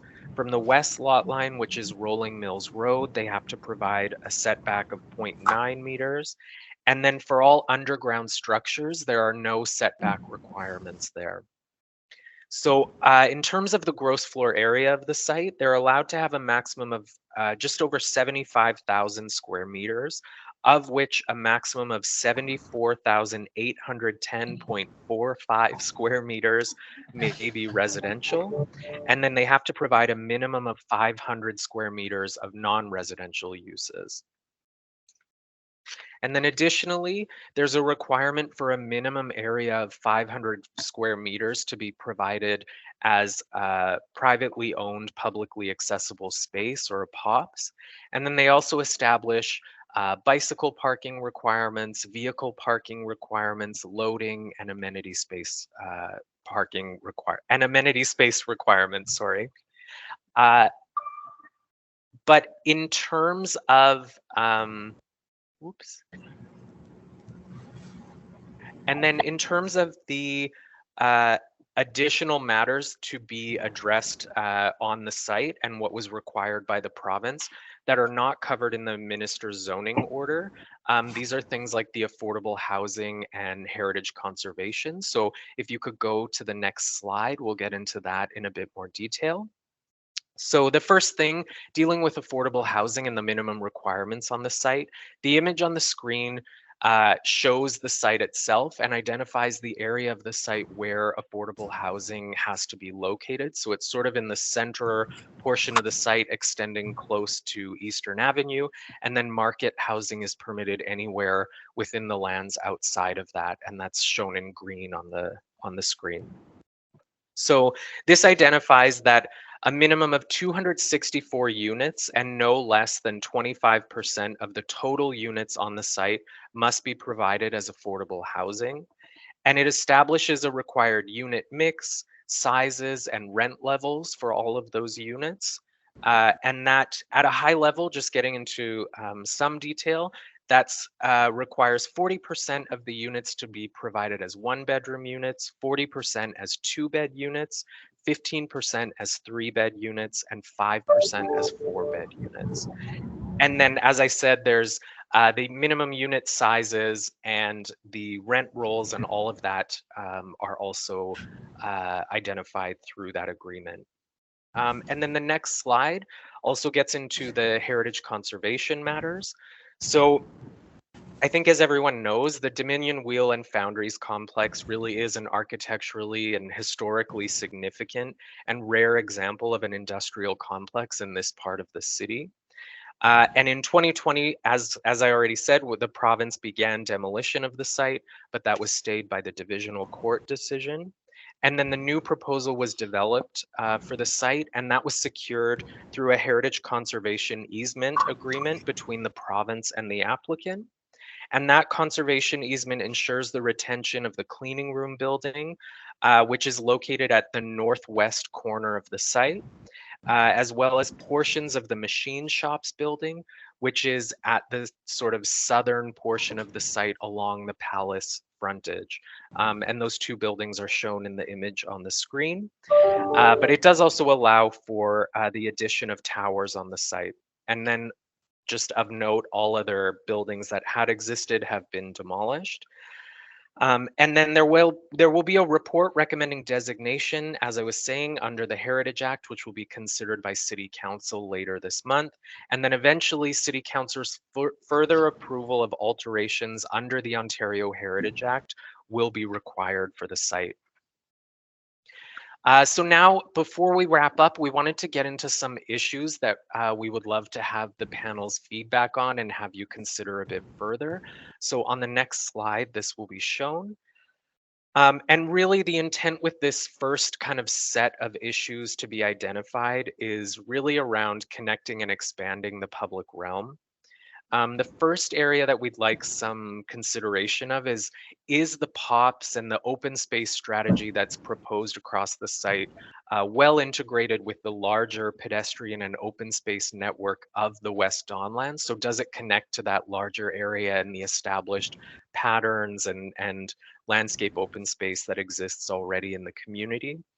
The second area is really for the site itself and its immediate surroundings. So is the proposed public realm appropriately integrated with the existing public realm immediately adjacent to the site? And we have some images on the screen just showing that mid-block connection wrapping around and some of the challenges that might exist with the grade changes right adjacent to the site. And then the third area is, are there opportunities to consolidate servicing, loading, and parking access to create a better pedestrian realm, as well as to provide additional open space across the area?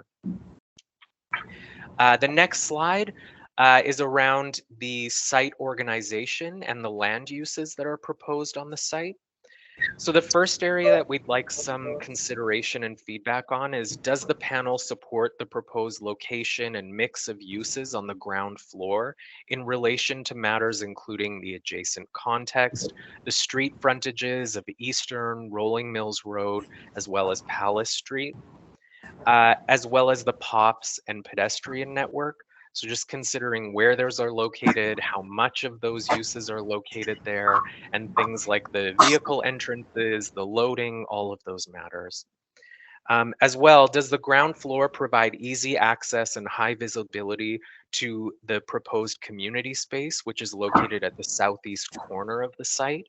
That's shown in green, and I'm sure the applicant will get into that in more detail in their presentation. But we just like some consideration of how that portion of the site is accessed and whether that provides adequate visibility for that kind of use. And then the last area where we'd love some feedback is around built form and heritage. So on the next slide, the first one is, are there opportunities to modify the proposed built form in terms of its layout, massing, and heights, understanding that there is an MZO in place, which establishes basic setbacks and an overall maximum height. But considering the layout, massing, and height in order to improve the conditions on site and with adjacent properties. And then the other matter that we'd like some feedback on is, are there opportunities to use different materials and architectural expressions to differentiate the towers from one another and break up the massing visually?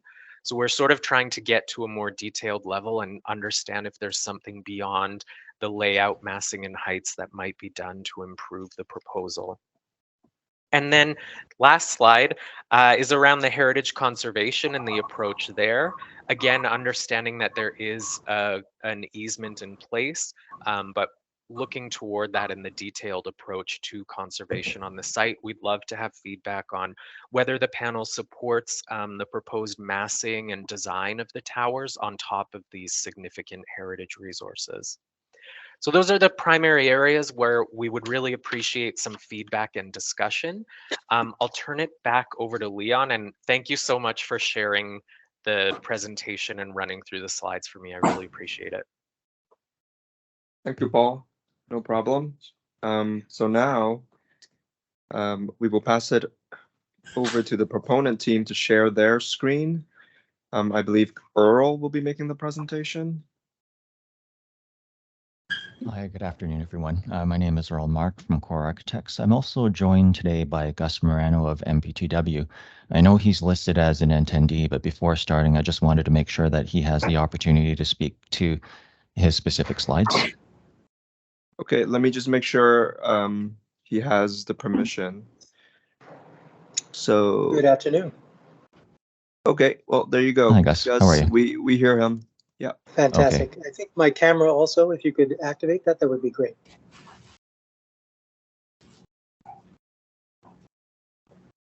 Okay. Perfect. So I'll just share my screen and then Gus, I'll just navigate the presentation when it comes down to those particular slides. So if everybody can just bear with me for just half a second.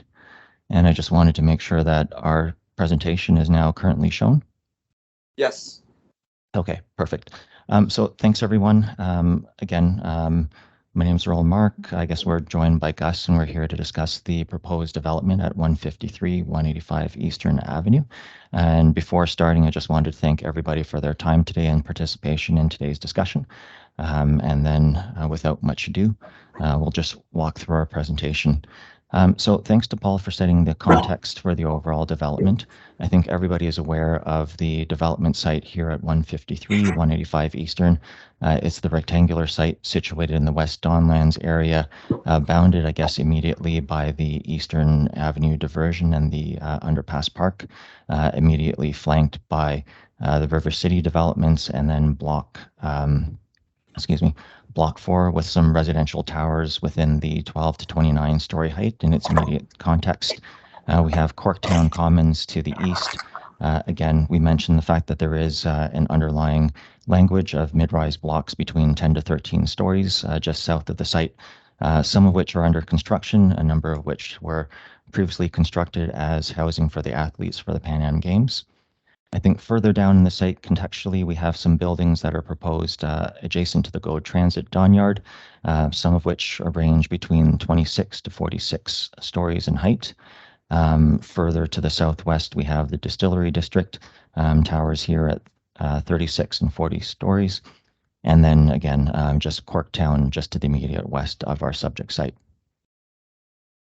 Zooming into the immediacy of the site, I know this was discussed earlier, but the site is bounded by Eastern Avenue to the north. We have the 15-story building at Block 4 that restricts access both to the east and to the southeast corner of the site. Tannery Road approaches the southern edge of the site and terminates at 185 Eastern, which is the machine room, and then turns west onto Palace Street, and again, Rolling Mills Road flanking the western edge of the site.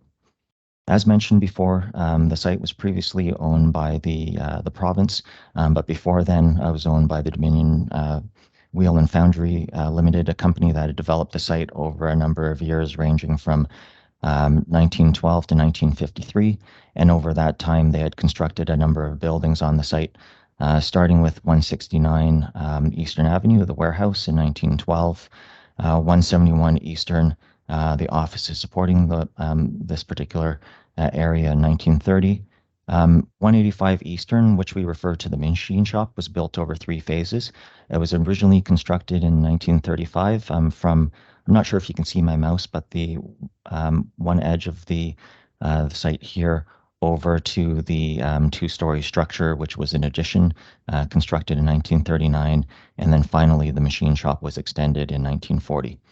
And lastly, the cleaning room and the northwest corner of the site at 153 Eastern was constructed in 1953. As noted previously, the site exists in a different condition now, with the demolition of both the warehouse and the offices occurring over the last number of years. And this demolition work had occurred under the, I guess, the general framework established in the Heritage Impact Assessment that was developed for the site. Stephen Burgess Architects was retained by Infrastructure Ontario sometime about February 2021 to produce the HIA for the site. This particular document aimed to identify the structures of cultural heritage value to be maintained in the site, and effectively trying to preserve buildings that were indicative of the use of the site related to the railway expansion across the country at the early 1900s, from 1910 to 1960. The retained buildings that were identified in the Heritage Impact Assessment were those which were immediately understood as providing support for these industrial activities. So effectively, the buildings to be retained were ones that had large double height story spaces and fitments that were, I guess, indicative of its use for the fabrication of machinery, equipment, and rolled steel associated with the railway expansion in the early 1900s. So the slide that you see here in front of you right now shows in the red bounding boxes the particular structures to be maintained. So just starting in the northwest corner, 153 Eastern, or the cleaning room. Across the south facade along Palace Street, we're retaining the facade of the machine room, including the 1940 extension, all the way over to the east bounding line, where the 1939 addition, the double-story brick masonry structure, is going to be maintained in its entirety. The Heritage Impact Assessment also sets out certain goals. Part of the goals in terms of not only preserving some of the heritage buildings that were on the site was also to preserve the form and the open spaces that were present when Dominion Wheel and Foundry Limited was in operation. So as you can see here, there is an intent in the HIA to preserve firstly the open area in the southeast corner. It was stated that there is a desire to retain the open space in the southwest corner, and part of this reason, we'll get into some of the adjacencies in the ground floor later, but we also have indicated in blue the facade of the 1940 extension that would be rebuilt, but allowed to be modified to allow for larger glazed openings relative to what had existed previously, for the programmatic elements of retail and commercial spaces that will be implemented in this area to spill out into the open space in the southwest corner. But also here shown in magenta on the northern section of the site is a two-story commemorative masonry wall that will be rebuilt, effectively taking the recorded drawings of the original warehouse that was constructed at 169 Eastern and then rebuilding it and integrating as part of the overall design to establish the masonry street wall condition that was present along Palace Street. So that way we have that continuity of form that's expressed both in the past and in the future design for the overall development. So just walking through some of the next slide, these are just pictures of some of the previous conditions that existed on the site and the current site conditions that we see today. So here is the facade of 169 Eastern Avenue of the warehouse. This particular facade will be rebuilt in situ relative to what we see here in this existing current site condition, which just shows the demolition that took place and the north facade of the machine room. Moving through the next couple of slides, we start concentrating on 185 Eastern Avenue. This image to the left shows the western facade of the machine room and some hoarding that is put in place. The existing condition was one where there was an open area and a dock that existed. And, I guess right now the site's just trying to be secured, but this facade will be ultimately reconstructed to recreate the pattern that you see here in the third bay. So demolition will occur of the existing loading bay and replicate a face along this building that has open floor to ceiling glazing to animate the retail spaces that will be created beyond. And then the image to the right shows the facade of the machine room all the way looking down Palace Street towards the 1939 addition at the end. But you can see here the nature of the building that's going to go through some adaptive reuse of the site, which we see to be the sort of centerpiece or the crown jewel of the buildings to be retained, where we have large floor-to-ceiling glazing to allow for light and animation to be exhibited for the retail spaces and the lobby beyond of the ultimate building to be built on top of that particular machine room. The cleaning room at 153 Eastern is one of the other structures to be retained on the site. It's a little bit different in terms of character and form. This is purely industrial building with some limited openings, so limited amount of light to be able to come through. The current site condition that you see on the right-hand side of the page, where we have some of the hoarding put up in place, again, to prevent access into the building. These openings occurred during demolition, and the HIA identified that these particular opens could be reconstructed to remain in place as full floor-to-ceiling openings to allow for light for the commercial areas in these particular spaces to open to the southwest corner and the public space that will be created, which we will get into quite soon. So here in this slide, we are now looking at the ground floor plan. And before the discussion, I guess just as just recapping some of the zoning regulations put in place. So there was a minister's zoning order effectively put in place at October 2020. Excuse me, for the site that aimed to allow for certain build form, heights, and density on the site. So the goal of the MZO was to allow for, sorry, just one second. Okay, so the goal of the MZO was to allow for the site to be developed and to allow for 3 towers to be effectively constructed on the site. As noted earlier by Paul, the MZO has a maximum height of 141 meters, an overall gross floor area of just over 75,000 square meters of area, of which a minimum of 30% needed to be attributed to affordable housing on the site. So the initial design sort of aspirations that we had for the site and the planning of the site was fairly straightforward. The immediate decision was to take the machine room, effectively taking the best building on the site and dedicating this to be used for the affordable housing component of the project. So you can see here the property line that's now registered on title that encapsulates this particular portion of the site, where an 18-story residential building for affordable housing will be effectively constructed on top. The glazed elevation that we have along Palace Street will form the lobby of this particular building. We have some interior renderings that we'll look at later.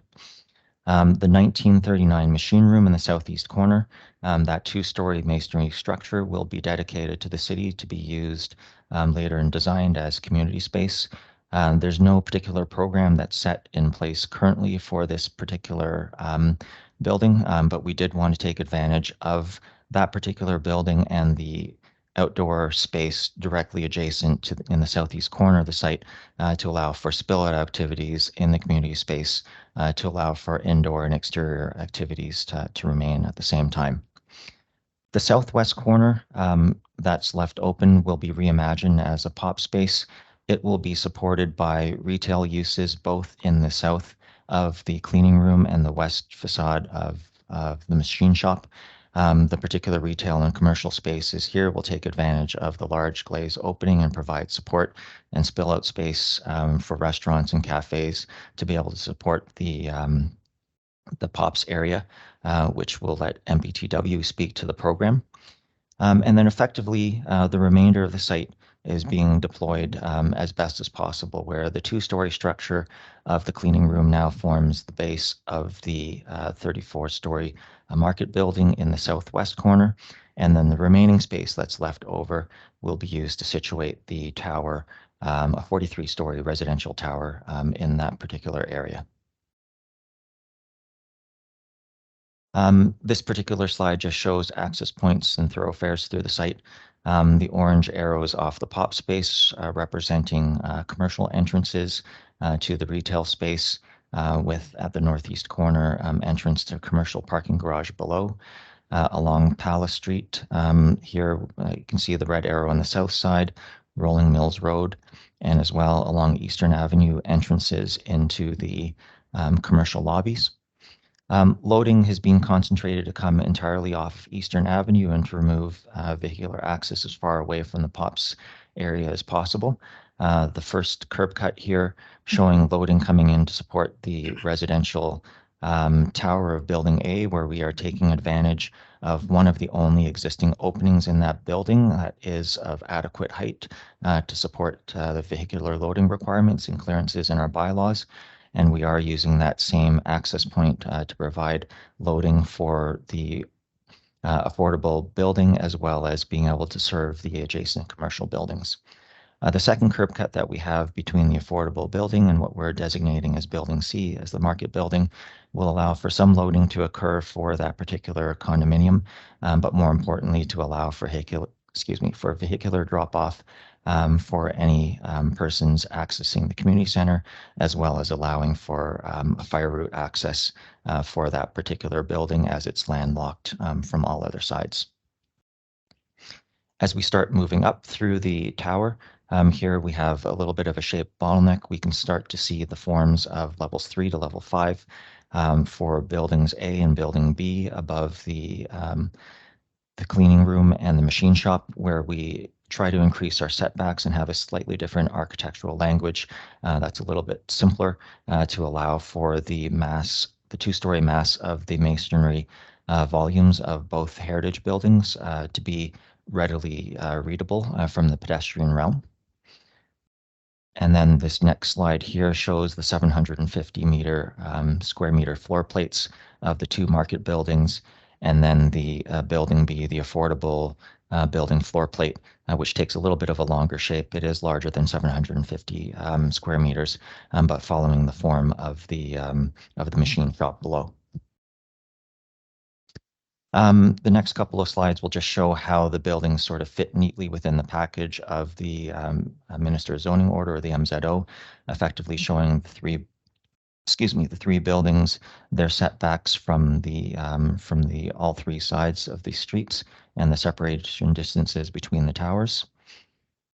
And then finally, their relationship relative to the envelope in terms of its height relative to the 141 meter height map limit. Okay, and with that, we'll turn the presentation over to Gus. Great, thank you, Earl.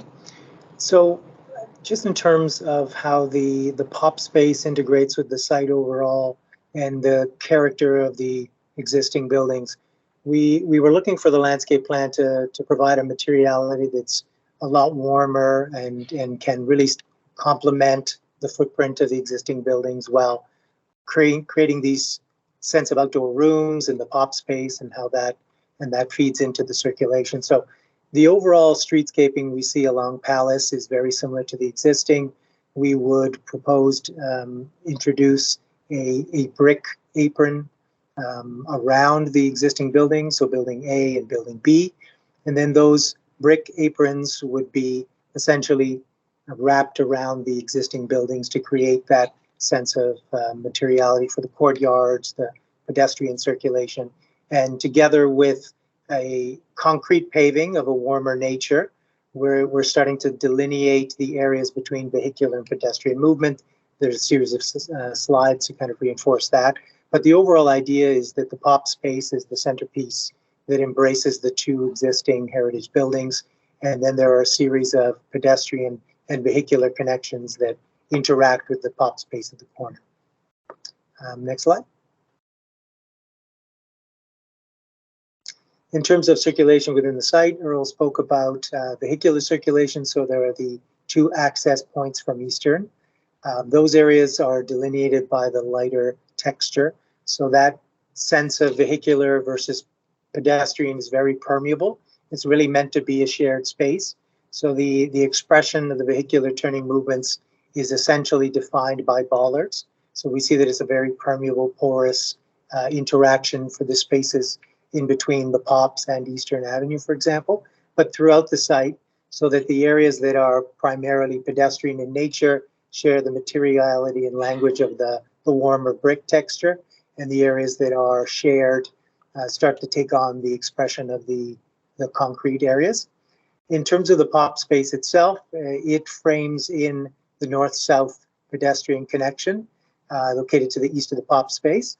And it creates the sense of movement throughout the Pop space, but also interconnects it to the adjacent context. So we see the importance of the Pops as being this intermediate, we'll call it an outdoor room, a public realm move, an outdoor space that connects the Front Street Promenade to the pop space and then ultimately to the underpass park. So we see it as a really important element, a feature element on that corner, and something that the overall materiality of the site reinforces. Just to a point raised earlier about the connection along 120 Bayview Avenue, that area is essentially connected from Eastern Avenue through the private site and then back down to Palace Street. It is barrier-free through the site, but adjacent, and this is something that appeared in some of the images shown earlier, adjacent to the site on the southeast corner, there are a series of stairs, a concrete wall that essentially is the interface between the outdoor space shown in the lighter hatch for the community space and the existing 120 Bayview. So that interface and that POPs is something that has a great deal of opportunity to create that sense of connection, both to the outdoor space, but to enhance that POPs connection on the 120 Bayview side. And then the entrances, as Earl had mentioned, to the residential buildings A, B, and C are located on Rolling Mills off of Palace Street to the south, and then at the northeast corner to Eastern Avenue. Next slide.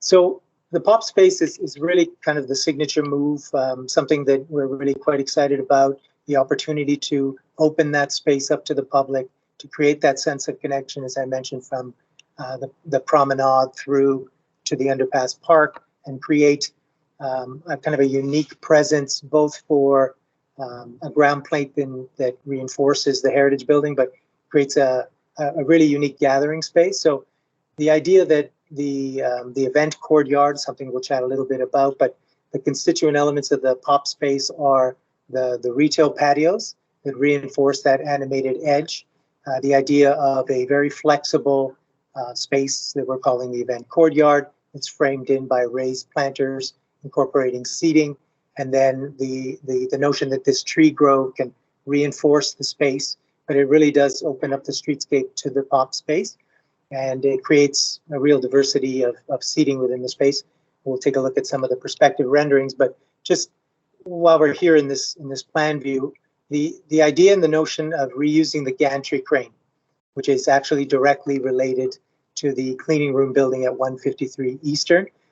We thought that it shouldn't, it should really be a strong element within the courtyard, but tied to the purpose and orientation that it was in the building. So in the proposed layout that we see, essentially we've brought the crane out of 153 Eastern at its elevation and in its orientation as it's currently located in the building. So the axis on which that crane would have moved is identical. It's just been brought out into the pop space to kind of reinforce that character, and we've got some ideas on how we would have that bring prominence to the pop space. Next slide. Just a series of perspectives to get a sense of how the overall circulation is oriented. I spoke a little bit about the idea of the tree grove, the idea of the event courtyard. In the rendering in the top left, we see the notion of a flexible stage element. So the idea that this space can be reprogrammed, it can be flexible, it can reinforce activities from the retail patios and vice versa, and having that space be quite visible from the street and open up from the street, we think is a really unique opportunity to create a gathering space that is programmable, that is flexible, but takes the materiality and the presence of the importance of the site, the context of the brick, of the industrial materiality, and brings that in and is oriented around the relocated gantry crane. East view, you can see in the top middle, is a view looking down, the relationship between the crane and the machine shop and cleaning room building. Sorry? Okay, and then the top right is southeast view to get a sense of the scale and proportion of the gantry crane. And then a view from the northeast. So this would be at the corner looking northeast from Rolling Mills Road. The mid-block connection shown between the retail patio. We'll touch a little bit on that edge that defines the retail patios, but we think it does have the ability to be flexible as well, whether it's integrated panels or raised planters. And then in the bottom right, just start to build on the notion that there's a sense of theatricality that the lighting incorporated within the gantry crane can create in this really unique public realm pop space. Next slide. Just a few quick vignettes to get a sense of the overall scale and proportion on how the space can be programmed. It really does have kind of two elements, the event courtyard with a flexible space for a stage element, and how that gathering space might function in that type of programming. And then on the east, that space as a flexible space for events, for cultural events and arts events, whether they be musical events that support the retail animation, just the reinforcing of the flexible nature of the proposed courtyard and how that interfaces with the streetscape. Next one. Just a quick section to get a sense of the proportion. You can see the gantry crane in its relationship to the cleaning room building at 153 Eastern. It is exactly in that orientation and position within the building today. So the notion is that we're essentially just bringing it out into the pop space and repurposing it to engage as a public realm space, and how that is framed in with raised planters, including seating as well. Next slide. A view from the other direction and starting to pick up on that character of the two spaces side by side, the event courtyard space on the left of the pops, and then the tree grove area with raised planters and seating on the right-hand side in this section, and how that integrates into the streetscape as well. Next slide. A few ideas in these next slides about the look and feel, the materiality of how we would foresee the lighting being expressed. The idea of the crane lighting is something that can reinforce the outdoor space programmatically. The character of the outdoor lighting in terms of pedestrian scale and really complementing the existing architecture and proposed buildings. Next slide. An overall slide on the character of the planting approach. Hi, Gus. Sorry, this is Leon. I can see that you're still talking, but unfortunately our computer froze in the boardroom. Oh. And we're just trying to figure it out. So maybe I think for the last 2 minutes we haven't been seeing or hearing you. All right. Where did I leave off? You left off on the Pop Space East View section BB. Okay. Yeah, sorry. So we're gonna just try to restart the computer. I think the whole computer's frozen. I see. Yeah. So maybe give us a few minutes. I will let you know. Sorry about that. Yep, no problem. Hello, Gus. Can you hear us? Hello. Yep, I can hear you great. That's the other option. No, not available, Go ahead. unfortunately. Okay, no problem. So maybe if we left off at the perspectives, we can just back up a few, Earl. Yeah, just let me know. Sorry, just give me a few seconds here. No problem. There you go. Let me. Okay, stop. Too far. Perfect. All right, Keep I'll going. move one forward then. There we go. Perfect. I think we saw Okay, that.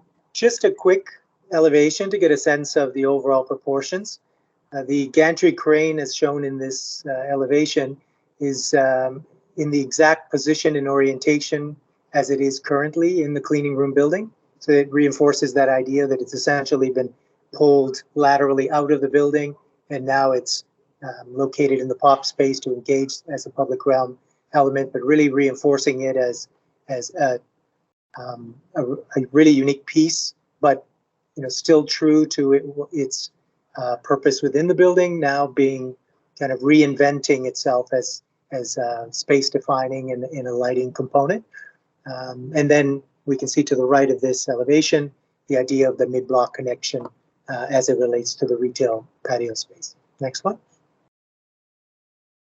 An elevation looking in the other direction. As I mentioned, the kind of constituent parts of the pop space The area directly adjacent to Palace Street is the tree grove element. We see that here with the two rows of trees within those raised planters, incorporating seating, and then how that relates in proportion to the gantry crane within the pop space. They're about equal size spaces, 13 meters across. Next slide. And then just some images in terms of the materiality on the next few slides for lighting, for example, pedestrian scale lighting, catenary lighting, and how the gantry crane lighting might be a really unique element within that pop space to define a flexible courtyard area below. Next slide. Just a sense of how the planting palette works within the pop space. So naturalized pollinator, tree canopy, very important, understory planting, and just giving that sense of color and texture to the courtyard. Next slide. Tree canopy, start to define the character of the trees within the site. Next slide. Some images regarding the paving. So the idea that, you know, we're bringing the warmth of that brick into the areas that are established around the existing buildings, but really defining the pop space in that same look and feel. Some images which I think we all recognize. Next slide. The site furnishings, the idea of the flexibility of the retail patios, how they may relate to raised planters or panels, similar to, say, Market Street, and how the bollards can reinforce that flexibility of the programming. Next slide. Okay, so I guess Thanks, Earl. Thanks, Gus. Okay, so just to close out the presentation, we're just going to walk through a number of images, some of which showing the views of the current context and condition around the surrounding site, and then the next image superimposing what the proposed development may look like with a series of renderings. Here we're at the southwest corner of the site looking northeast at the intersection of Palace Street and Rolling Mills Road. Effectively looking at the two existing structures that are being retained and the glazed facades that will open up into the pop space. So here, as we look at the image, we see how all of the particular design elements are coming into play. This rendering was done in an early incarnation, so you'll have to excuse the orientation of the gantry crane. But I think everyone here can start to understand and imagine how retail spaces can be provided within the context of the heritage facades and have them be able to spill out and support and provide activity, seating, and animation to the public realm. I think some of the other important elements that we wanted to speak to here as well. There's definitely, when we were looking at the site, a homogeneity and a rhythm and a structure defined within the existing buildings on the site. There's a regular rhythm of brick piers and there's a simple language to those buildings. And what we were trying to do is to highlight those and create a form that was sympathetic to those particular volumes for the building towers. So you can see that we chose to use a form that also had its own established grid in a metal panel material that's quite regular and what we think is very subdued. We wanted to make sure that there was some sort of subtle language for these towers, so that way they wouldn't become distracting and overpower the heritage fabric below at the pedestrian realm, which we think is the most important feature of the site. Part of the other reason that we were using this sort of homogeneous language for the three buildings was also to ensure that between the market buildings and the affordable housing building, that there is no effective distinction between the building types, so you wouldn't be able to determine one away from the other. So that way, again, that sort of language of homogeneity translated both at what's happening at pedestrian realm and at the towers. Lastly, the other item that we wanted to speak to here is you can see that there's a little bit of a transition and a bottleneck of the building between the heritage components before we start the tower, where we've purposely set back these glazed boxes, again, to make sure that the heritage buildings themselves were read as these independent volumes that sit on the site. So just moving through, this is a view from Palace Street looking north. As Gus was mentioning, this was one of the pedestrian connections that would connect the site from Eastern Avenue from north to south down onto Palace onto Palace Street. And again, another view of the POPs area, looking at the reconstructed glazing, and the commercial spaces and the restaurants that could be designed and integrated within the development, supporting the public realm in the POP space. Turning our attention again to the machine shop, looking at a view of the building of both the original 1935 machine shop, its 1940 extension, and at the eastern edge of the far right of the page, the 1939 addition that will be used as the community housing. And we wanted to make sure that everybody here was aware of how we viewed this building and how it was the centerpiece of the buildings to be retained. And you can see the difference between the glazed openings and the quality of the space that could be created on the interior. And then again, just showing how this would integrate itself within the design for the affordable housing building, for this being its front entrance, and be able to create a a remarkable and stunning lobby space in the interior. Shifting over to Eastern, this is a view in the northwest corner looking east. So we see the cleaning room in the foreground, and the empty space where the warehouse and the offices were previously located before demolition. And again, an imagination of what the development will look like with the reconstructed facade of the warehouse in the middle, and then the two-story brick podium of the new condominium at the end, using the sympathetic materials, language, massing, and materiality to recreate the this masonry street wall that had existed when Dominion Wheel and Foundry were occupying the site. There are a few images that we also added to show the interior spaces and the quality of the spaces that would be created as part of the overall development. Here we're looking at the affordable building lobby and effectively the interior of the machine shop. So you can see the fitments and the design elements in place. We have the steel beams and girders supporting wood in the roof, which are, I guess, to this date coated in paint. You can see the rail of the gantry crane and its steel supports vertically tied into the brick piers. And this slide here shows how this space could be reimagined for the affordable building lobby with the paint stripped from the steel elements, the wood exposed, new structure that has to come through the site, identifiable as something that's different from what was previously existing in this volume, and retaining a lot of the features that were there in the historical context, being the concrete floor and the rails that were embedded in that floor as part of the space. And then last but not least, just a photo of the 1939 addition, looking at the same architectural features that were constructed back in the early 1940s, and how the space could be reimagined. Sorry. How the space could be reimagined as a community space spilling out onto the exterior amenity area. So just simply in conclusion, we know that we have a site that has its own constraints and its own requirements to accommodate the heritage attributes that are present on the site. But we feel that there was a certain, I guess, philosophy and approach that brings a sensitivity to the proposed development, which we think will be beneficial for the community and for the general public.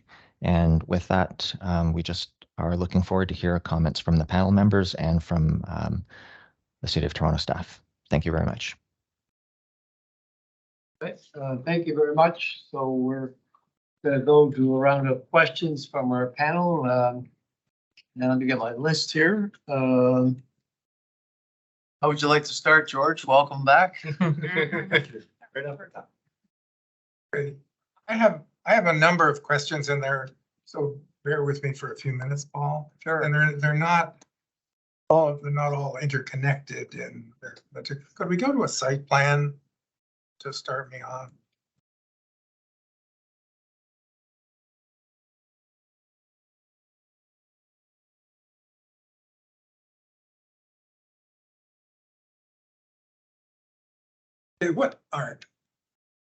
What is the gray that sort of hatched gray area south of Building C. Okay, so that area bounded in blue is actually outdoor amenity space for Building C. Just with respect to the massing and the form, there aren't very many opportunities in the building to provide that exterior amenity space. So we just felt that in terms of its overall design and context, having the ability to provide outdoor space and activity within this zone was, I guess, an appropriate response where we had exterior sort of activities relative to the community center. And then we would do the same to ensure that there's a certain level of animation and activity happening within this interior courtyard facing the community center itself. So the right-hand green rectangle adjacent to the community center interior, that is walled in exterior space? That's correct. So assuming that we're referring to the same bounding box, I'm not sure if you can see my mouse moving around it. That no, is the. I'm talking about the one to the right of that. Oh, that was the diagonal hatched one is the interior, right? Correct. And what about the one to the right of that? Yes. Okay. So that southeast corner is effectively part of the open space that had originally existed that was identified in the HIA to remain, just to have some sort of continuity between the built form of the existing use of the site to its new use as the proposed development. And so we saw this as an opportunity to provide outdoor space that's connected to the community center. That eastern facade of the 1939 addition to the machine shop, if you recall the renderings, like that area has large glaze openings that will provide that visual connection between the two spaces. And so we just wanted. Yep. The open space never had a roof then. No, it was always open space and it will remain as open space in the proposal. Okay, thank you. Then I gather there's no setback required on eastern. Why did you pull Building C back from property line? So there's no required setback along eastern. I think we just felt that in terms of its presence relative to the street and its front entrance, there's a number of things that we had to consider. Obviously, one being the fact that if we built to the zero lot line condition and we wanted to have an Eastern Avenue address, we wouldn't be able to swing any of the doors, the property line, like over the property line. We also at a certain point need to accommodate a gas meter in that property, and we're landlocked on most of the other sides. So this particular portion of the building was the most remote from all of the other public realm areas. And so we do need some sort of area where we can hide the gas meter behind vegetation, just north of where my mouse is moving, where the Building C market text is, because this is a loading bay with a non-animated facade. And so we were trying to play around with all of the practical considerations that we would have to integrate within a fully functioning building. Okay, then changing gears, the other site, the other West Onland site on which there was an MZO is the one down by the rail corridor. And in that one, the proponent proposed to integrate the affordable component throughout the project rather than isolating it in one piece of the building. Why did well, we can table this as a question for your client for a subsequent meeting if you don't know the answer to that, but it's a question of some importance. Okay, I think certainly it would be something that Aspen Ridge can speak to. From our perspective, even from a design perspective, like the affordable housing component which sits on this area, it sits on a property that's already being severed from the site within this boundary. And so I guess it was purposely severed for the affordable housing component. And it's one of the pieces of the puzzle that we are working from as part of a project constraint. I'm not sure at this point if we have any ability to start rethinking the process and then going backwards and redistribute housing throughout the site. But also there are honestly some practical considerations with respect to security, how the below grade garage would be connected because the below grade garage services only the commercial components. It would add a certain layer of complexity. Let's just say that we would have to navigate. But I think that's something that we will want to make sure that Aspen Ridge can also address as part of the developer's concerns. And I think lastly, how did you imagine public, in terms of pedestrian routes on the site, how did you imagine public access to the community center working? It seems to be in the least accessible corner of the site. Yeah, I think there's some truth to that. At the end of the day, in terms of the, the volume of the buildings that we're dealing with, and the fact there was a decision for the community space to occupy, I guess, one of the buildings that had, one of the more impressive open spaces. It is a little bit remote. That's, there is no argument there. I think what we were trying to do is ensure that there was a language with respect to the materiality and the pedestrian realm with sidewalks and walks, and making sure that this particular area as an entryway was less used for vehicular traffic, so that way this particular area would be more pedestrian friendly.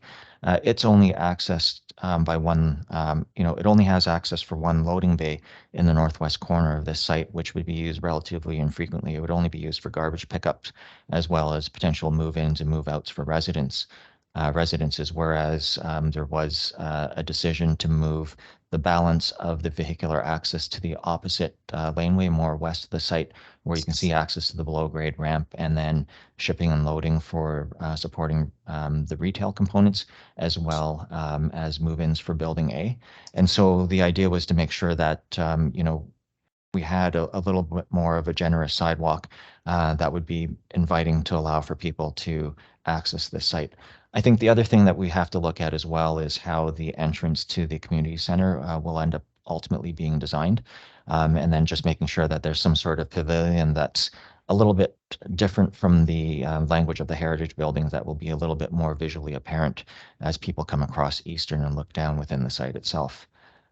Gus, I'm not sure if there's anything else from a landscape perspective, strategy-wise, that you wanted to bring up.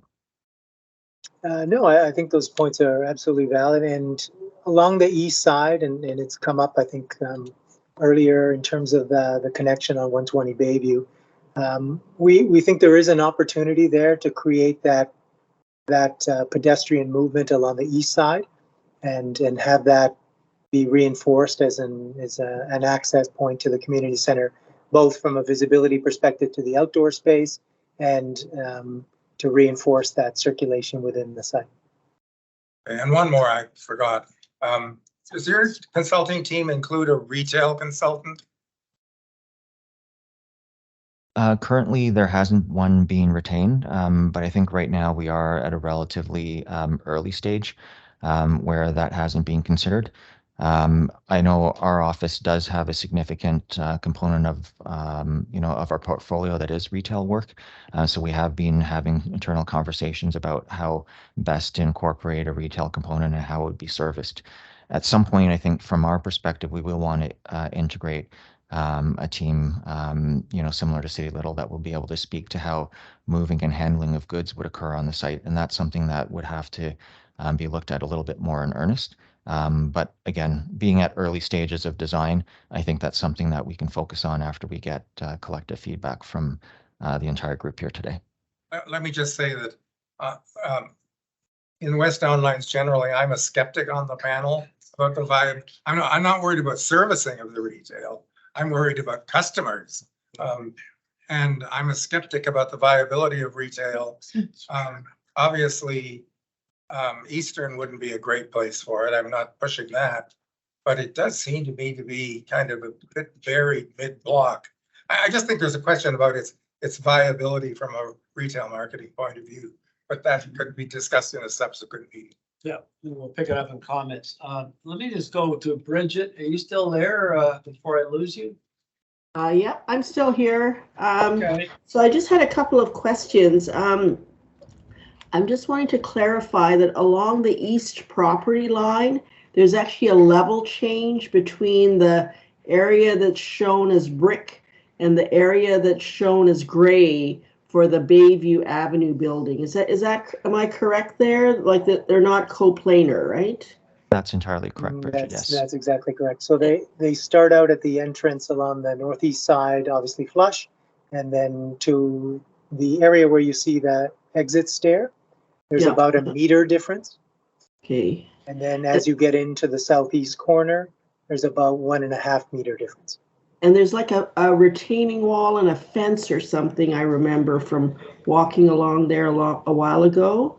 Yep, that's correct. So the north-south property line has a retaining wall of an increasing height with a fence on it. And then along the southern, sorry, go ahead. Sorry, can you tell me what the gray block is in the very northeast corner of the site plan where the heavy dotted line is in the survey? The northeast corner, so that is a vent, an at-grade vent. A vent, and that's something you would walk over. It's not like a small pavilion or anything. It's just like a walking surface. Yeah, it would be flush and it would meet the TGS requirements. And then the kind of stairwell that I see further down on the east side, is that an exit from parking? Yes. It is, yes. And did we see a parking plan? Was there any below grade? I don't remember seeing that in the presentation. I might have missed it. No, we didn't present that today, Bridget. I'm not sure if I'll have to try to recall whether or not it was part of the presentation package that was sent earlier, but I don't believe it was included. But if that's something that the group wants to see, we can certainly provide it as supplemental information. Yeah, I guess it's more relating to both, this is actually it's a pretty key location for parking exiting, and whether other exits are internal to the building or not. And then I guess my other question was the blue dotted line that George had referred to. Is that a kind of requirement for Building C to have an outdoor dedicated at-grade amenity space? Because Building B and Building A don't really have those, do they? No, they don't. So there is a requirement. I think everyone understands that there's a requirement for exterior amenity space. Just with the tower forms, it was easier to integrate. I'm sorry, I'm just going to flip through the slides for a second. So it was easier to integrate areas where we have exterior amenity spaces for Building A and for the affordable Building B, just because of the building geometry. Building C was located literally in the leftover space of the site. And then just to ensure that we can meet the area targets, it's really one simple extrusion of a tower that has a little bit of a shifting shape that goes vertically up. So there isn't a particular location in that building where we can accommodate the required exterior amenity. And so part of the solution was to apply it down on the ground floor and then occupy a space where we would want some level of activity and animation between Building C and the community center. Okay, and then can I just ask another question? Off of Eastern, behind your commemorative wall, is that your entrance to your underground parking? And does that entry point serve buildings A, B, and C collectively? It is the entrance to the parking garage. It only serves Building A, Building C, and it has a commercial parking component. So right now there is no, I guess, requirement to provide parking for the affordable housing, and it's not currently in the plan. But visitors for any of the buildings and anybody coming to the general area will be able to park in the commercial parking garage. Okay, and then can you explain to me what the difference is between, like in your view, between Building B, affordable, versus Building A and Building C? Is there a difference in, like, what's your kind of strategy, or how would I notice when I'm an affordable housing project versus a kind of market housing project from your perspective? From our perspective, we don't want any distinction between the buildings from an architectural and a visual aesthetic point of view. We don't feel that there's any need to necessarily be able to identify any one of the buildings as market or geared to rent income. And that's why we chose to go with a strategy where the homogeneity of the building design and the exterior expression is fairly similar in terms of the materiality and the grid that's being expressed on the outside envelope. Obviously, the three buildings have different shapes, different heights, and different orientations, with Building B being a little bit more squat and in a horizontal orientation. Then it gets bookended by the two residential towers on the opposite sides. But beyond that, the only other differences between the buildings will be that honestly, Building B will have the best quality of the architectural space for the lobby, integrating itself within the the machine shops double height space. There's a requirement in the HIA to express those double height spaces, so that way we can recall what the use of those buildings were back during the early 1900s. And so we've tried to recapture those spaces in areas where we have public open lobbies and the retail spaces. But beyond that, the suites for the affordable buildings will be slightly larger. There are minimum area requirements, and they in fact will be larger and more generous than the market buildings. But beyond that, we don't see there really being any other distinction otherwise. Great. And then just my one last question is, just did you consider finding ways to provide loading bays below grade? Because in a way for what Building B, like all of them are actually at grade loading bays, right? For all three buildings. It's not something that we've necessarily looked at. I think part of the challenge will end up being vertical clearance requirements for some of the loading types if they're moved below grade.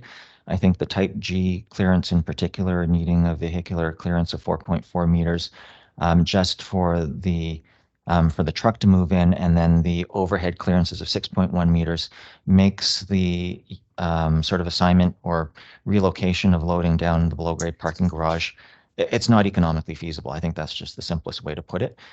So we were looking to figure out ways to incorporate them in the above grade spaces, taking advantage of existing openings in the heritage buildings where present, and then creating larger openings in, I guess, Building B and Building C as required.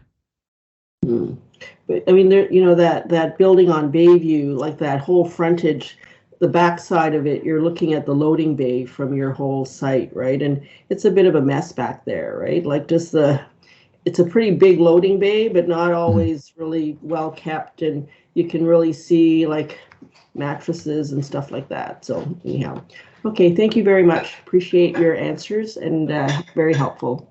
So Bridget, I just have to do a check here. It's now 3:30 and we were supposed to be finished by now. It's not anybody's fault because the Ontario place took so long, but I want to make sure we're still going to have quorum because we got to go complete questions yet and then the comments. And if we lose quorum, we're screwed. So I can stay till the end. Yeah, thank you. I'll be here. Stay? All right. Yes. So maybe if we can keep our questions brief, but especially our answers brief. You're very thorough, but we didn't need to know all this. Will do. Okay, Eric, you are here for the first time. Okay, quick questions. One is the community center. Does it has to be there? I mean, I'm trying to figure out, is that how the decision was made? Is it has to be in that corner? Could it have been somewhere else integrated into the building, or just trying to figure out the decision there? I think it's the best location in the plan. If the community center wasn't in this location, we wouldn't be able to get adequate separation of the other towers. And so the fact that we have to preserve this building makes it the most logical location. Okay. Second question, in terms of looking at the density deployment, the MZO is generally indicates just a total GFA and a maximum height and some parameters, but you could still move things around within that number, correct? Yes, you can shift densities. Whether or not you can actually shift the massing is another story altogether. But that's short answer. That's good. And on the east, so I'm just looking at the integration of the public realm. The area, I know that there's some great difference between where the gray is on the east and the south, and then the kind of the dark brick pattern on this side. Is the gray part, like, is there an easement there? Is it a thing where anyone at any time can walk, or is it part of a neighbor's private property? Just trying to understand what is possible from an overall movement perspective, who can go what, and who. Is there a line that is like basically someone could block this one day, or is it publicly accessible? We haven't seen any easement on this particular property, but then we don't have the full legal survey to be able to comment on what can or can't happen on Chris, that southeast corner. And maybe that's a question more for Waterfront Toronto and our understanding that basically, can anyone walk at any time around this property at any time? Around it? Well, yeah, those are public streets around it. No, but sorry, especially then the east side Yeah, and then that's- part of the. Pretty sure that's public access on the other block, yeah. Okay. Yep.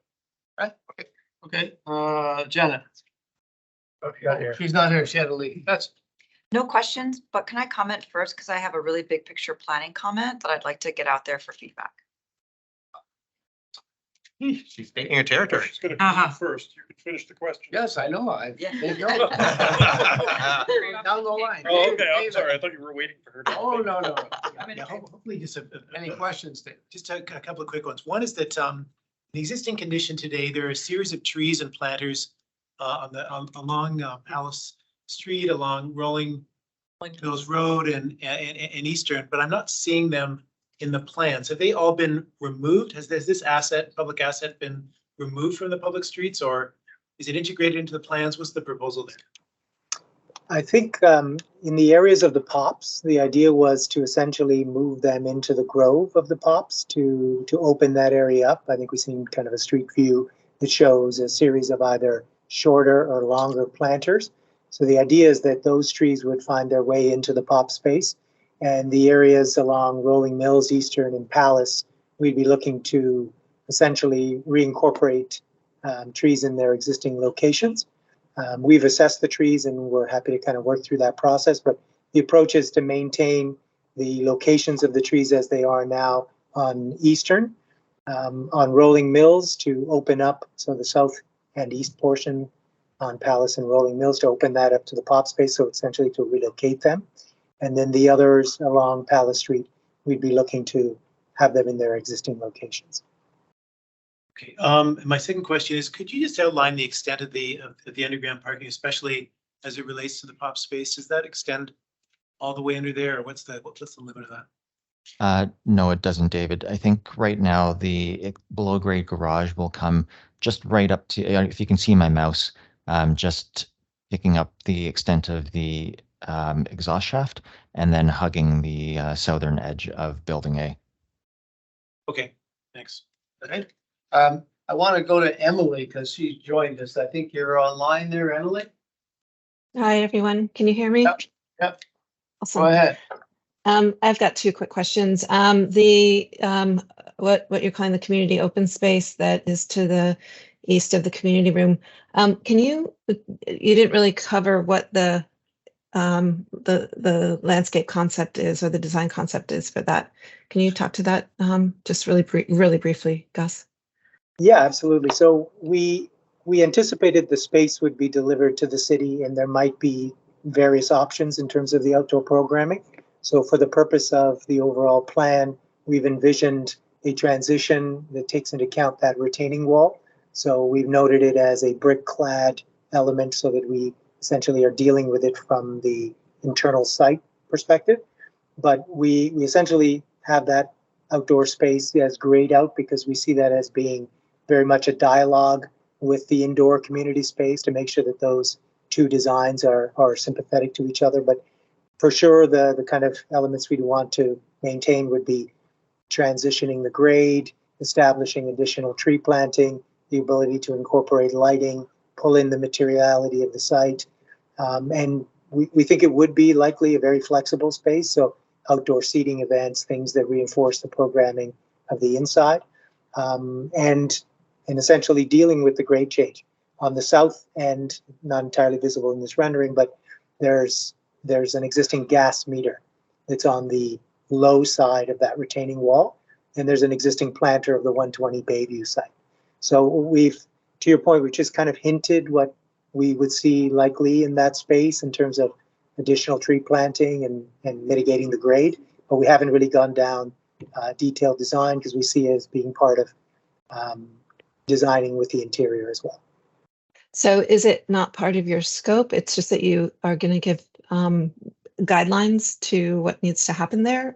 Or in the end do you deliver this design with this project? I think that's yet to be determined.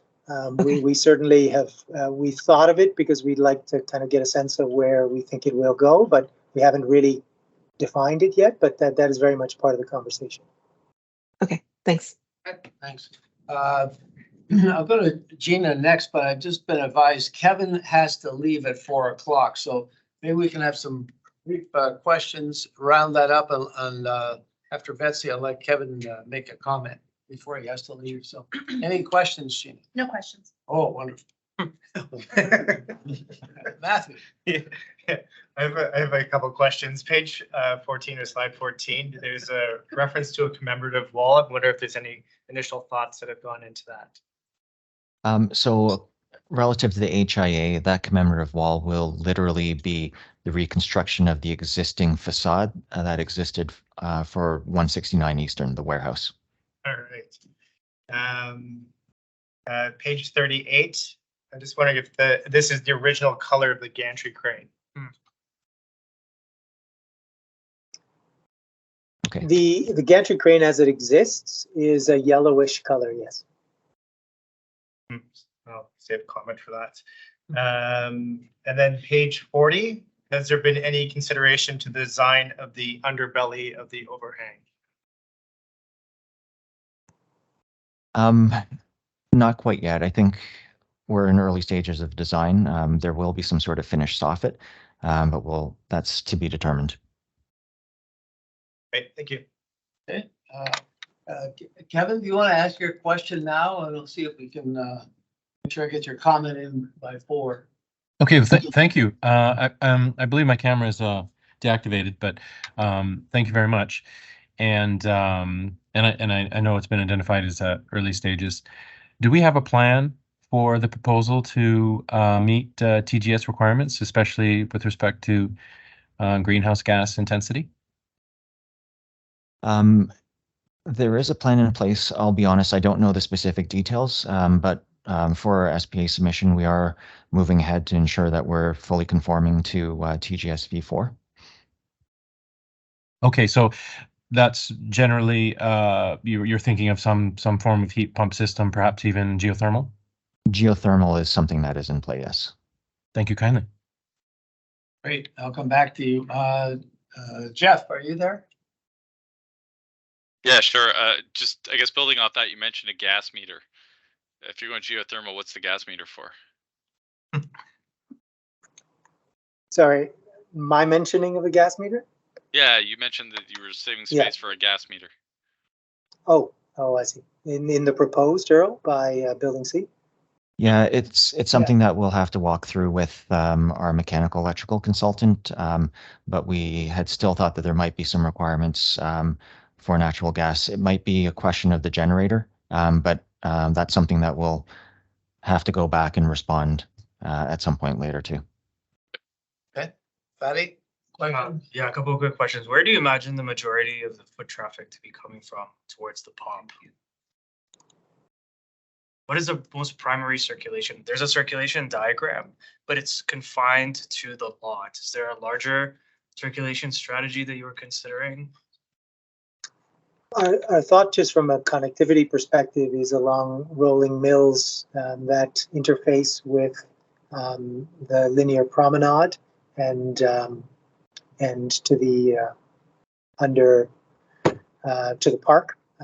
So I think a north-south movement, but I believe that pedestrian connection along the east side is quite well used as well. So we think certainly in terms of its exposure from the south, would be likely the higher traffic in a north-south direction along rolling mills, and reinforced by internal site circulation as well. Another really quick question. Do you have a set of massing studies that you worked on earlier before you arrived to this one that you might have been able to provide some insight as to how you arrived to this massing, particularly things related to shadow and overhangs and things like that, just so that we know that there's an iterative process? Or has this always been kind of done deal when it came to massing and siting? In all honesty, I've been involved with this project for a limited amount of time and not during the initial planning studies. But there was always an understanding to preserve the two buildings on the site in some shape or form. So I imagine that the massing hasn't really deviated because we would have to site the towers on top of the existing. The towers, the offsets, the overhangs, the shadow orientation, etc. Okay.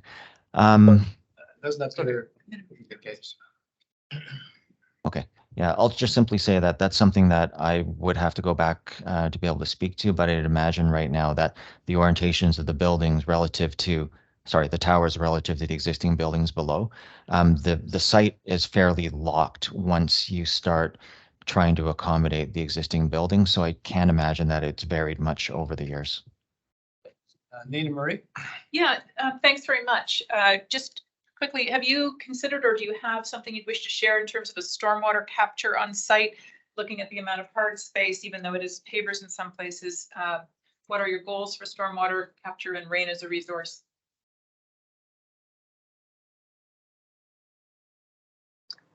We've absolutely looked at that together with some of the materials that were prepared for site plan application, and we see an opportunity for permeable paving, certainly within the tree grove area, to recapture that kind of locally in that space. There's a storm tank, and we've looked at the ability to obviously have that provide irrigation, and so we are studying those opportunities. And in terms of the overall balance of hard surface, that plays a big role, and absolutely permeable paving as well.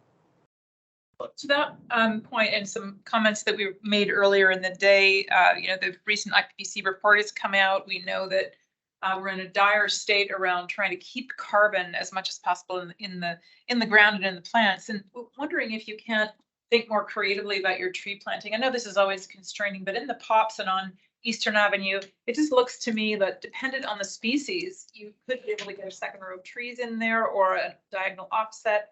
But to do something that really ties this area, the pops, back to Corktown Common, whether it's through the planting palette or a tighter set of plantings. And I just don't know whether that's something you've considered or is still in discussion. Be helpful to hear. Yeah, no, it's a great point, and absolutely on Eastern, we have the ability to reimagine that. I think in terms of maybe the planting spacing as well. So there is an opportunity on Eastern for sure. And, it's the balance in the pop space to kind of create sympathetic spaces of gathering and including that tree planting. But we're absolutely open to maximizing tree planting as we can. Similarly, have you given thought to corridors of view shed towards the park to the southeast? Everything right now seems to read north-south as opposed to southeast in some way, where I would think from to Fadi's earlier question, there is a fair amount of circulation coming from that southeast direction.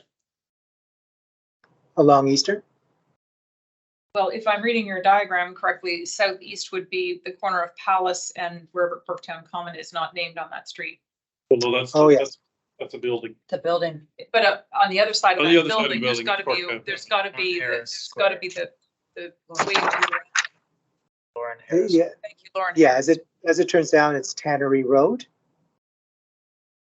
That's the central kind of connection of Palace Street, but that absolutely forms part of the circulation down to the main linear promenade, and it's framed in with the existing heritage building. So, that is part of the conversation for sure. Okay, that's all for now. Thank you. Okay, thank you. Those are all the questions. I'm going to go back to you, Kevin. You made it. It's not 4 o'clock, so speak now. Thank you very much. I'm certainly encouraged to hear that a geothermal plant is part of the overall strategy. I would really like to see, as the schematic design is developed, a strategy built around that. And it's already been brought up. Compliance with TGS, the stormwater management, I think is going to be, very, very critical. So, what strategies will the proposal make to meet those compliance requirements? As one comment I'd like to perhaps make, given this particular arrangement of towers, there's going to be a lot of differential loading happening here as the sun courses around these tall buildings. There's going to be a lot of self-shading. So there's a great opportunity to link the geothermal the geo exchange, more aptly said, the geo exchange system into the simultaneous heating and cooling. So I just encouraging you to think about that as a great way to try and lower the energy intensity of the proposal. Thank you. Thanks, Devin. Betsy. Thank you, Paul. The reason why I wanted to talk first was to be able to get other people's comments on it. So because the city's asked for our comments on whether the POPs is in the right location and the massing's in the right location, I would propose actually, instead of having the POPs at the corner of Rolling Mills and Palace, that you complete that corner with a building, because you've got really great residential buildings on the other three corners, and that corner being empty, I don't think is serving the site, especially since you're kind of chewing up Eastern Avenue with driveways and loading on that side. I mean, you have a site that is so enviable because you are literally surrounded by really beautifully designed parks.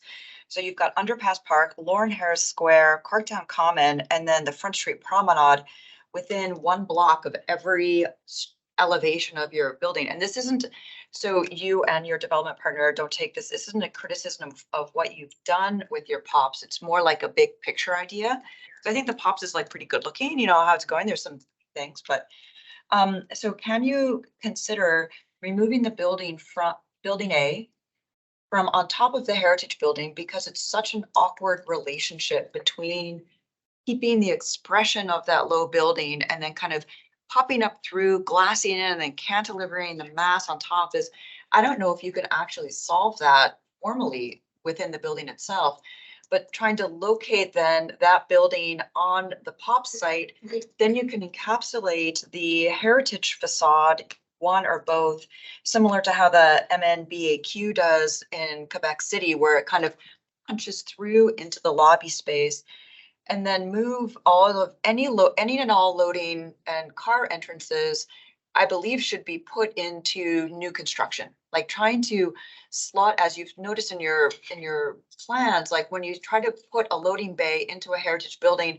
like they just don't match at all. So then if you could kind of rearrange your drive access to be on the back road. So you've got Rolling Mills, Palace, and Tannery as your kind of back streets that are absorbing loading for all the other buildings anyway.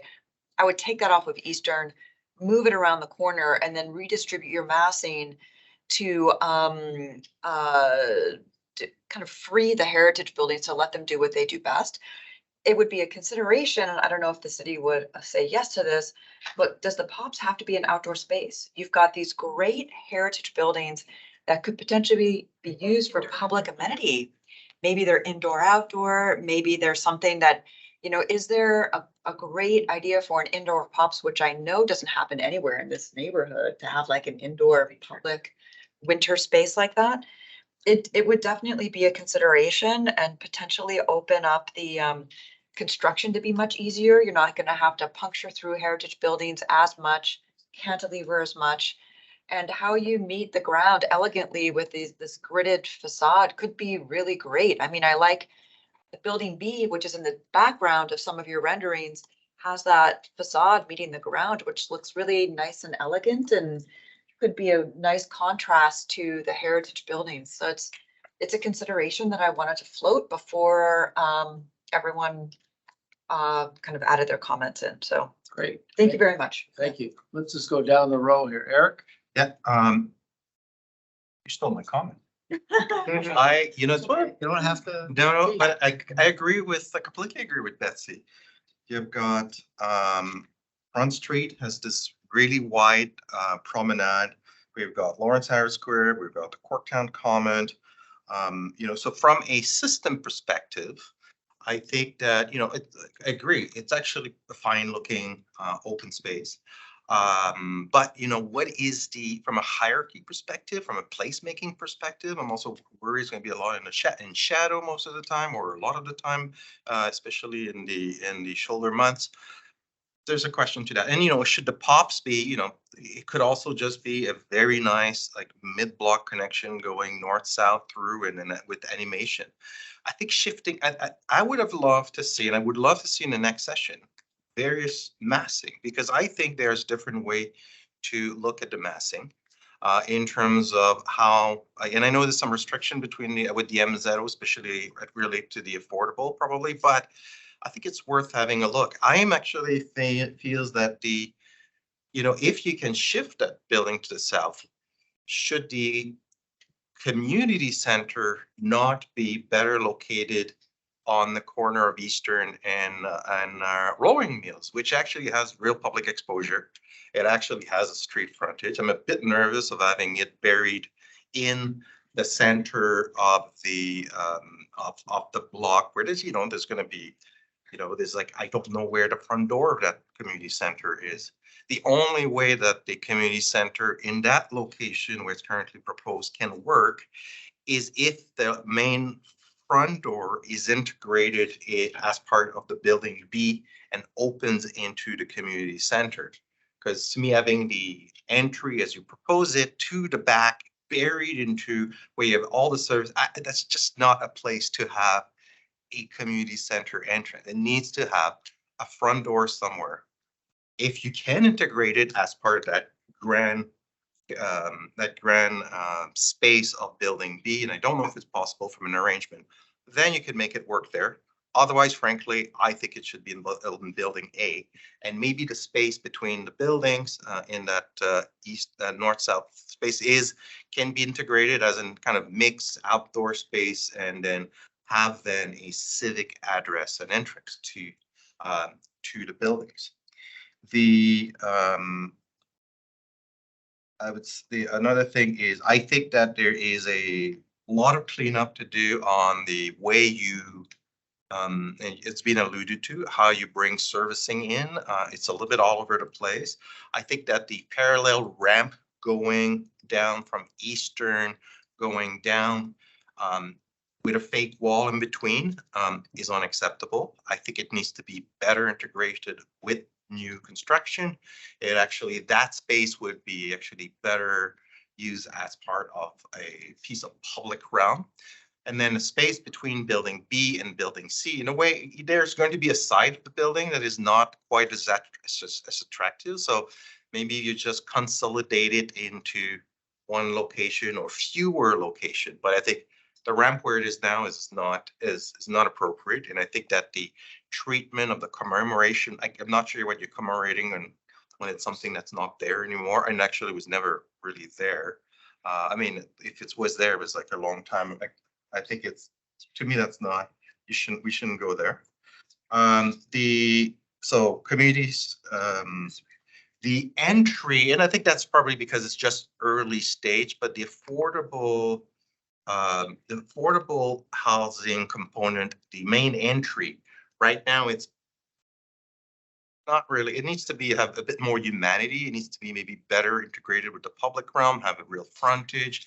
It feels like it's kind of a bit of a leftover things that's part of the front of the building. So that should be looked at in a better way. I think the way you describe too, the way you have the pickup drop off, like another reason for the community center, where you have the pickup drop off at the back, at the rear, I don't think you can make any of the movement. I don't know unless you do a 3-point, but again, mixed with all that, all the servicing, I don't think that works very well. And I'll keep my colleagues will have a lot more, but those were some of my key. I think, and then the other thing too is maybe a last one is that the reason to also, I think, move those buildings off the A is like every building is sitting very easily on those really beautiful heritage building. I think can we leave one alone? Can we actually then? I think it needs to be a better integration between the mass on top of the building and how they sit on the building, because they feel heavy, they feel awkward, they don't feel like they are really an integrated part of the development. Thank you. You, David? Yeah, I just wanted to keep my comments focused on the public realm, and I'll just make a few of them relative to that. I think one of the most important functions that this block can serve from a public realm point of view is to really create as much porosity as it can from a pedestrian movement perspective, because I think people are going to be moving north, south, east, west, kind of through it and around it. I think that I agree with my colleagues about the pop space. I don't necessarily think that it's contributing to that important function for this block. I also think being disconnected from the community center, potentially may be problematic, because who's going to program, who's going to program this space? It feels like just another potentially empty space that's not all that animated. I do think, getting back to my first point about the porosity of the public realm, I think the distillery district is a good place to look in terms of how how surface functions and pedestrian movement kind of meld together. In the case of the distillery, all the deliveries come in before 11 o'clock, before anybody starts moving about there, and they're gone, and everything is paved with the same material all the way through. And I think that those servicing routes, if they are in the end needed, should in fact be pedestrian spaces and read as pedestrian spaces. So I don't think there should be any differentiation there. And I think just to conclude, I think one of the successes of the West Donlands, others may disagree, and I may have a biased view, is that there's a real blurring of the lines between these privately owned spaces around buildings and the public spaces next to them. My concern with the sharp kind of differentiation along the property line of the brick to the public realm material is going to create isn't going to kind of blend the two like it has done successfully on other sites. I sympathize with the idea of bringing in red brick here, but I think you have to be very strategic about how it's used and ensure that public realm materiality is carried through the block in some way or another. Here's my comments. Thank you. I tried to do it quickly. Yeah, I think that was a lot of great stuff. I would just say that I thought it was really beautifully presented and really sensitive, especially the landscape materials just felt really appropriate. So thank you all for that. Great. I'll go to our two guests online still. Emily, are you still there? Hi, yes, I am. Yep. Comments? I do have some comments. So I'll focus on public realm as well. I do have to underscore that I think the relationships that Betsy was talking about with the massing and moving it around and how that impacts the public realm is really important to study further. From the very beginning, when I was looking at this, I was feeling like the Eastern Avenue Division Street, that actually should be considered front of house rather than back of house, because of all of the discussion that's been had already with Palace Street and Rolling Mills. Really, that those could be more back of house as they are for the other buildings that are in the larger context. I feel like there needs to be a step back and look at the larger context of the public realm. What that would afford is that the POPs could be more related to the community center, which I think is a much stronger relationship with what was discussed. I do want to talk a little bit more about the POPs, and I totally get the wanting it to be as flexible as possible, but I also want to underscore one of the comments that David said, that it's really important that there's a lot of porosity and movement through the site here, so you can have the connections with the Underpass Park and Lower Inherent Square and Corktown. I think that's really important to think about how this is a real key threshold into that armature that brings you around. The thing though is that I feel like the sense of place is a bit diluted with all of the kind of the movement through and thinking about like what the event space would be like when there isn't an event there. It's quite a lot of pavement, and this is always going to be the problem with like creating flexible space. And then how do you create space that when it's not in use with big events, that it still has a sense of place and a sense of intimacy. I also think that the tree grove, although I love the idea of the tree grove, and I think that that's a strong move, that the passageway underneath it is all about passing through. So as you're starting to develop the POPs, like how to create that balance between allowing the flow of space and circulation that needs to happen and really like zooming out to understand where people are coming from. But then how do you have a moment to pause, and where do people really gather, and what does that mean? It's feeling like you're just kind of sliding along the edge of a plant bed and sitting down on it. And I think it's important to think about how to create spaces that would become destination spaces for people to come and linger. But I also think that the materiality and the relationship with the heritage buildings and all of that is a really strong move, and I'd continue to explore that. Okay, Thanks. thank you. Bridget? Yes, thank you. In my view, the building that you're showing as the community center, and then its adjacent covered space is really like the heritage jewel of the whole site. It's sort of like the fact that it didn't get demolished. It's there. It's a really amazing space. And I guess I feel I really concur with Betsy in the location of the POPs may not be the ideal place for a public space, and to support the heritage element is actually, I think, a key piece that needs to happen on the site. I agree with other colleagues that have said you need to zoom out and look at the whole network of public spaces. So you really need a plan that's like twice as big, so we can actually see these adjacent existing public spaces and how this tricky site can be a connective tissue, both north-south, east-west, as a way to move through it. I think I find it odd that, first of all, your parking exit, that little gray thing in the upper northeast corner, the location of building C seems really tight to the east property line and doesn't support north-south pedestrian movement. I wonder whether that parking exit could actually not be located in building C itself and integrated into the building, as opposed to having it look so suburban and sticking out like that. It would be really great for us to see a parking plan on your next visit.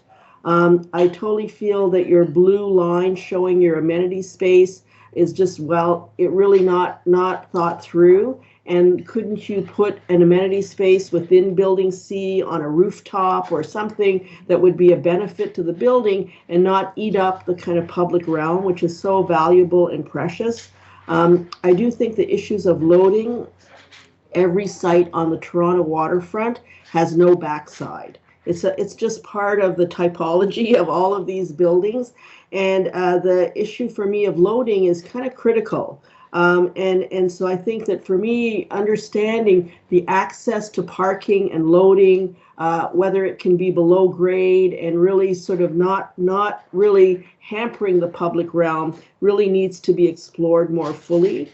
And then I have questions about the community center. Who owns it? Shouldn't the city or whatever community group be a part of these discussions now, so that the spaces can work well for them? And then I'm starting to think about the space between building B and the community center. Like, could there not be gaps so that the penetration through the site from north to south can be more real? The T shape of building B means you can't really travel east-west across the site. You have to go back up to eastern. So I just feel like at the level of the ground plane and the placement of the buildings, if the POPs gives you more freedom in adjusting the location of building A, it could loosen up things to really make what I think is a more important condition, which is a really successful public realm. And I feel like we need really great streets and linear connectors, and maybe not so many kind of open spaces, particularly in this site, in this specific neighborhood. Thank you. Thanks, Bridget. Okay, let's wrap it up, George, and we'll go down the side. And comments? All right, I'm not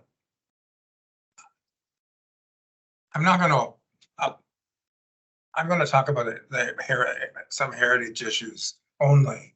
But I don't want that to prejudice the consideration of Betsy's idea of moving the building A on into the location of the pops there.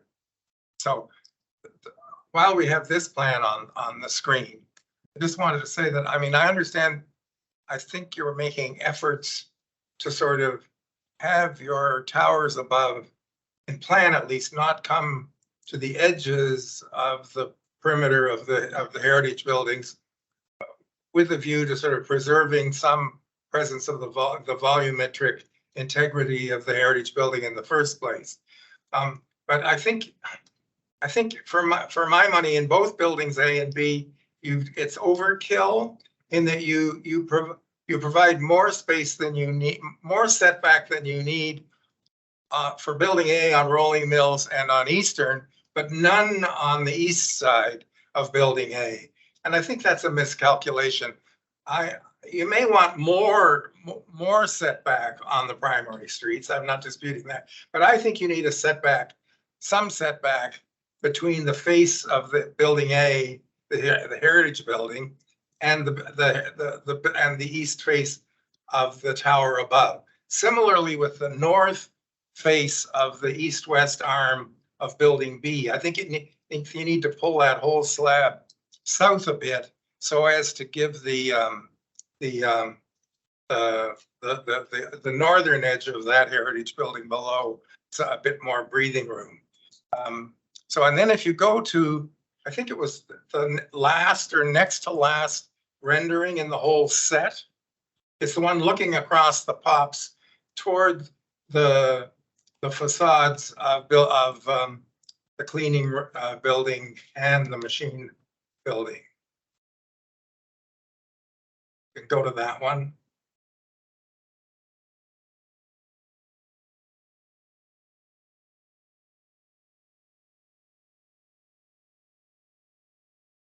I guess maybe it was the first one of this set. Can you go back a bit? One Okay, more.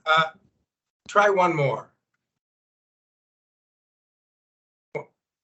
Yes, that's the one I wanted. You can see the problem here. I think the building A is sort of okay. You actually can read, you can read the peak, you can read the edge of the tower above in relation to the west edge. But of course, this obscures the east wall of building A that I was talking about. The machine shop is more problematic. First, partly because your transition zone between the top of the heritage building and the residential slab above isn't as big, which I think is a problem. I think that proportionally needs to be looked at. And you can see that the peak of the machine shop building isn't even visible in this image, which I think is also a problem. And then lastly, I can understand that if you are trying to do retail, you're going to want to have glass come down to the ground. But I think you're cutting far too many big openings into these existing masonry walls than is necessary.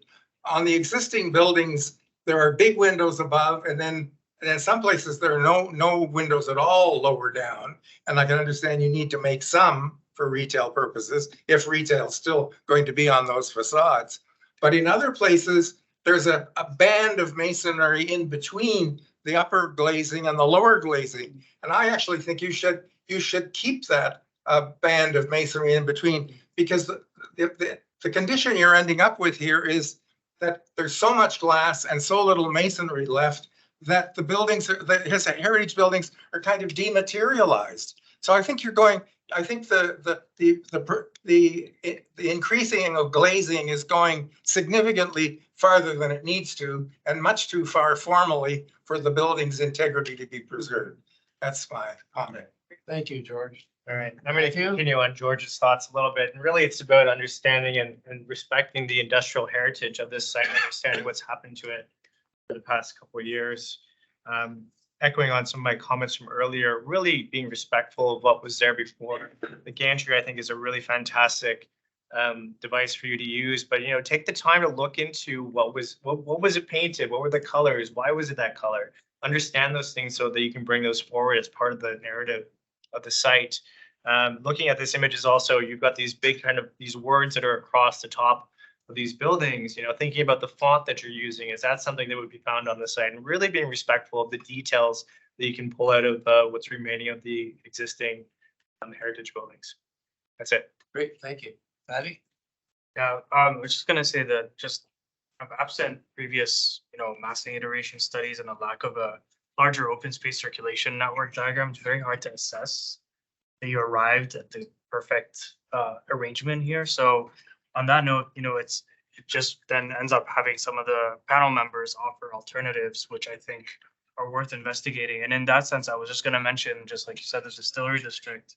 One of the nicest things about it and the entire West Don Lands in general is the blurring of the front and back of house. And maybe if there is some idea of moving that building away from the heritage building and occupying the POPs, that maybe the POPs becomes this diagonal network of POPs that might have some indoor, some outdoor, but it's more of an interstitial public open space, kind of like Gristmill Lane in the distillery district, a little bit scaled down more, or Tank House Lane a little bit. And in that sense, the retail and the entrances to buildings and the space in between becomes the POPs itself. And it might become part of a larger network. So you're connecting parks, but you're also connecting very active streets. Just want to also mention that I really am supportive of your material choices, paving, hanging lights, colors, etc. Just think the details of it look very strong, but as previously mentioned, it shouldn't feel foreign to the West Don Land. So there's got to be some sort of mediation between the two. And I just want to make a really quick plug for warm light colors. So I really appreciate the use kind of the warmer hues versus the white lights. I've been seeing some of these hanging lights that have more of a cool light and they don't offer as much effect. So just a plug for that. Thank you. Patty reminded me, I forgot to say, reference was made to concrete brick. Do not use fake concrete brick on anywhere as paving. You've got real brick buildings here. If you use fake brick as pavers, you'll look like fools. If you can't afford real brick, do something contrasting to the brick. Don't use fake brick. Okay. Write that down. Very important comment to build on. Thank you very much. Really great comments from my colleagues. So I'm not repeating them, but I am underscoring them. They form my own thinking here. And I really appreciate that there's huge opportunities here for thoughtful and creative adaptive reuse that has a strong, more than just gestural reference to the really important history of the site. So I appreciate that you're trying to do that with materials, with colors and so on. Other precedents just to build on that I think where POPs could be thought of as not necessarily linear and not necessarily nodal based. They can be zigzag, they can be woven as long as they're visually connected, and certainly the use of vegetation plant material can help do that. It also, interestingly enough, provides gathering spaces in a much more kind of stepping stone way throughout a site like this. And it does give you a little bit more flexibility with the buildings. So with irrespective of the various options you've been presented with, I think the point is that my colleagues have really given you something to think about in terms of the building massing and orientation relative to the heritage buildings. What I emphasize for the POPs is they don't need to be linear, no need at all. And if you look at Granville Island in parts, for example, you'll see that in addition to the examples that were just given in Distillery District or even Seattle's waterfront, where there are heritage buildings and the POPs tend to thread throughout the place. This also means that with respect to the planting palette, I really appreciate the colors, the textures, the different size of plant materials. They really should be giving a close nod to Corktown Common. There's such excellent work done there with the planting palette. And again, doesn't have to be linear. It can be mixed sizes. If you get understory trees in some places, they can create this feeling of being copse-like, which I'd encourage you to do. The other reason I'd suggest to think of copses and refugia for other species, not just people. People tend to be happier in spaces where they can sit and speak and where they hear bird song, for example, which is abundant in this river valley, not forgetting our connection as a flyway and also to Corktown Common, which is has become a very important kind of habitat for others. So there's you can do a lot with a little, I think, here, but strategically done and less ornamental and more performative, perhaps, both for people and others. This also brings me to stormwater collection. I really encourage you to consider a stormwater collection strategy on site that isn't just about a storm basin or permeable pavers, but where appropriate to the planting strategy for pops, small bioswales, maybe not planters of pollinators, but maybe at grade, some in planters, maybe they're movable, maybe they're really collecting water at grade. Opportunities for that, I think, will soften sound, again, makes the connection to the river a bit more obvious, and frankly, manages rain where it falls as part of a citywide strategy. I don't think these things are terribly difficult, but I think they offer you, again, flexibility with the pops. If you're going to plant trees, please absolutely sun studies. The podium right now, that very heavy overhang has me worried around wind energy and planting strategies. So that obviously needs to be resolved. And a question that I had maybe should have been a question, but I didn't notice a green roof on any of the amenities spaces. I'm a bit curious about that. Maybe amenity has green roof built into it, but it would really be great to see that as part of your stormwater collection strategy and the kind of green strategy for cooling, shading, and all that kind of stuff.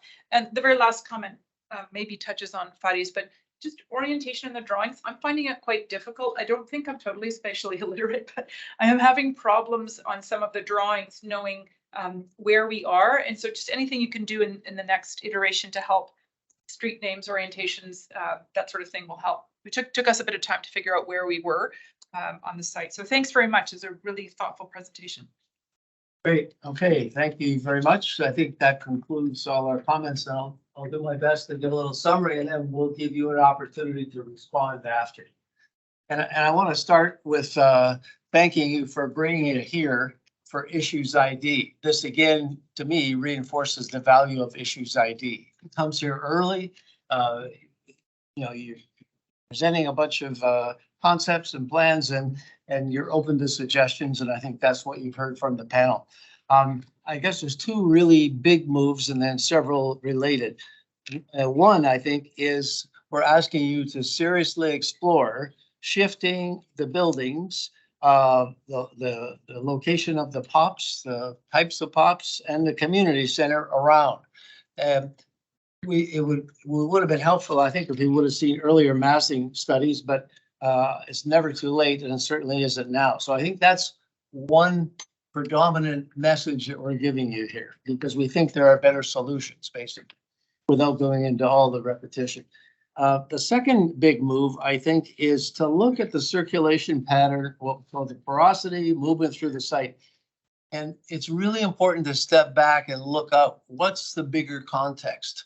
What's the north, south, east, west connections, to existing public spaces, open spaces, networks, pedestrian circulation patterns, etc. And then go back in and see how your site fits within that context and can reinforce and connect all those pieces. So I think that's the second big move that would really, really help.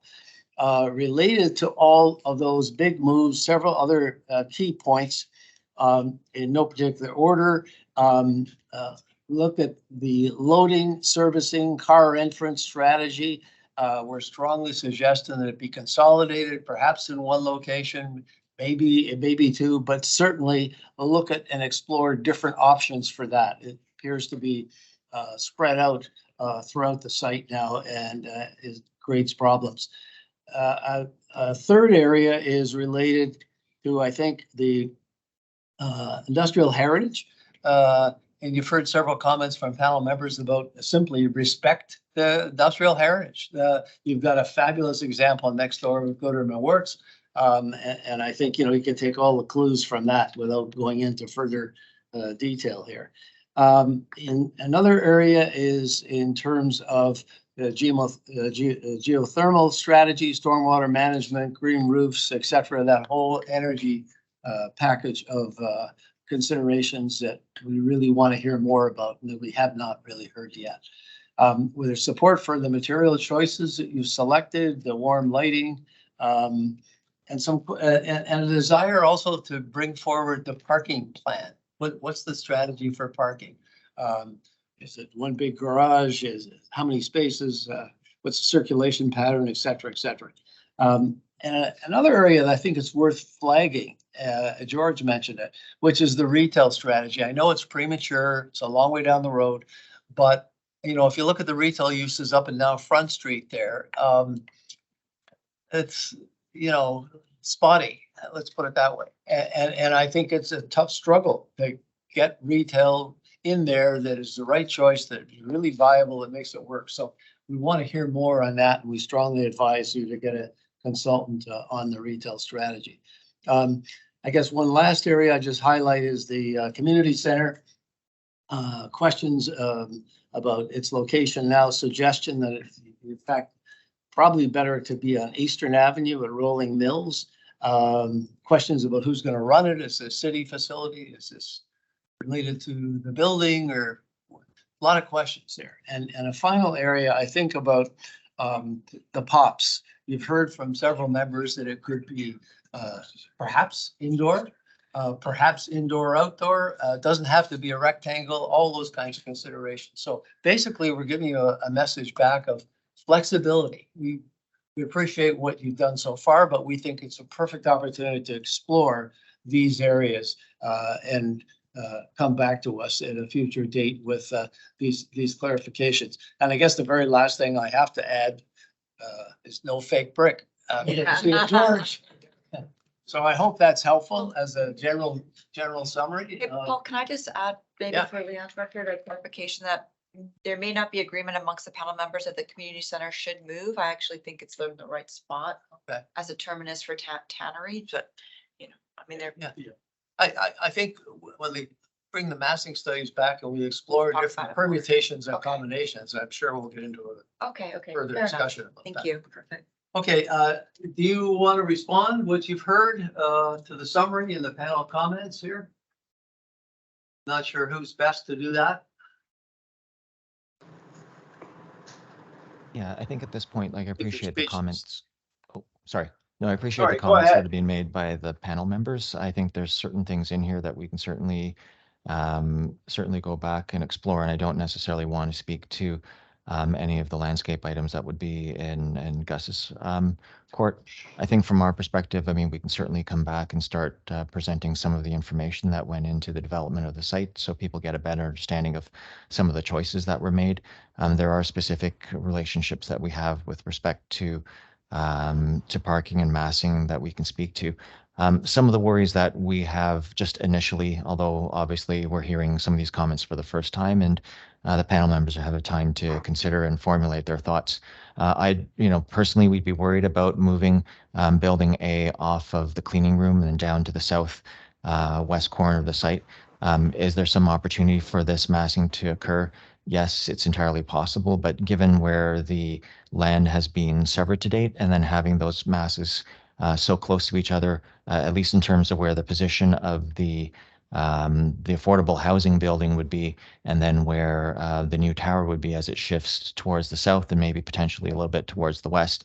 I think we'd be concerned about what this would create in terms of an overall space, because the building massing would be even closer than the current separation that we would have.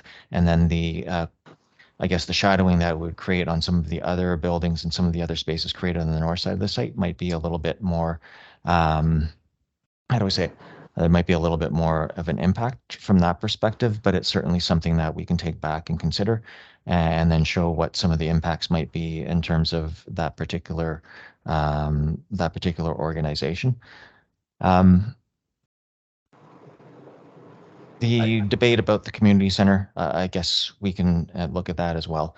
We would be concerned about what would happen with the buildings to be retained, and how we would be able to take advantage of what would happen in that southeast corner of the site if we were to relocate the community center elsewhere. That portion in the southeast corner, just because of the severance of the site, would effectively be orphaned, and there wouldn't be any advantage to how we would move one part of the program across the site without being able to take advantage and shift massing or density over that particular corner. So again, just our initial thoughts, but one of the difficulties that we would have to consider. I think the other thing too is that I'm trying to rationalize through my head right now. Interrupt for 1 second. I appreciate your commentary, but that's what we want you to come back with. You don't have to explain it all now. All we're doing is saying, look, here are some ideas we would really appreciate you taking a long, hard look at, and I'm sure you will. So we'll wait until it comes back, but you don't have to feel justified to explaining all the potential issues with that at this point in time. Okay, fair enough. Maybe I'll open the floor to Gus for him to respond then.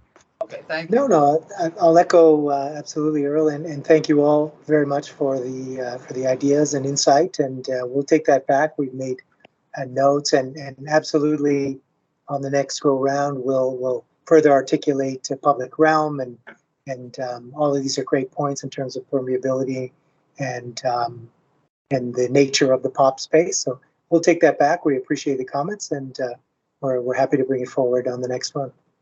Okay, well, thank you very much again for the presentation. Thank you. Okay, thanks very much, everyone. So I think that draws us to a conclusion. We can formally adjourn this public session.